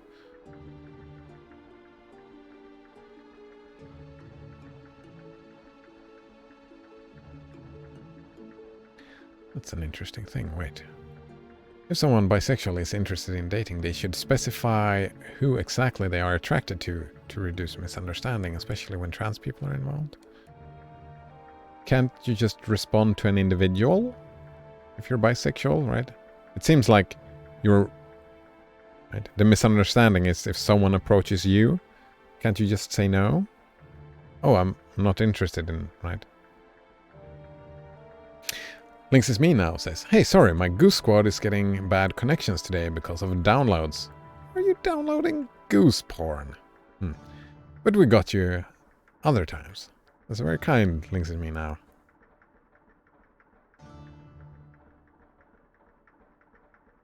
Blasphemous says, I don't see all these things. Stays at home, Kappa, right? Yeah, I was thinking about that, alright?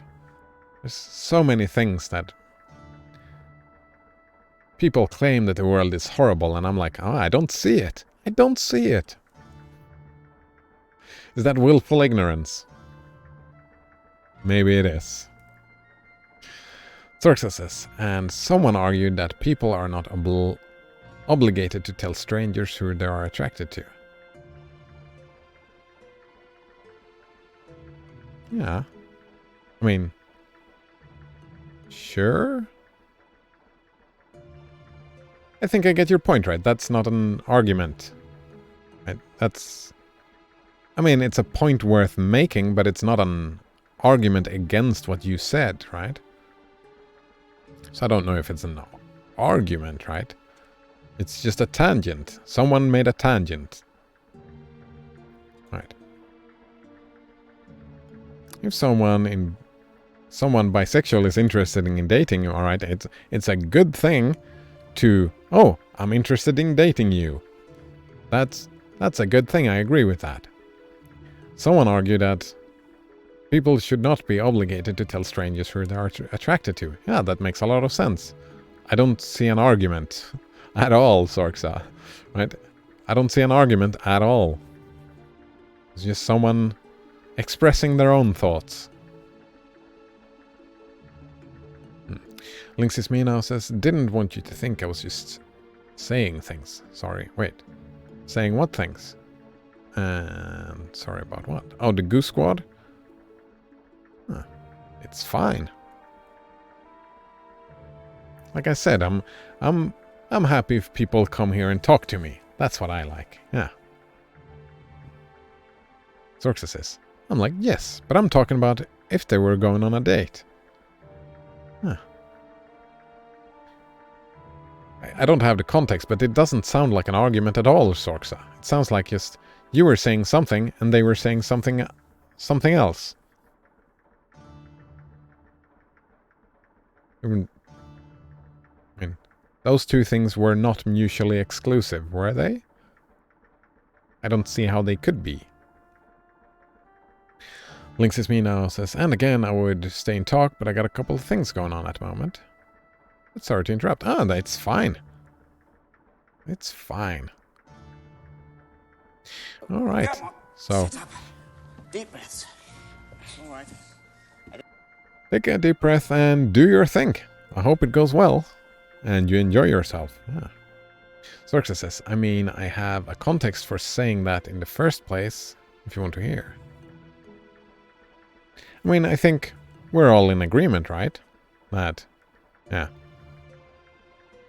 I would say it's even necessary, right? If you're interested in dating, I think it's a good idea to specify who you're attracted to, right? If you go to a dating site and just say, oh, I want to date people, that's not very helpful, is it?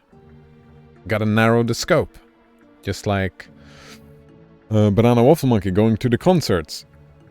Narrowing the scope. Yeah.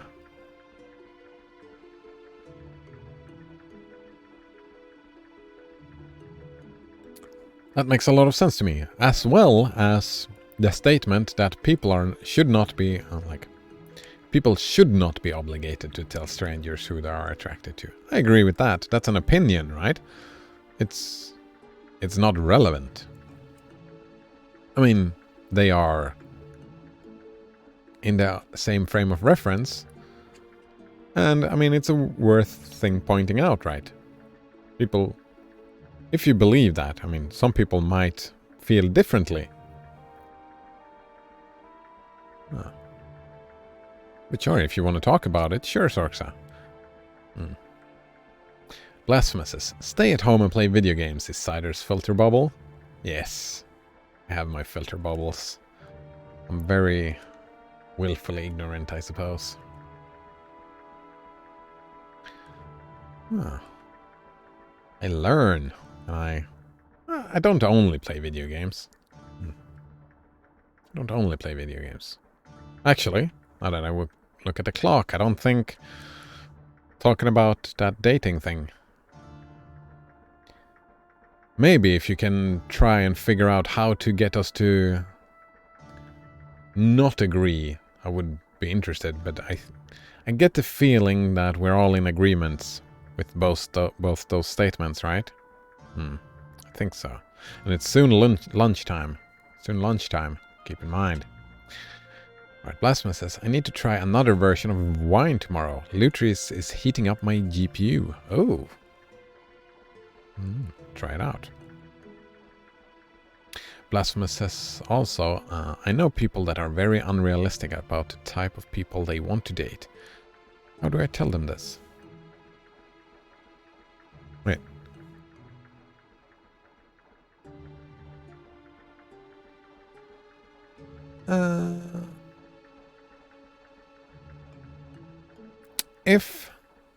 Right, help. Alright, we talked about that before, right? Help should be invited in. Right? if they start complaining about not having anyone to date, then you could hint at them, maybe you should throw a wider net. Right? Maybe throw a wider net. Or maybe dating is not for you. Right? Could be one of those two, right? I mean, just throwing out hints. That's what I would do, right? Yeah. Maybe dating is not for you. And that's fine. Maybe. I mean, if you're unsuccessful, try throwing a wider net. Maybe the complaining is not about wanting... Oftentimes, that I've learned, oftentimes when people complain, it's not about wanting advice. That was a long time to learn that lesson for me. Most of the time when people complain about stuff in their life, they don't want advice. They don't want to improve their situation. What they want, what they need, like the emotional, the social need that they have, Blasphemous, is they just want you to say, "Oh, that sucks. I feel bad for you." They want that social connection empathy thing. Yeah. That is what people want when they say stuff like that. It's weird, I know, but that's how people are. They don't want you to fix their problems, they want to complain about their problems, and they want you to not to feel sorry for them, not necessarily. They want you to comfort them. There we go. They want comfort, not advice, not help. They want comfort, even though it is expressed as a way of wanting advice. It's difficult. It's difficult. So that is what you do. You don't tell them that they are unrealistic. You tell them, "Oh, that sucks." It's confusing. Dorxa says, "I feel that they did not listen to me, although yes, they are not obligated to, but it also annoys me." And that's fine, right? Did you tell them that, "Oh, it kind of annoys me when you don't listen to me"? That's a good thing to say, right? It's frustrating when you don't listen to me. I wanted to talk from this point of view. Not that. Alright, the context was a bisexual man was dating a non-binary woman. Alright? Non-binary female. What do you think about that? I've been thinking about that. Instead of saying man and woman, and maybe use man and woman as gender, and then using male and female as sex. What do you think about that, Sorsa, that distinction? I've been thinking that makes sense in my head. I'm curious to hear what you have to say about that. The context was a bisexual man was dating a non-binary woman. The non-binary woman was a trans woman, and she thought that he was attracted to men and women. But the bisexual man was attracted to AFAB, non-binary, and cis women. Then they broke it off.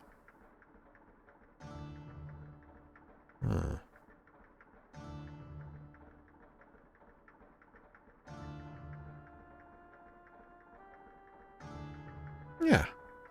I mean, it was a good thing they broke it off, right? I wonder how they started dating in the first place. How did that happen? How they started dating in the first place? It was kind of weird. Sorxa has an... Oh, that's another good answer. I know people that are very unrealistic about the type of people they want to dance. A response to that is just, you don't. You don't tell them. Yeah. That's way better advice than my advice. Way better. You just don't. Unless they specifically and like properly really ask for that piece of advice. And even if they do, right, even if they use the words, like, why does this app always happen to me? That is not an invitation to answer that question. It's a rhetorical question. I don't want the answer when people ask that. It's like when you get that question, do I look fat in this? You don't fucking answer. It's a trap. Don't answer. It's not about answering. It's weird.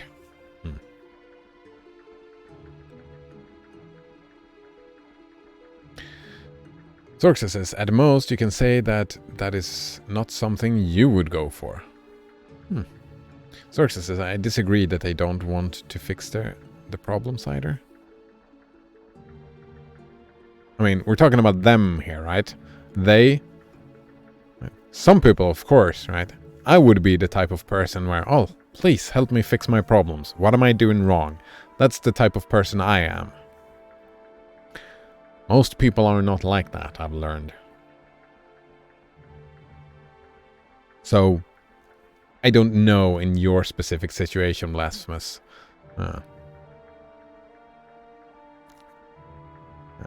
That's a good point. We don't know. Right. Sorxa says, but they don't want you to fix the problems because of reasoning like you not knowing enough or whatever. Oh, right.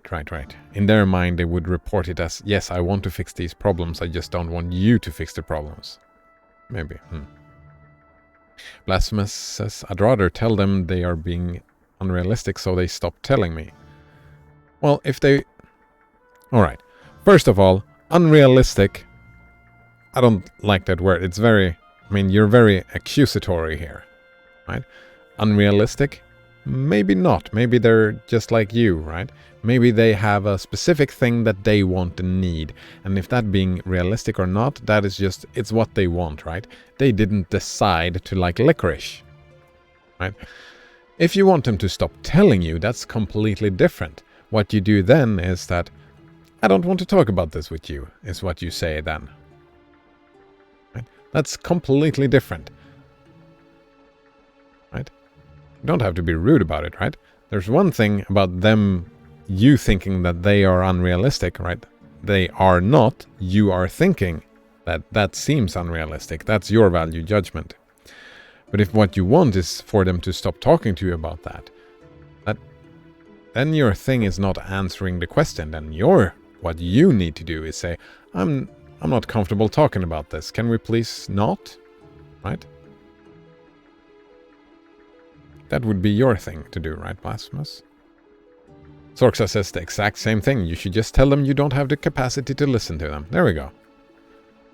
If you're not interested in their problems to begin with, then maybe you shouldn't be talking to them. Like Sorxa says. Well, fine talking to them, but just tell them you're not interested. Blasphemous says, I feel I wouldn't be honest. Of course that's honest. If you're not interested in talking about those things, if you don't want them to talk to you about it, the most honest thing you can do is say, I'm not interested in this conversation. That is the most interesting thing. You telling them that they are being, or if you're trying to make them see that they are being unrealistic, that's not you being honest and presenting your feelings and what you think. That's you manipulating them to stop, which isn't that kind of dishonest? If that's your goal, if your goal is for them to stop telling you, then your roundabout route would be more dishonest, I would say. No?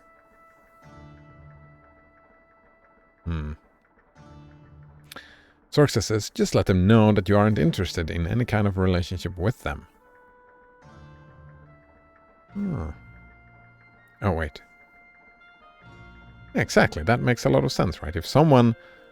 I would say that as well, right? If someone is making advancements at you, I would argue ethics there. That the ethical thing to do is a clear no. That's the ethical thing to do, right? If someone making advances. Instead of dragging people along and whatnot. Sorxa says, and about the bisexual man thing. It was because the man thought the woman was a fab, non-binary woman. I don't even know what AFAB means. Blasphemous says, does a post of woman feel the same as a real woman? That's why I like the distinction, right? real woman, what makes a real woman, right? Maybe woman should be the gender word and female would be the biological word.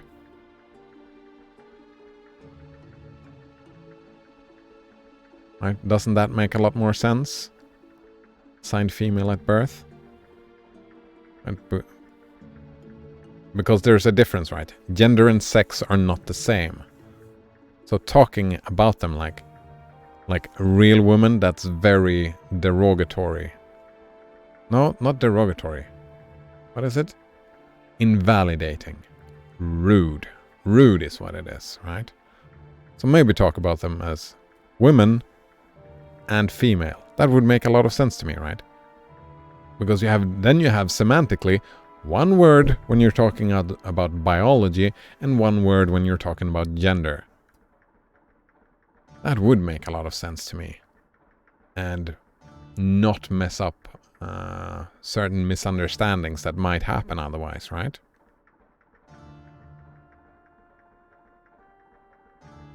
Sarxa says, I'm okay with terms like biological male and female, but some people don't like it. Trans women are real women? Exactly, right? When we're talking about gender.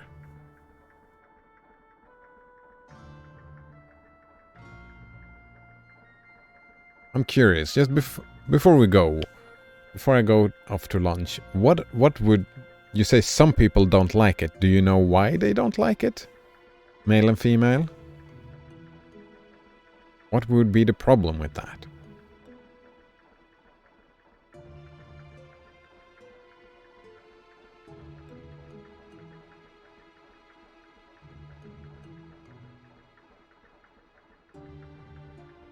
Right?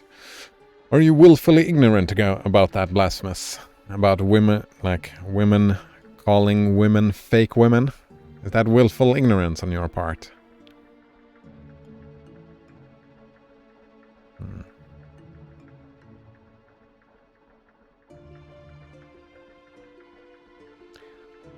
So quiet.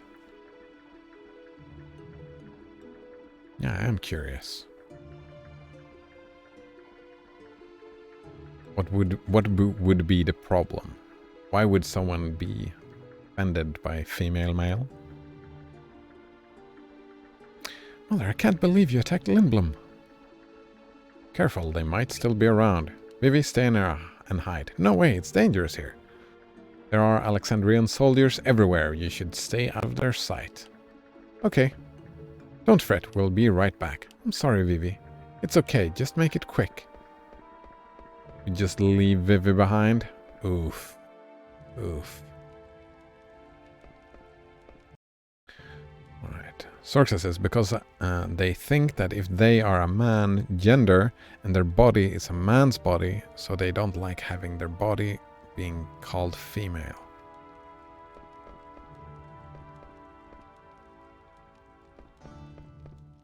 I mean... Wait.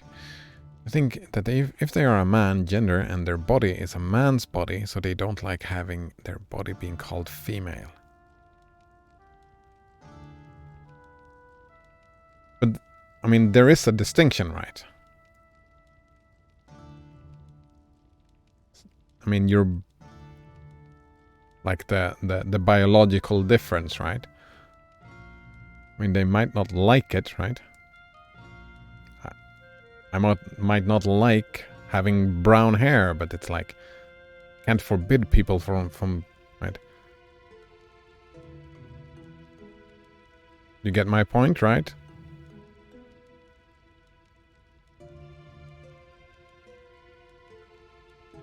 So that dislike, sure. They might not like it, but I mean, I don't like fucking fascists, but they are part of life. This seems like the way to go, though. So yeah, I can see where they're coming from, but I think it makes things very confusing in the medical fields, for example. Exactly. Depending on the context, what you're talking about, right? Regency lost the war. Why don't they face the truth? Sorka says, yeah, I agree with you. Yeah, so that...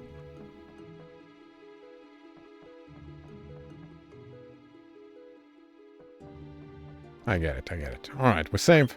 We go to lunch. I mean, I get, and I would argue be in... like, talking about stuff that triggers people. Like, if there's emotional trauma, then it makes a lot of sense to take that into consideration, right? When you talk to a person. But it's not an argument against separating the different words, I don't think, yeah. I think it's a good idea separating the different words. That makes a lot of sense to me. Alright. Sorxa says, yes, I feel that it just goes in a loop trying to avoid certain words. Exactly, and that's... I think that's a mistake. It's not even... it's not even avoiding certain words. I think it's avoiding certain concepts. Yeah. Like, for example, let's talk... let's say I'm talking with an arachnophobe. It's rude of me to showing off pictures. Hey, look at this picture of a spider. That's very rude of me. But just because someone is arachnophobic doesn't mean, right? Oh, I met this spider the other day, right? That's... You should still be allowed to talk about spiders, right? Spiders, like, yeah.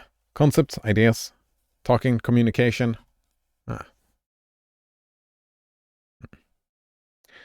Sorxa says, on the fundamental level, there's a man and there's a woman. Then becomes male, female, then feminine, masculine.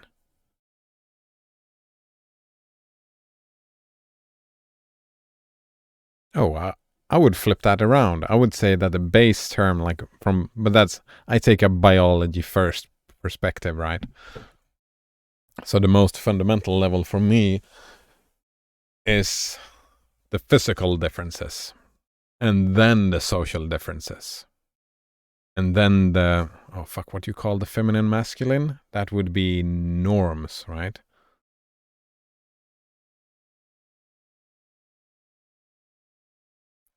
Biological, internal norms kind of way. I would go that way.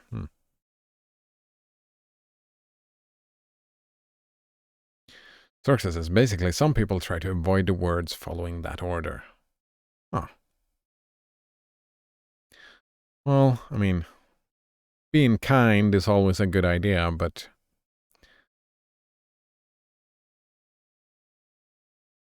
Yeah. Yeah, I like that. Being kind is a good idea, but... censorship is not okay. We put it that way. Blasphemous asks, are you okay with a trans woman not telling you she's trans before you have sex with her?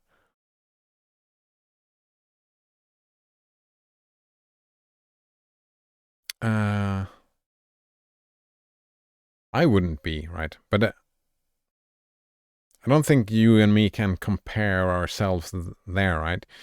You are having sex with strangers. I don't do that. I don't have sex with strangers. And if someone was a trans woman without telling me, that person would be a stranger, and I would not be okay with having sex with a stranger. For that reason, I would not be okay with it, no. I can't relate because I don't do the sex with strangers thing. So I don't really know. I can't speak for how I would be if I was different, if that makes sense.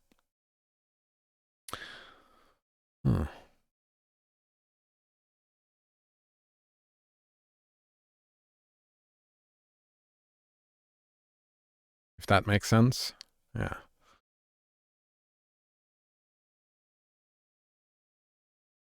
Some are quite passable. Yeah, sure. I mean, but I would want to know more about a person, right? And that's such a huge deal in a person's life that I would know about it, right? Because I would know the person. Dating enough, yeah. Sorxa says, instead of calling it a man's body, they say it's a male body. Huh. Then some people will want it being called a masculine body. Some people won't like it being called masculine, etc. Oh, they just go round and round. Now I get what you were talking about. Okay. For me, those three are completely different things. They mean different things. Like masculine, I think of the macho body, like with the six-pack and the whatnot. I don't have that, so I don't have a masculine body in my mind, in my definition of those words, how they are being internalized. All right, Sorxa says to Blasphemy, if you're having sex with someone, you should probably tell them. Yeah, if you're having sex with someone, you should probably tell them. Yeah. But if we're dating and sex are not involved, it doesn't matter. Wait. I mean, dating leads to sex, right? So it's part of dating. I would say, yeah, part of dating is... We were talking about that yesterday. I remember this discussion. What was that? That if you have ideas that... We were talking about... What the fuck was that again? Was it yesterday? We were talking about that. If you have ideas that are outside of the norm, then yes, you should present that information in communication. Yeah, we were talking about, for example, me, if I want to start dating and I want to move in with a woman, I should be very upfront, and it's my responsibility to talk about me wanting a separate bedroom and that I want that. Yeah, we were having that exact same discussion yesterday. Yeah. Breaking from the norm. Right? Yeah. It's just the same here. If you're breaking from the norm, then it is kind of your responsibility to inform whoever you're dating with that you are breaking from the norm. Not hiding. And it's not only, that's from one side, right? It's for your benefit as well, just like it's my benefit to inform whoever I would be dating that I want separate bedrooms. That is for my benefit and for their benefit. Just like the trans woman that I would be dating, it's for their benefit and my benefit if they're open and honest about this thing. Otherwise, we'll living in a relationship that are based on lies and hiding from each other. And I don't think a relationship built on hiding from each other is a very healthy thing to do.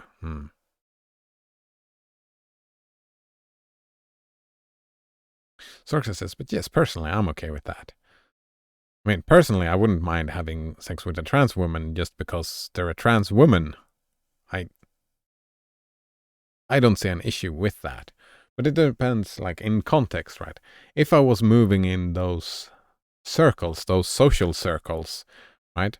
Where it's like, let's say 50-50 that the woman I'm dating is trans or not trans, then I would say it would be my thing to ask, right? It depends on the context where you are. If it's 50-50 chance, then I would have to ask. If not, then they would have to tell, if that makes sense. I think that is the way I look at it, yeah. When you stick out from the norm, it's up to you to inform. So that would be, if I was moving in trans circles and I was not okay with having sex with trans women, then I would say it would be me when I started dating someone, I'm not interested in having sex with trans women. Is that okay? Right? That would be me informing, right? Because in that context, I would be the one sticking out of the norm. So it depends on where you started dating. Nice. All right. Sorxa says, I mean, even if I was your good friend, I'm not obligated to tell you I'm trans. Oh yeah, no. I mean, yeah, it's like you said before, right? Like XYZ, we're talking about dating here. That's different. Friendship, right? Unless you're having sex with your friends. I don't... But if I'm going to date you, I should probably tell you I'm trans. Probably. Depending on context. Again, Sorcha, right? If you move in circles where all your friends and, yeah, like those social circles, I don't see it's that you have to tell somebody. Blasphemous says, need to know the basis. What if it was FWB Kappa? I don't know what that stands for. FWB, sorry. Need to know basis. I like that. If you're having sex, then yes. I think people should be allowed their secrets. Staying anonymous until it affects someone else. Right? I don't go around to every person I meet and say, oh, I want to live with people. If I want to live with people, I want separate bedrooms. No, it's only relevant, well, in the discussions that we have here and if I'm dating someone. Otherwise, it would not be relevant. Right? Like, I've not told my parents that I would be interested in living in separate bedrooms when I'm dating someone. Like, why would I tell my parents? I mean, if it comes up in discussion, I wouldn't hold it back, but it's not been relevant. So therefore, it's not been relevant. You get my point. All right, I am going to lunch. I've had a good time. Good discussions today. Interesting. Lot of different topics. Yeah, I had fun. I hope you had fun as well. Sorxa says, if you are not having sex or dating them, being trans doesn't affect you. Right? Right.